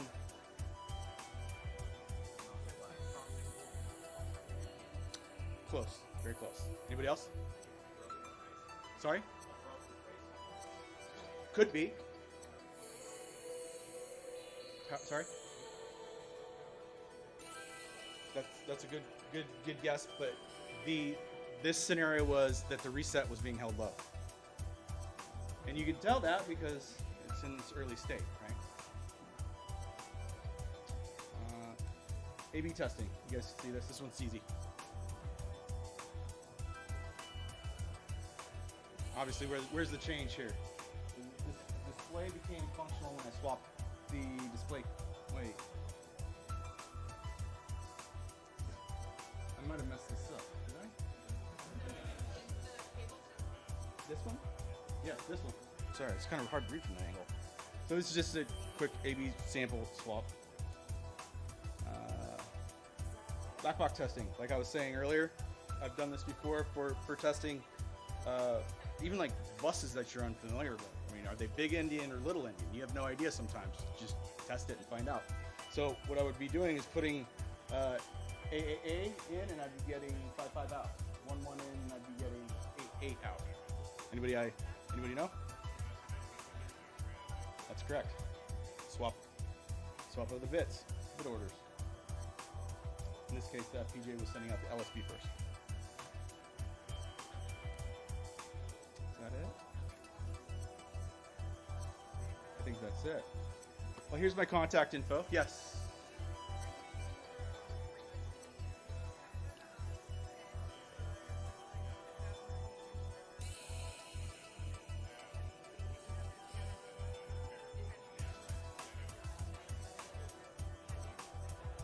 Am I getting more like? Oh, now? I think.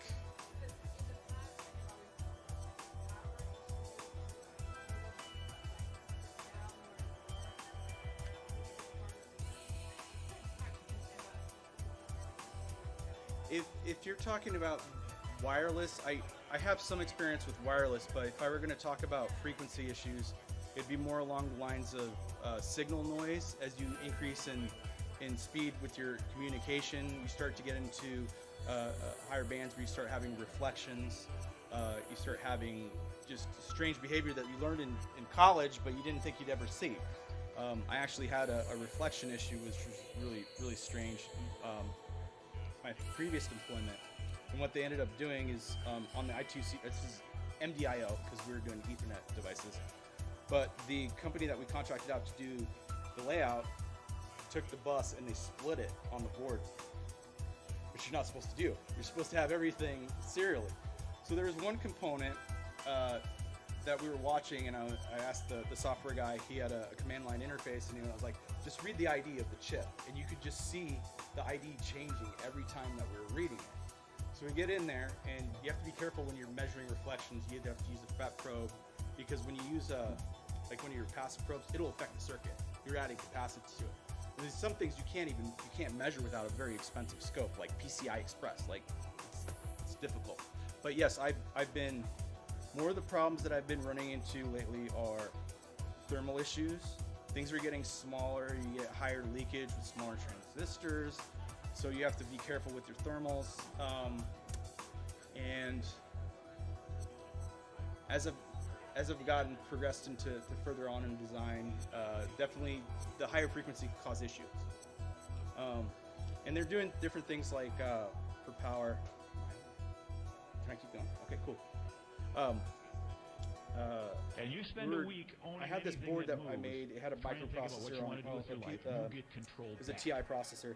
And what they've been starting to introduce is something called AVS, automatic voltage scaling, And what they'll do is they'll profile these chips in the factory, and they'll program some OTP in there for set voltage ranges that they'll function. The lower the voltage that you can get, the lower the drop is. But because of transistor variability, it could be like 0.8, it could be 0.85, it could be 1.0. It's different for each chip. But what I was seeing with using this ABS is it worked at 750 megahertz, it worked at 1 gigahertz, but 1.2 megahertz or gigahertz, we're starting to have issues at temperature. And what we're having was that the ABS scaling was off, and I was getting thermal runaway. As a processor gets hotter, the leakage current gets worse, and it can asymptotically shoot off and current drop and get even hotter. It's kind of like a closed loop unstable system, I guess. Did I answer your question?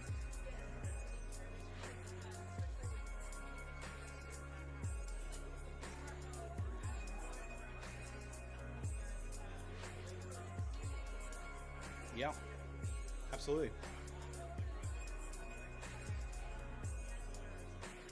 Yes. Yes. Yes. Are you talking about any product in specific? No. Nothing you can talk about? Yeah. The wireless thing's crazy. Not on your product. Because you're in one sense, if you're making a PCB, what you're trying to do is avoid wireless signals, and when you're doing a wireless signal, you want to exacerbate that issue as much as possible. And keeping things further away, shielding things. I see a lot of caps, like they put metal caps on parts to try to prevent things. Sometimes you got to increase pull-up strength because you get crosstalk. And I was actually interviewing for a phone company, and I had an interview question about how would you fix an issue. We have a I2C or I2S bus, and we have pull-ups on it. We need to reduce the pull-ups on it to save power, but we're having wireless signal integrity issues. How would you go about fixing that? Well, you have a number of ways that you could go about it. Obviously, like bury traces, move them further away, those kind of things, increase your drive strength.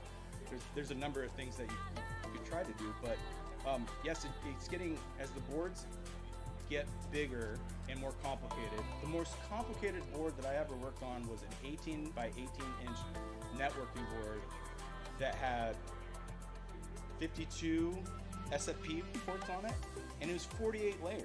I mean, this thing was thick. I wanted to take it out in the woods and try to shoot it because it looked like a bulletproof plate or something. It was crazy. The boards themselves are like $2,000 a piece. But the amount of issues that you have when you have components that are co-located and interacting, that's a very good, very hard problem to solve sometimes. But a good way to do that is just turn something off. See if your problem goes away, right? Isolate the issue. Simplify things.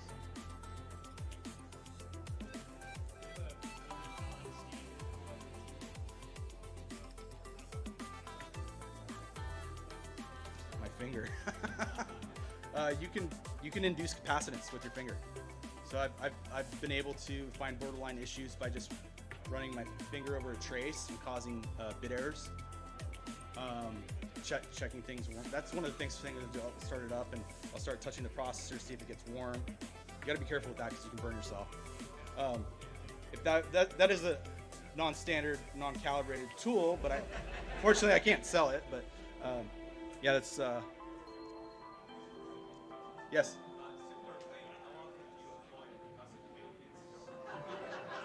On my finger?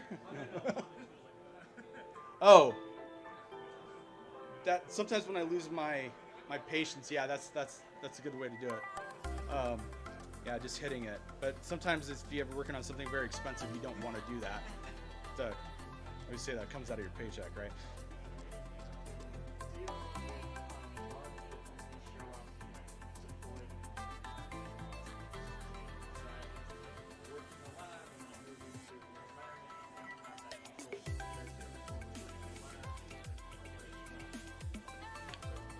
So environmental differences. I would ask you, what can you bring from your lab with you into the new environment? Is there anything that you can reproduce or slowly change to try to find what the issue is? I mean, is it a big device? Yeah. Fairly big. Well, sometimes you can, pull your power supply out there. Try to isolate things in the room. Is it temperature? Can you cool it down? Try it in the morning. Try it in the evening. Try to create a theory and then find a way to test it. Sometimes you got to do crazy stuff like testing an encoder, right?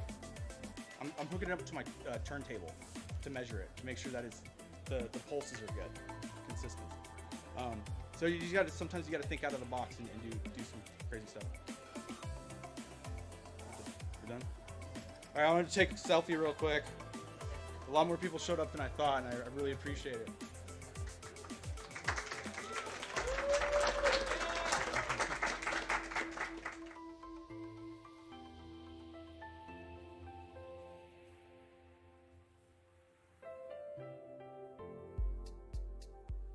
Ready?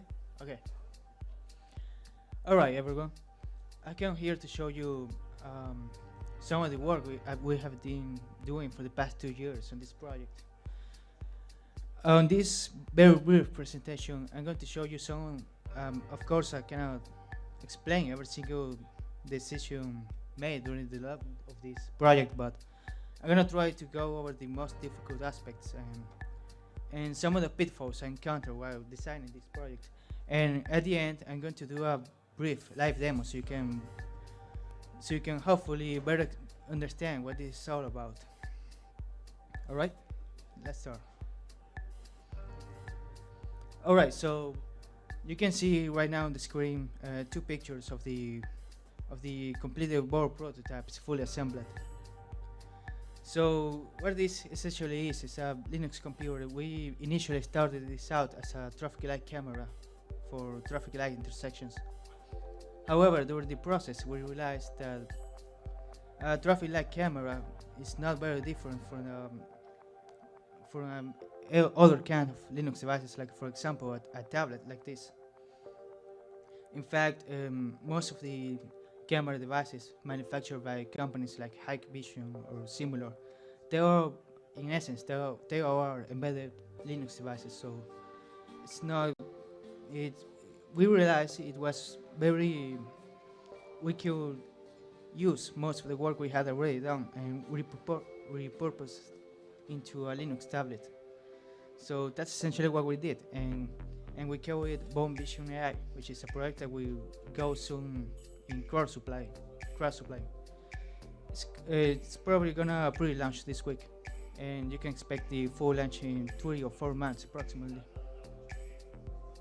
So over the course of this presentation, I'm going to try to just mention the most important aspects during development, and I will show you a live demo at the end. So right, we decided to do this project because at the time, which was 2 years ago now, there were pretty much almost no completely open source single board computers.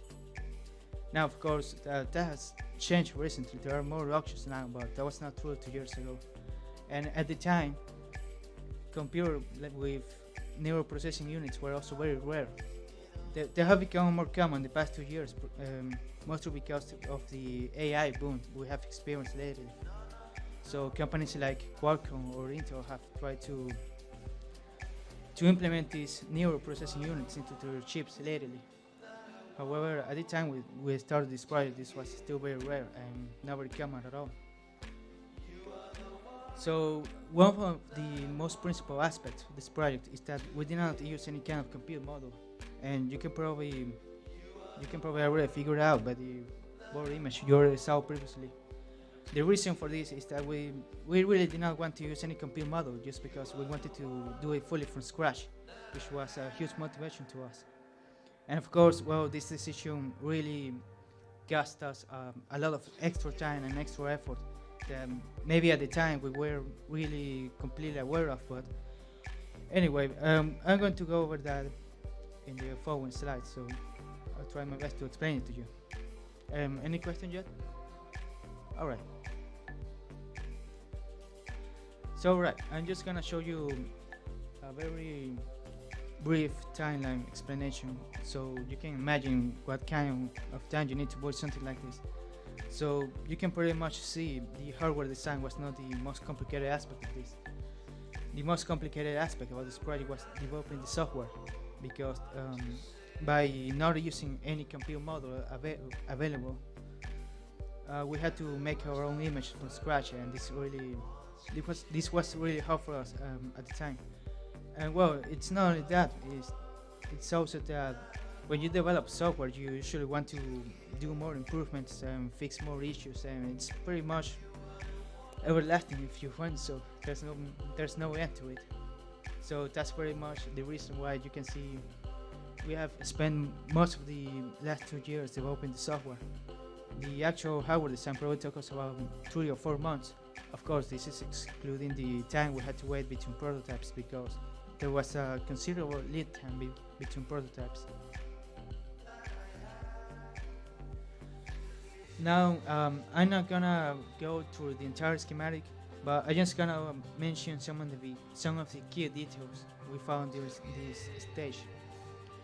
So one of the first aspects you want to make sure you nail down the first time is that you choose a microprocessor with very widely available documentation. You don't want to find yourself with an obscure Chinese component that no one really knows how to fix or use. Now, of course, so first and foremost, you want to ensure there's very good community support for the platform you're choosing, because once you choose it, you're tied to it, and you pretty much this can pretty much make or break the entire work.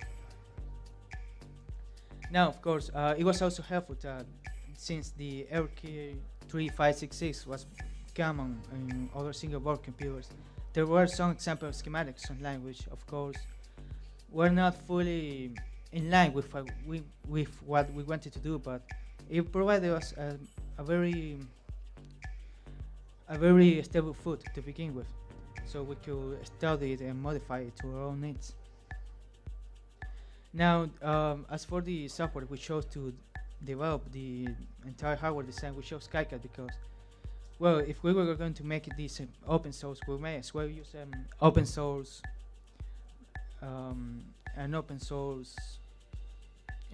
schematic and later editor. One of the key aspects you want to make sure while choosing a microprocessor is that you make sure it's not a microprocessor with very high current consumption, because this can bring out a lot of issues later on. For example, if you have let's say a microprocessor with, I don't know, 10 amps of current consumption, this is going to cause you a lot of trouble, because you're going to, this will really complicate the design of the DC converters when you go to design this in schematics. This is also going to make the PCB layout a lot more complicated. It's also going to make the entire fabrication a lot more expensive. So if you want to make a design with a microprocessor and you don't want to complicate yourself too much, make sure you're not choosing something that consumes a lot of current. Alright, any question at this stage? Alright. Now, as for the PCB layout, that's an image I exported from KiCad. It includes all the 6 layers in the design. Now, there were a very few key aspects that really help us make this a lot easier for us. For starters, one of the main complications when developing a microprocessor design is that you have to match the track length between all the DDR lines. Luckily for us, with this specific microprocessor, this already has an internal matching routine inside the DDR controller, so you don't really need to worry too much about matching the length on these lines. Another, now some of the other key aspects during this stage was making sure we didn't use too many layers, because it really makes it a lot more expensive, and we wanted to keep it cheap, of course. So we found a great stack up that worked great for this project, and well, you can already see it on the screen. It's a 6-layer design. You have all the signals contained between the top and the bottom layer. and then you have the ground planes next to each signal layer. Sorry. Okay.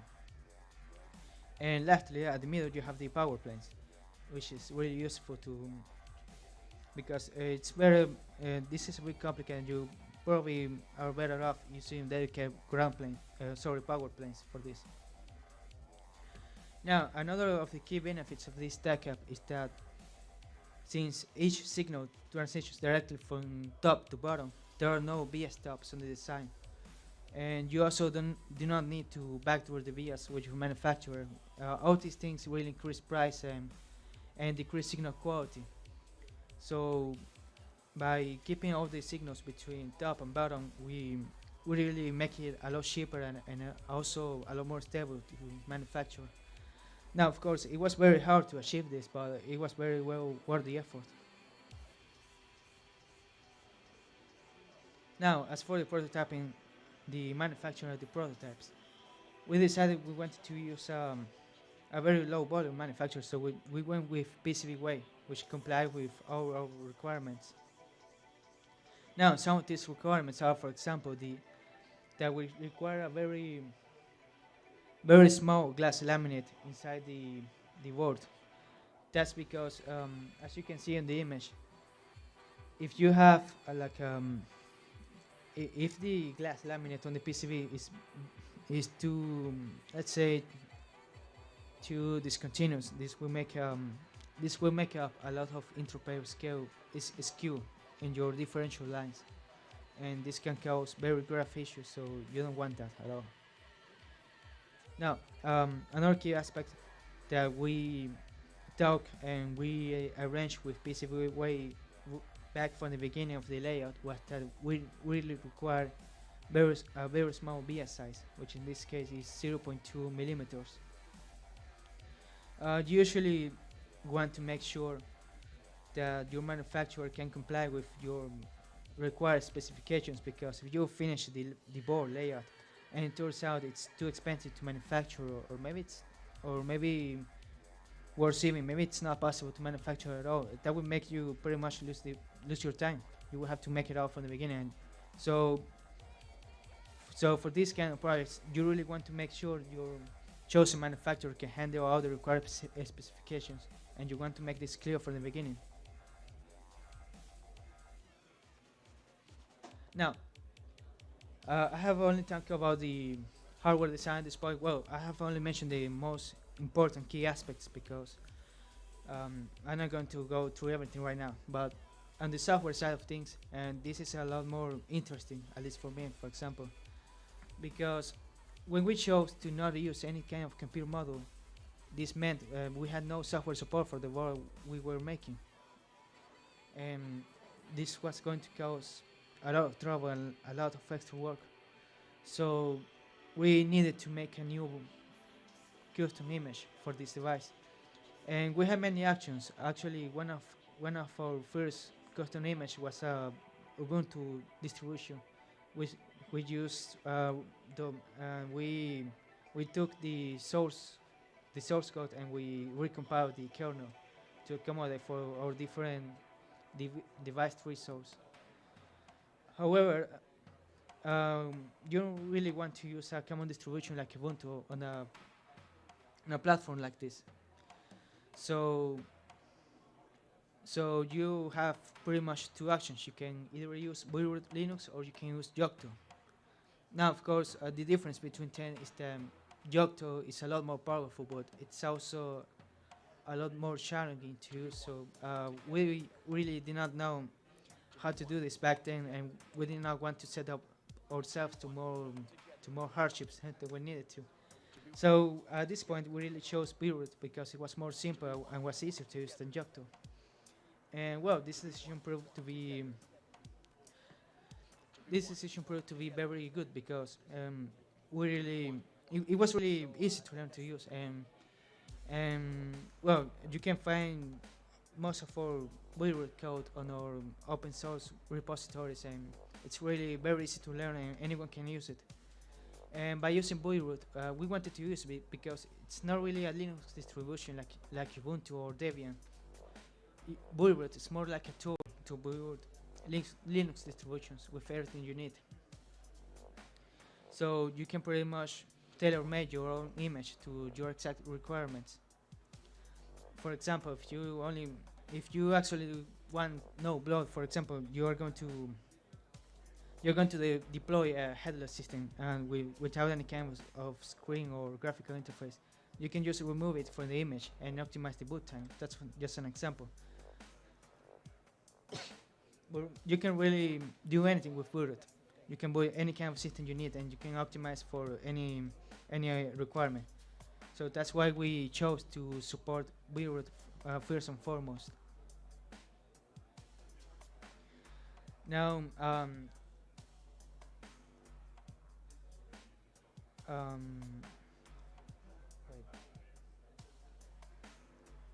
give me a second. I think the resolution is off.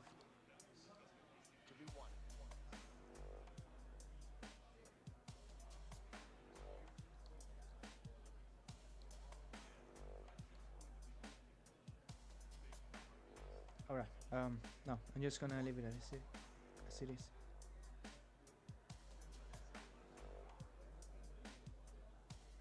Wait, sorry. All right.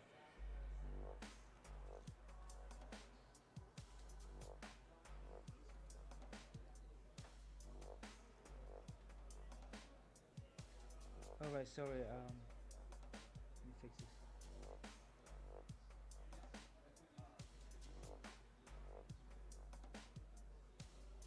All right.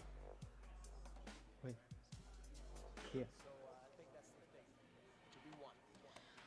All right. So at this point, I have only talked about the development steps of this, and I'm pretty sure most of you may be confused about what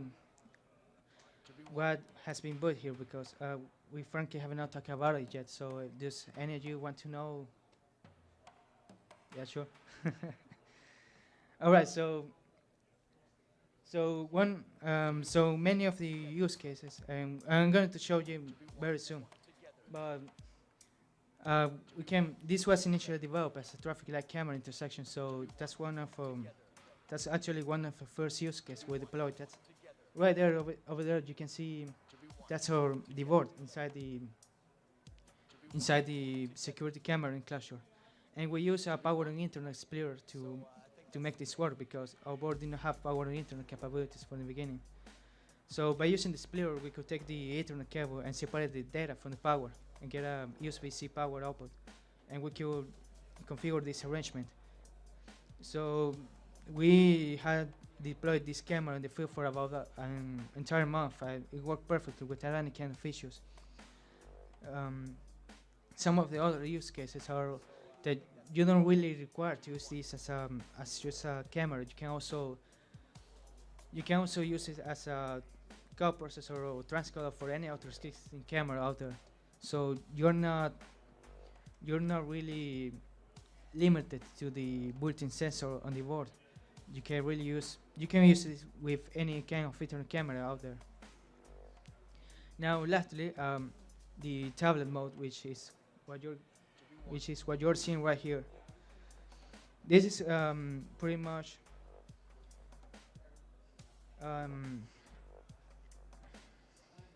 the tablet mode allows for other uses, like for example face recognition or license plate scanning with results on display. Now you can do a lot more with it. We also had you can also use it as a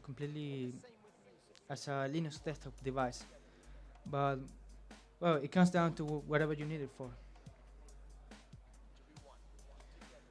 So as for the main program running on this, alright, the main program on this device is the object detection program, and you can see the specs right there. So we really wanted to optimize for performance and try to use the CPU as less as possible. So we use SDO, which is a low-level graphics library because we do not want to use OpenCV libraries they were very slow and they are very intensive for the CPU. So we offloaded the graphics rendering and the bounding box drawing from the CPU to the GPU with SDO, and you're going to see it very briefly. As for the AI inference task, we're using the neural processing unit for this. So again, we are trying to offload as much as possible from the CPU, which is usually not very strong on this kind of low power devices. Lastly, we multi-threaded the entire program because there were multiple system calls for the GPU and the NPU and the 2D graphics engine. So all these system calls will start the main program and increase latency on the loop, and this will have a very detrimental effect on frame rate. So multi-threading the entire program was very important. And now, well, I'm going to skip straight to live demo because I really want you to see this. I think you may not be understanding myself, but you may not be understanding me very well right now, but I'm just going to show you what this can do.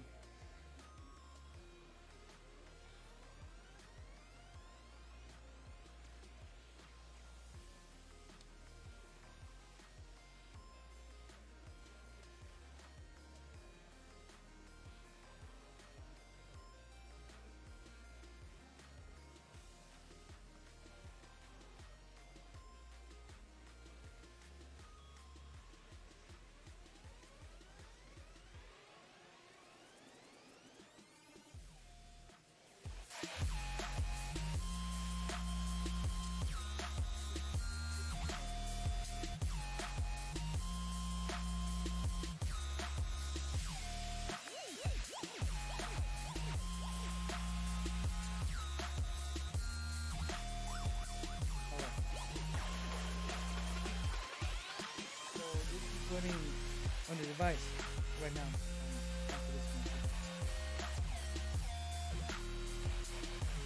So this is all being processed on the device right now, and it's running completely local without any kind of cloud computer or internet connection. So you can see the performance right there, and well, I don't want to say this myself, but I think it's very impressive. So yeah. So this is the main program I tried to explain to you a few moments ago, and I think it may be a lot clearer to you, a lot more clear to you right now what I think trying to explain. So this is the performance we have achieved with this device, and it's going to be completely open source. Right now you can already see most of our operating system code on GitHub, and I'm going to share the link very soon. And as for the schematic and the hardware files, they are going to be uploaded very soon. It's just we're still cleaning it up because it's kind of a mess right now. So we really want to make sure it's organized and that people can understand it very well.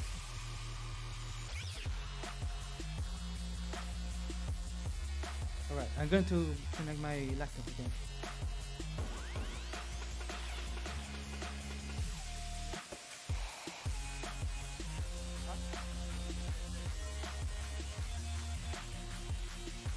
Yeah, that's correct. And actually, I really want to make sure to give credit where credit is due.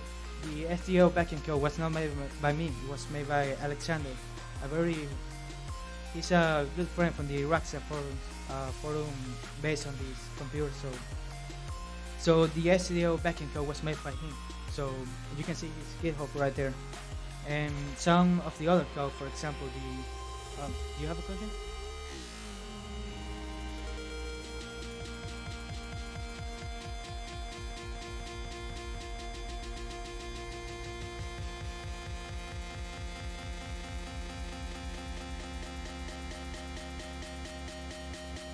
All right, that's a very good question. I didn't. Within the boiler, I think it took us about.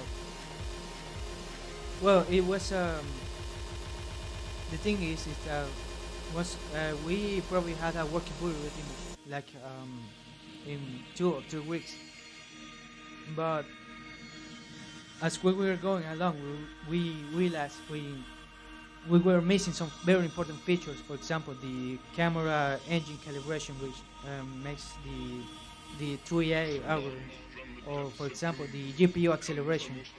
So these were things we realized as we went. Now,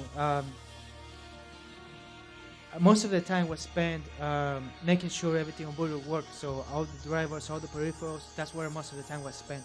And on the application side, I would calculate approximately 20% or 30% of the time was spent on the application side.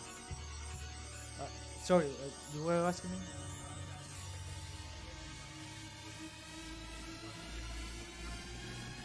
Yeah, for rendering and for drawing the bounding boxes.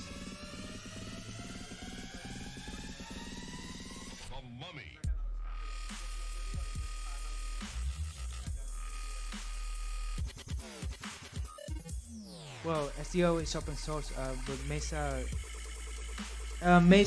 if I remember correctly, is an open source driver. Yeah, we're not using Mesa right now. We are using the proprietary drivers. But yeah, you could use Mesa if you want. That's fine. Yeah.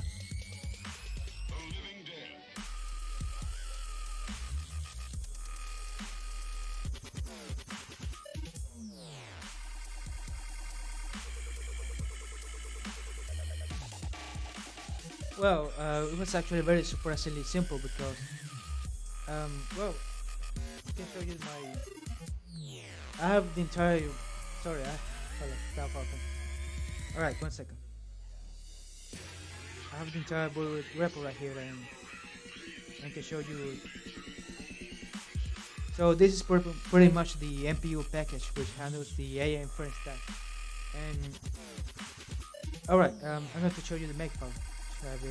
I believe it may be more useful. And by the way, you can see this all on GitHub, so you can check it on there too.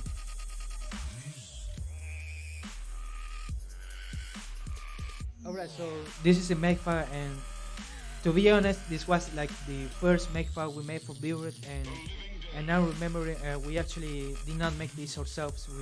We looked for help because we were still learning. However, you can find examples of this online. What this does practically is it takes these libraries from here.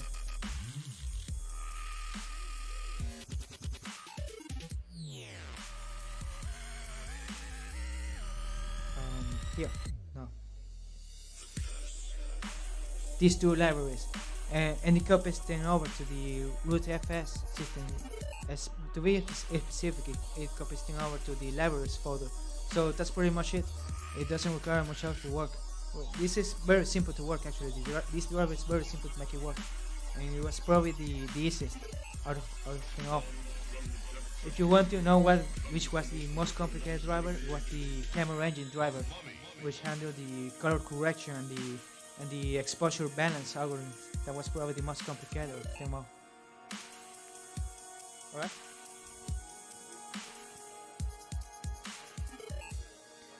Yeah, sorry. Supports TensorFlow and any kind of AI model out there. I don't remember all the names right now, but on the documentation, you may have it right here.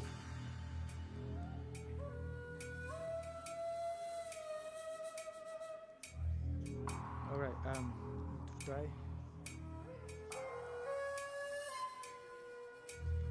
Alright, I'm not going to search it over right now, but yeah, it supports TensorFlow and other kind of AI models. I am aware it also supports some conversational models as well, and some other face recognition models or OCR models for license plate recognition, which is something we already have working on. And it also supports gesture recognition as well. And yeah, that's pretty much it. Yeah, anything really. There's no limit to it. Yeah.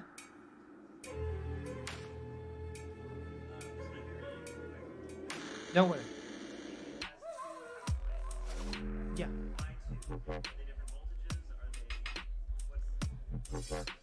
All right. Yeah.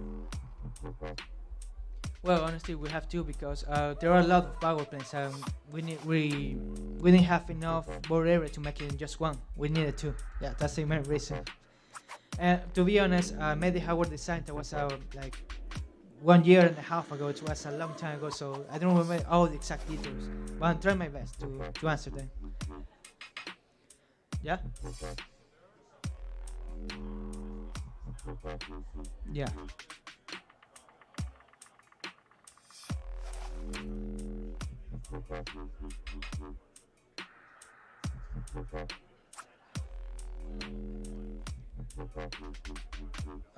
Sorry, I didn't hear you very well. Please, can you repeat it? Thank you.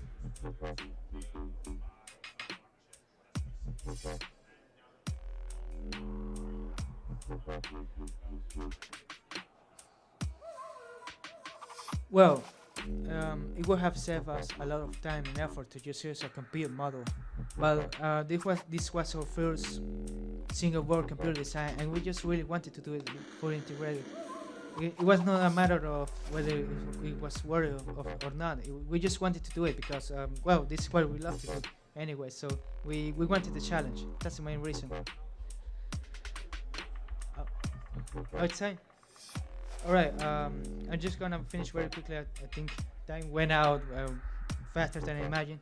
I also want to thank Gabriel for developing.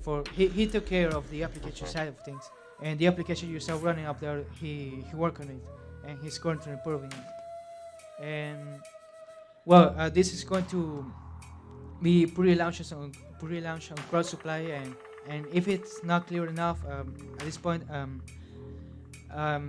this is we are targeting this as an open source product development kit, so people can buy and modify and make their own ideas with it.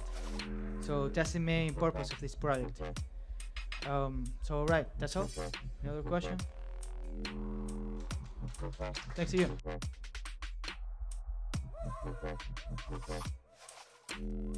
Okie doke.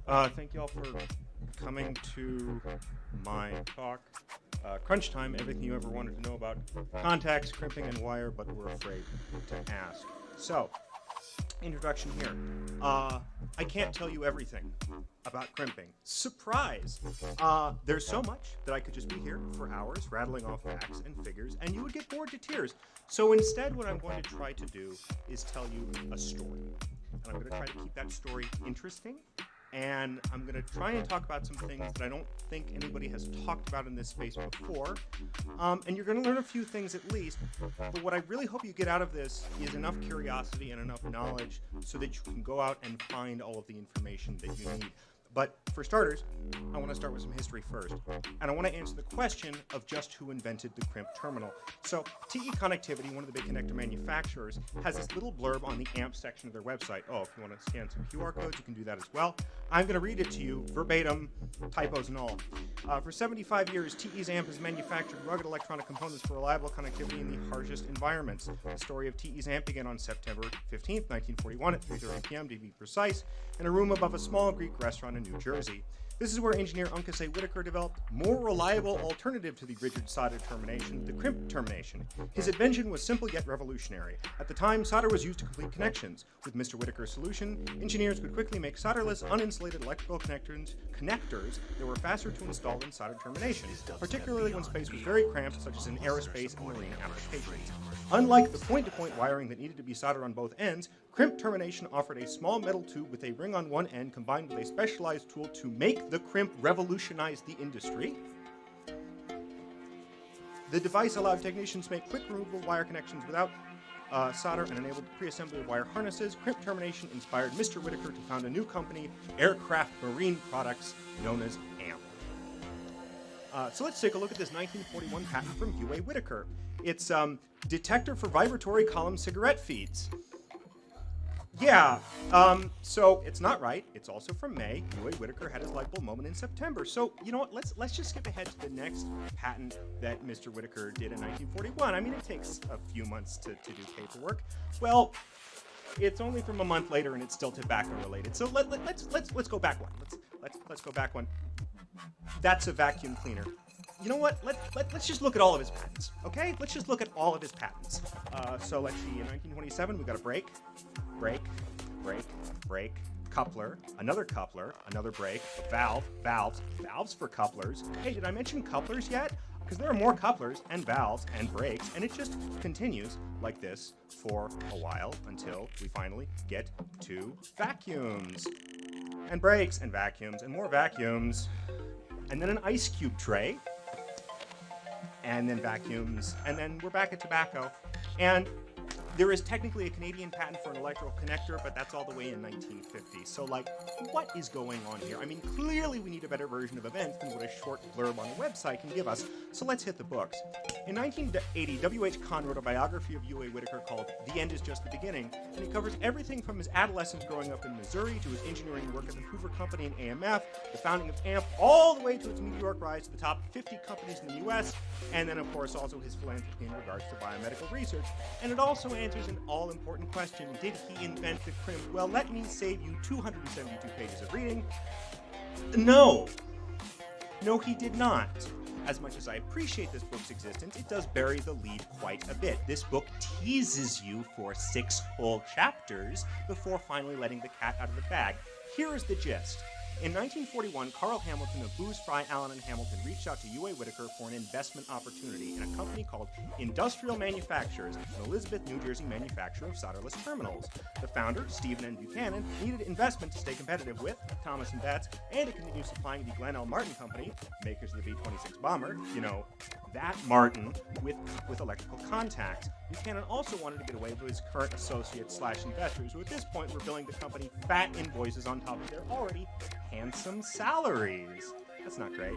So Mr. Buchanan and Mr. Whitaker had their first meeting in June of 1941, and then after months of discussion and a bunch of market and patentability research, the deal finally happened, and the first ever board meeting of Aircraft Marine Products happens on September 15th of 1941 in New Jersey. And then our first ring terminal appears as U.S. patent 2,379,567. Electrical connector, filed December 3rd, 1941 by one Stephen N. Buchanan. Okay, so who is Stephen N. Buchanan then? Well, what I can tell you is that Stephen Nelson Buchanan was born on the 19th of November of 1886 in Swain County, North Carolina. And I really can't tell you much about his early life up until his early 30s. Apparently, he worked for DuPont and then later the Baltimore Dry Dock Company during World War I, where he became a master electrician. After that, he worked for a general contractor in Baltimore for like 5 years. But then I do know that in 1925, he got a job with Thomas & Betts in Elizabeth, New Jersey, and worked there for about 15 years and racked up about 30 patents. In his personal life, around this time, in 1933, he got married to Elizabeth K. Prender of Washington, D.C. The newspaper said he was a widower. Who was his first wife? I have no idea. By 1936, he's living at 2700 Connecticut Avenue in D.C. with his wife, who at this point has been admitted to practice law in front of the Supreme Court, so that's pretty cool. Around in 1939, they move into a very nice house at 5205 Massachusetts Avenue in Westmoreland Hills, Maryland. Pretty cool, huh? And then, of course, in 1940, he leaves Thomas & Betts and starts industrial manufacturing. And then, of course, he starts AMP in 1941. And then, on July 1st of 1942, he leaves AMP. Yeah, apparently him and U.A. Whitaker just didn't get along that well. Buchanan fancied himself a sales engineer, which apparently he wasn't very good at. Here's a quote from Whitaker. The one really great unsolved problem and headache is our mutual friend Buchanan. I thought I had encountered personnel problems before in my career and also had a little conceit that I could handle them. This old fellow would require a whole staff of personnel experts to control, or at least I haven't hit the answer yet. I still have a few more tricks to try, so I haven't given up. I may have to request a more positive definition of the organization set up by the directors, especially as to control of sales activities. After Whitaker made it very clear to Buchanan with a new organizational chart, it was only a couple of months before Buchanan headed out. And sometime around 1945, I think, according to some trademark records I found, Buchanan founds another company called Buchanan Electrical Products, this time in, well, still in New Jersey, which Elastic Stop Nut Company gets majority share of in 1947. And what do they make? Well, it seems like there was a big emphasis in commercial electrical and house wiring, probably due to all of his time spent at Thomas & Betts. So, you know, it's stuff like screw terminals, cable glands, junction box hardware, solderless terminals, and crimp tools. See, one of the earliest ones I can find is the Buchanan Lock Seal, or Fracture Tool, part number C24. The idea is that you twist some wires together, you slip a copper ferrule over the top, and then crimp, except, as you can see in this patent from Fritz Deutschel, the crimping action is actually these 4 metal teeth that move inward, sliding along on ramps, and bite down, creating 4 equidistant oval or bathtub-shaped indents around the perimeter. Then you clip off the extra wire and slip the plastic insulator over the top. They also made more normal-looking stuff. Take, for example, this 11545 for doing ring terminals. This is what we refer to as a parallel action crimp tool, and it's open frame, and it just switches the terminal and makes what we call an oval-shaped crimp. If we flip it over, we can see that this one, and zoom and enhance, we see that this one was made sometime after Elastic Stopnut and Amerace, which is a rubber company, merged to form Amerace Esna in 1968, but this must have been before 1990, because Amerace then sold Buchanan Construction Products to Ideal Industries, who, by the way, are still selling the C24. And you can see how the 11545 was the inspiration for this tool they made later, the 620175, which, if we flip over, we can see was made by Astro Tool Corp in Beaverton, Oregon. In Aloha, actually. They also make the 11545. So, so according to Astro Tool, they purchased the tool division of Buchanan in 1986. And I can't corroborate this for most of Astro's history timeline, because 50 years ago, everyone and their mother was naming their tool or die or mold shop Astro. And also, I've spoken to some people in the industry who have given me more reasons to doubt Astro's origin story, but we're just going to put that aside for the moment, because they claim, and I think this is fair, that Buchanan developed the MS3191-1, and that seems plausible because another crimp tool manufacturer, Daniels Manufacturing Corporation, corroborates that, or at least they do in the history blurb of the 2012 version of their tooling catalog, but not in the 2003 or 2024 version of the catalog, and also not on the history parentheses unused section of their website, where they seem to insinuate that they invented it. DMC also claims that they developed an MS3191-4, which, confusingly, Astro still manufactures, but DMC does not. Anyways, the MS3191-1 is a 4-indent crimp tool like the C24, and it takes a removable locator. That's the piece of metal that the contact slides into. And it looks like this. They come in different sizes for different contacts. The MS3191-4 is also a 4-indent crimp tool, but the difference on this one is the incising diameter, that's the amount that the teeth move inwards, is independently adjustable by that red knob on the back, as opposed to the -1, where actually the different locators would dictate how much the indentures go inwards. It also has this turret style of locator, where you just turn the knob on top to take the pull that you want. You push down, it locks it into the body, and then you push that lever there and it pops back up. You can see in this bottom view, that's the locator assembly. It's just a series of holes, and that's all a locator really is, because the depth of the hole is important, because that determines where the indentures along the length of the contact actually crimp. And there's a lot going on here, and I think a good place to start might be by trying to figure out just whatever the heck, I think that's MS27426 is, crimping tool kit? So we're going to go straight to the horse's mouth for this one, the DoD's Quick Search Assist portal. Now, do not be scared. Per their FAQ, this is the public one. No spooky clearance is required. No one is going to show up to your house in the middle of the night if you read anything from here. So, do a search, we get a hit. It's a toolkit. Good. We got, I don't know, maybe those are crimp tools, and that kind of looks like a wire stripper, but, oh, this one's canceled. Use MIL T83507/7. Okay.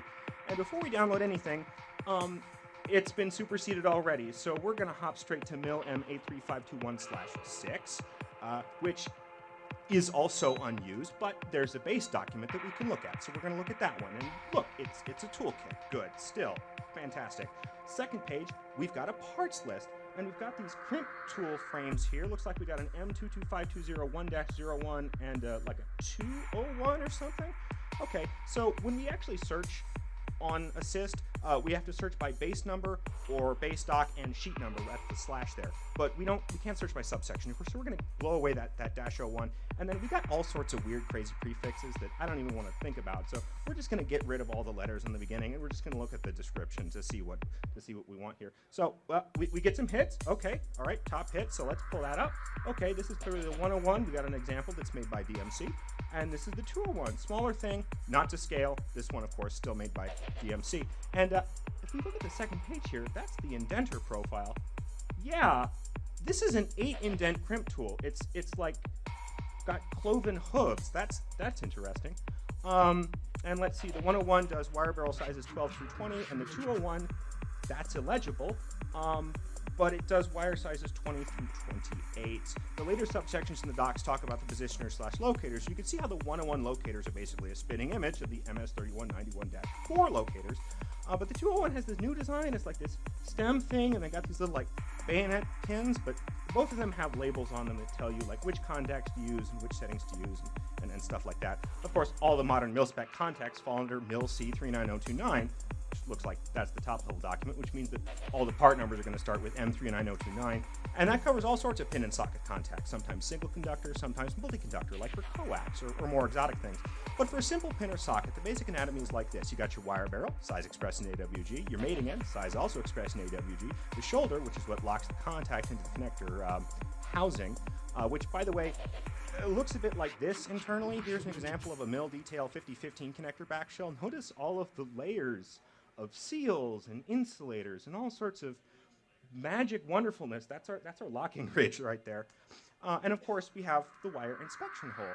The wire should be stripped long enough that you can see it through that hole, but obviously not so long that it's hanging off the back.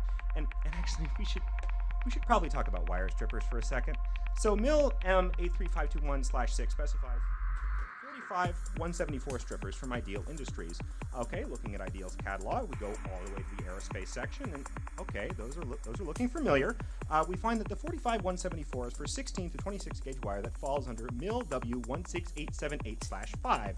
That which is wire, PTFE insulated and rated for 1,000 volts, which is like ridiculous. I mean, we don't need 1,000 volts. I mean, like, look, I have some, but we could probably get away with, like, I don't know, 600 volts. Then we could drop down to M16878/4, and we could save 0.0009 inches of insulation thickness. And then we could use the 45 177 like this one.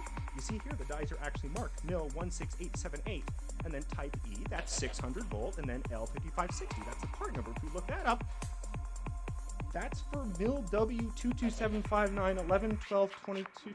What the heck? Okay, this is the 22759 document. Is that the same as 16878/4?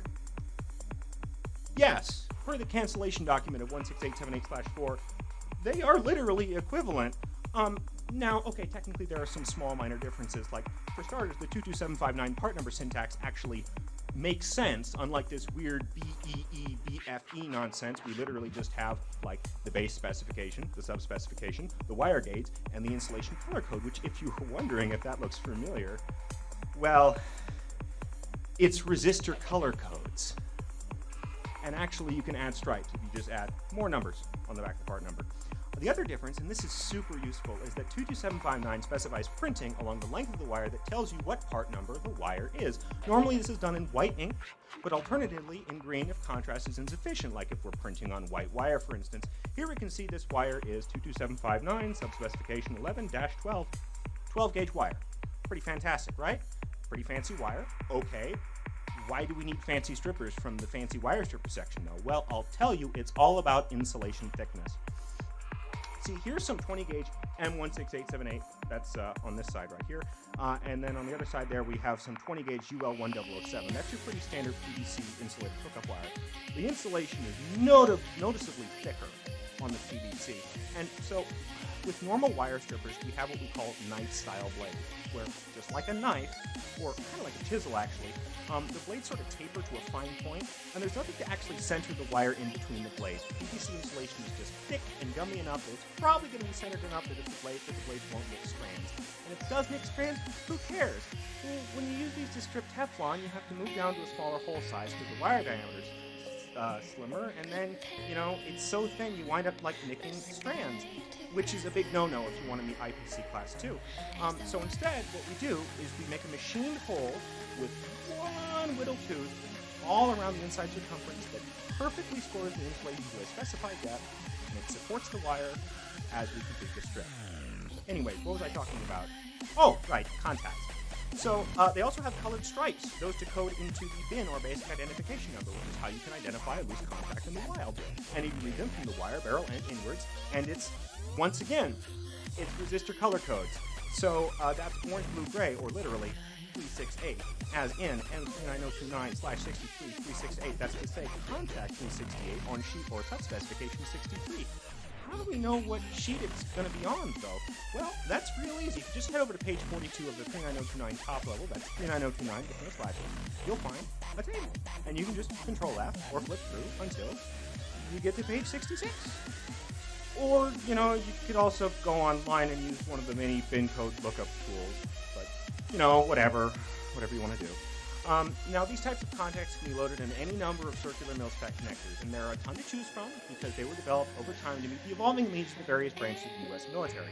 There's too many to really get into here, so if you want to learn more, I seriously recommend this slideshow from Spacecraft Components. It gives an absolutely wonderful history and breakdown of all the hows and whats and whys behind all of their existences. But I will mention sort of the latest one is the MilDTL 38999, which is available in several different mating mechanisms, bayonet low profile, quick start mini thread, and this breech lock thing, with all sorts of different pin configurations, a bunch of tiny pins, a few big pins, mixtures of tiny pins and big pins, whatever you want to do. And they're really nice, and that's really cool, and that also means they're expensive, because each individual contact is machined and gold-plated, and some of them are even multiple pieces, like you see the sleeves on those. Don't even get me started on how much the connector bodies cost.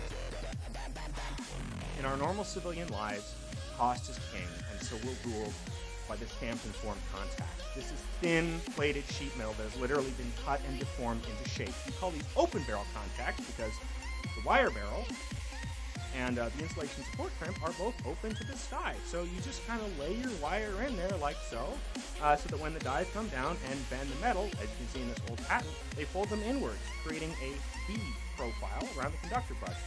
A second stage usually also forms the insulation support. And everything's got to be just so.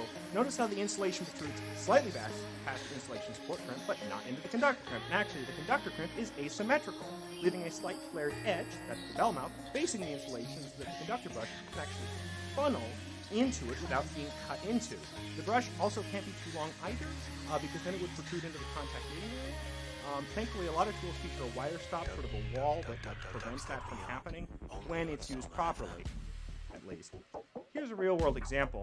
If we zoom in, I want you to note the bell mouth right there, the conductor brush visible on either side of the conductor crimp, and the insulation support crimp, which in this case does not look like a V crimp. And that's actually why it's really important to always consult the instructions that come with your crimp tool, so you know what to look for. And for gosh sakes, use the right tools. Crimps aren't just folding metal around wires. Proper crimps are made with force. Open or closed barrel, doesn't matter. You can see how the copper wire inside this 4-indent-shaped machine contact has been pressed into a solid mass. Here's what that looks like on a V crimp. Obviously, you aren't going to be expected to cut and polish a perfect cross-section of your crimp just to verify your tools are working correctly.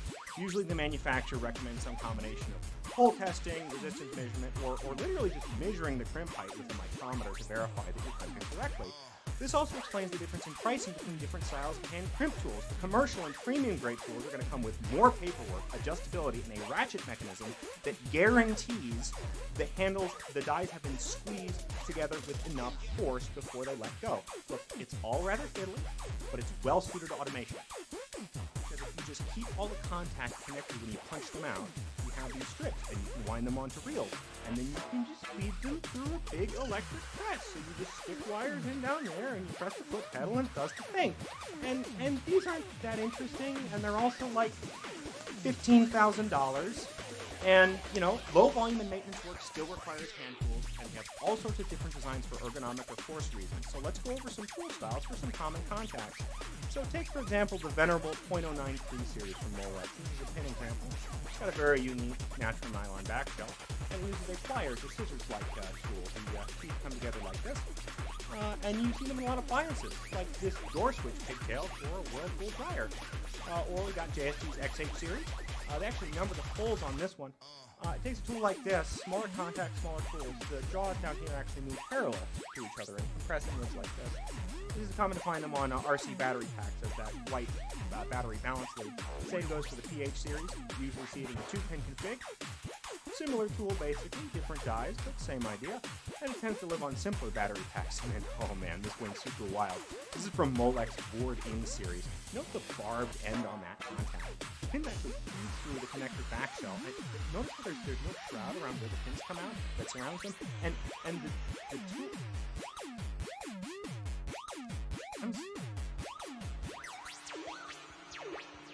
Okay, yeah, okay. So, these tools are the same, actually. And, okay, we need to talk about what's going on here. So, when it comes to the actual manufacturers of crimp tools, there are 4 main OEMs. We got Wiesag, Reinsteg, Pressmaster, and Sargent. Wiesag, oh, there we go, Sargent.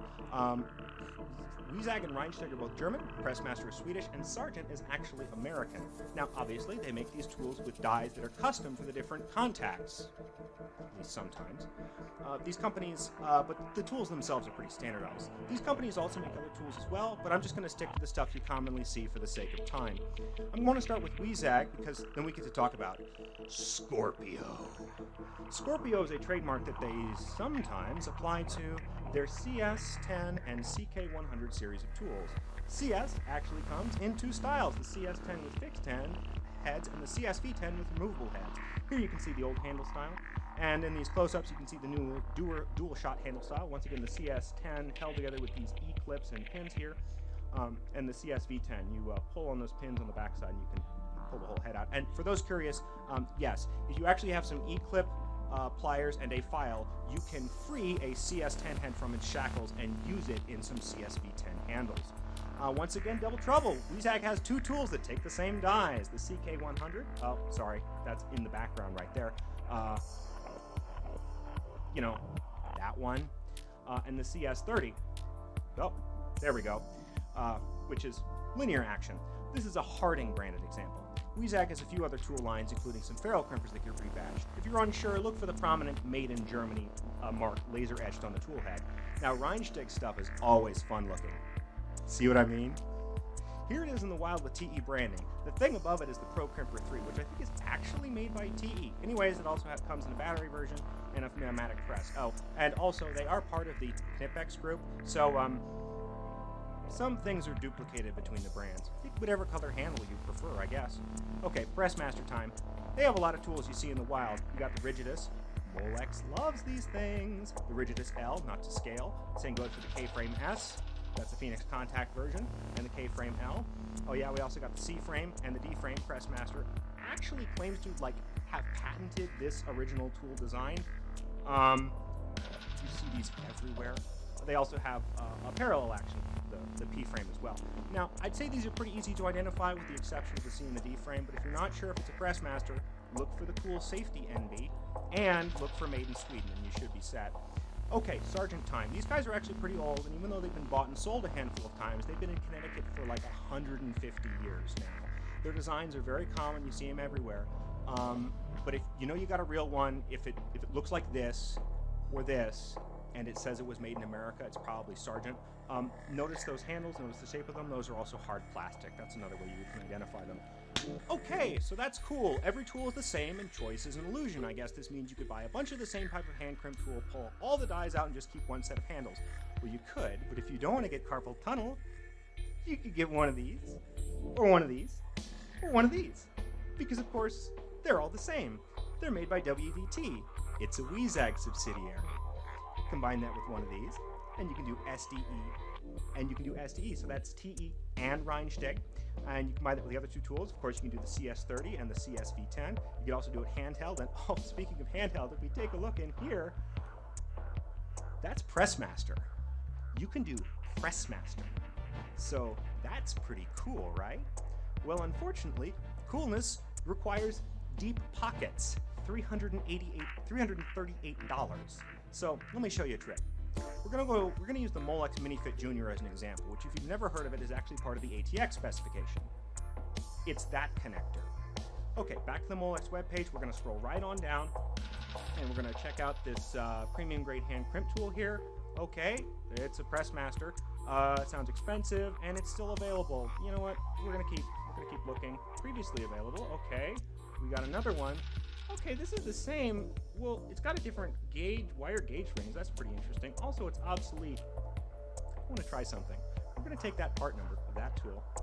We're going to have a dash right there. We're going to head over to store.crimptools.com, and we get these hits for these K-frames and these F-frame Pressmasters, or D-frame Pressmasters. What's going on here? Well, if we actually look at the blurb right here, we learn that this tool is the predecessor to the predecessor of the tool that we actually searched for. And actually, we can just go back to Molex and check, and yeah, sure enough, it's the hand crimp tool for MiniFit Junior terminals. And well, one trip to eBay later, I own one. Now, I own now my own professional or commercial grade open frame crimp tool. Unfortunately, the dies in this one are actually pinned in place. So I can't actually remove them, at least not easily, but that's okay actually, because I already own an open frame crimp tool with removable dies. Remember this guy? The 620175? The dies come out. If you recall the sticker, the 620175 is just an implementation of the M22520 5-01. Here's an example of what a typical 501 die looks like. See, it's a bunch of hexagons. That's because the 501 is mostly used for doing these hexagonal ferrule crimps on the back of coax connectors, and it can do a bunch of them. I mean, like, there are a lot of dies. I mean, like, there are a lot of dies, and that's just the mil-spec ones. If you go to DMC, DMC has 480 different dies for this thing. But actually, if you think about it, there's an infinite number of dies for this thing, because they give you the drawings for what the basic die envelope looks like. So you can make your own dies. This is a nutcracker that I made like a year and a half ago. I'm serious. It fits and everything. I just thought it would be hilarious. And actually, this is kind of the best feature. Let's say you're a contact manufacturer. You machine custom dies for this thing. You put them in this crimp tool. You put roll pins in those two holes. That locks the dies in place. Then you put your own sticker over the top there, and you sell the entire tool for $800 to $1,000. Ask me how I know this. Or, you could take the dies out and put them in a pneumatic crimping machine, like this one. Oh wait, I'm sorry. I meant that one. Okay, so open frame crimp tools are pretty cool and versatile. Actually, I guess we should just use open barrel or stamped and formed contacts for everything, right? Well, the problem with stamped and formed contacts is the problem with sheet metal. It's thin, and so it's going to wear out after fewer insertions than a solid piece of metal would. But the problem with machine contacts is that they need big, fancy circular housings, which are expensive. If only we could do like machine contacts, but with like cheap housings. Well, maybe we can. I mean, there is like Mill Detail 24308, which specifies a sub-miniature rectangular connector that you may all be familiar with. It looks like that. Notice that bin code from earlier? This is a standard density version that fits 9 size 20 contacts, and just because I want to be difficult, I'm going to use the newest. To crimp them, we're going to use the newest mill-specified 8-indent crimp tool. Now that looks like a 201, but it's green. Well, no, actually, it's a 701. It's like a 201, but it's got a bigger hole in the middle of it. DMC has a really helpful diagram. It can sort of do the middle range of crimping, which is really, really nice. And we're also going to use the newest mil-spec positioner. This is the 7-14. It's so new that it's not even part of the original series of 12 positioners. It actually only became mil-spec in September 20th of 2020, which is everybody's favorite year, of course. Here's the label. See, we got our 63368. It's right there. Fantastic. Using our lovely little locator here, this is our Crimp 368 contact. Notice how the dual indent is nicely centered between the edge of the two of the wire barrel and the inspection hole. There are strands visible through the inspection hole, but not on the back side of the contact. That's great.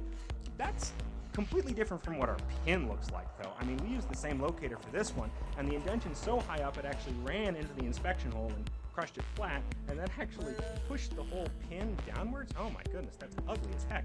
Now, some of you may have noticed this has to do with the fact that that locking collar is really, really large. It's completely inappropriate for a mil-spec contact, which makes sense because it's not a mil-spec contact. There's no bin. It's a commercial contact, which also means there's no way it's going to fit in a mil-spec housing, but that's fine. I have the correct commercial housings. The problem is going to be crimping it. You know, if only there was some sort of like universally adjustable locator I could use. Good thing I have one. And so after we just, adjust the threads on that guy, we get that. It looks absolutely gorgeous. But don't tell anyone. For the socket contacts, we're actually not going to use mil-spec housings either. You see, Amphenol has this brand of commercial-grade D-subs. They're like 70 cents a piece. And the pins that they take just so happen to have the exact same dimensional requirements as the mil-spec pins. They kind of allude to that. So we can save ourselves a lot of money because the normal D-sub back shells are like $7 a piece. So all that was really cool. And I want to leave you guys with some final thoughts. If you're going to buy new tools, I recommend you check out TME.com. They're an electronics distributor based in Poland, but they also have a warehouse in Atlanta. They also have surprisingly good tool prices, and they ship fast, even when it's coming from overseas. Otherwise, I'd say buy direct from the manufacturer. It's all kind of the same, but Astra was local, and they're a little bit cheaper, so maybe consider them.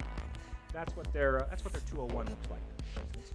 If you're buying used, I'd seriously recommend store.crimptools.com. They aren't going to sell you anything that's broken, and this is really cool. They also sell surplus connectors and contacts for a good price. Guess where I got my 63368s. And if you're in North Austin and you want to pick up in person, they'll waive the shipping fee. They operate out of a former car wash.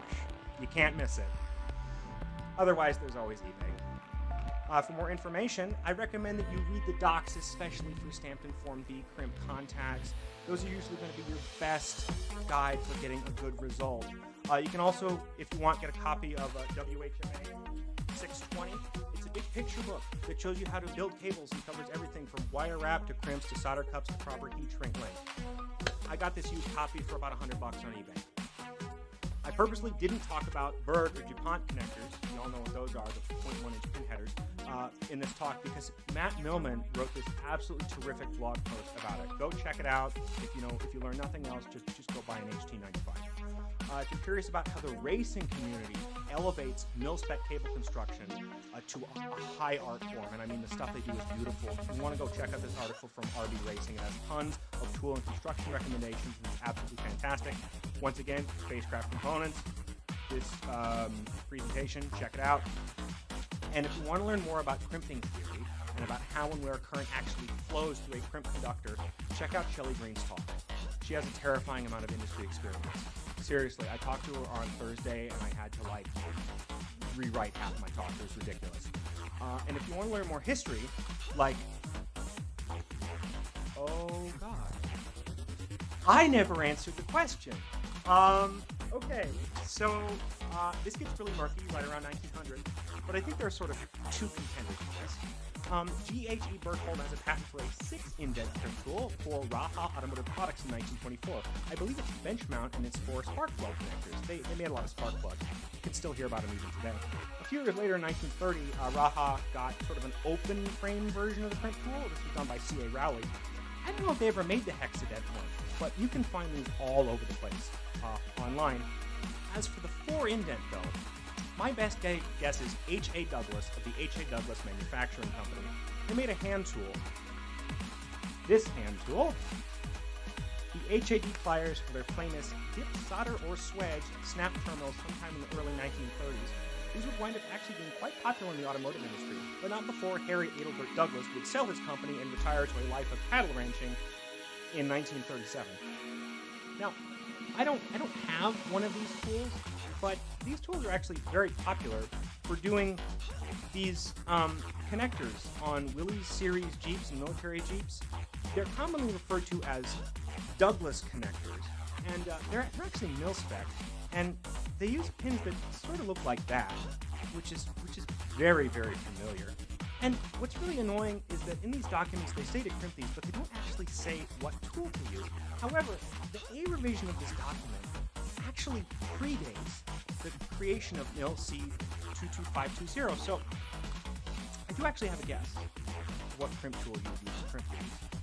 And that, of course, is the MS3191-1. I want to say thanks to the following people: Wilson, Piedmont Post Office, Wire I had to ship overnight, Sacramento Electric Supply for all of my commercial heat subs, store.cryptool.com, Matt Bell, if you know, you know, Shelly Green, once again, the Teardown organizers, my sister for putting up with me, she helped me drive up here, and of course, my parents.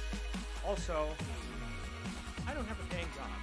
I kind of do this just for fun, and if you like this talk and you want to help me do more research and learn more stuff, because there's always more to learn, and there's links to my coffee, as well as my email. Do you have any questions?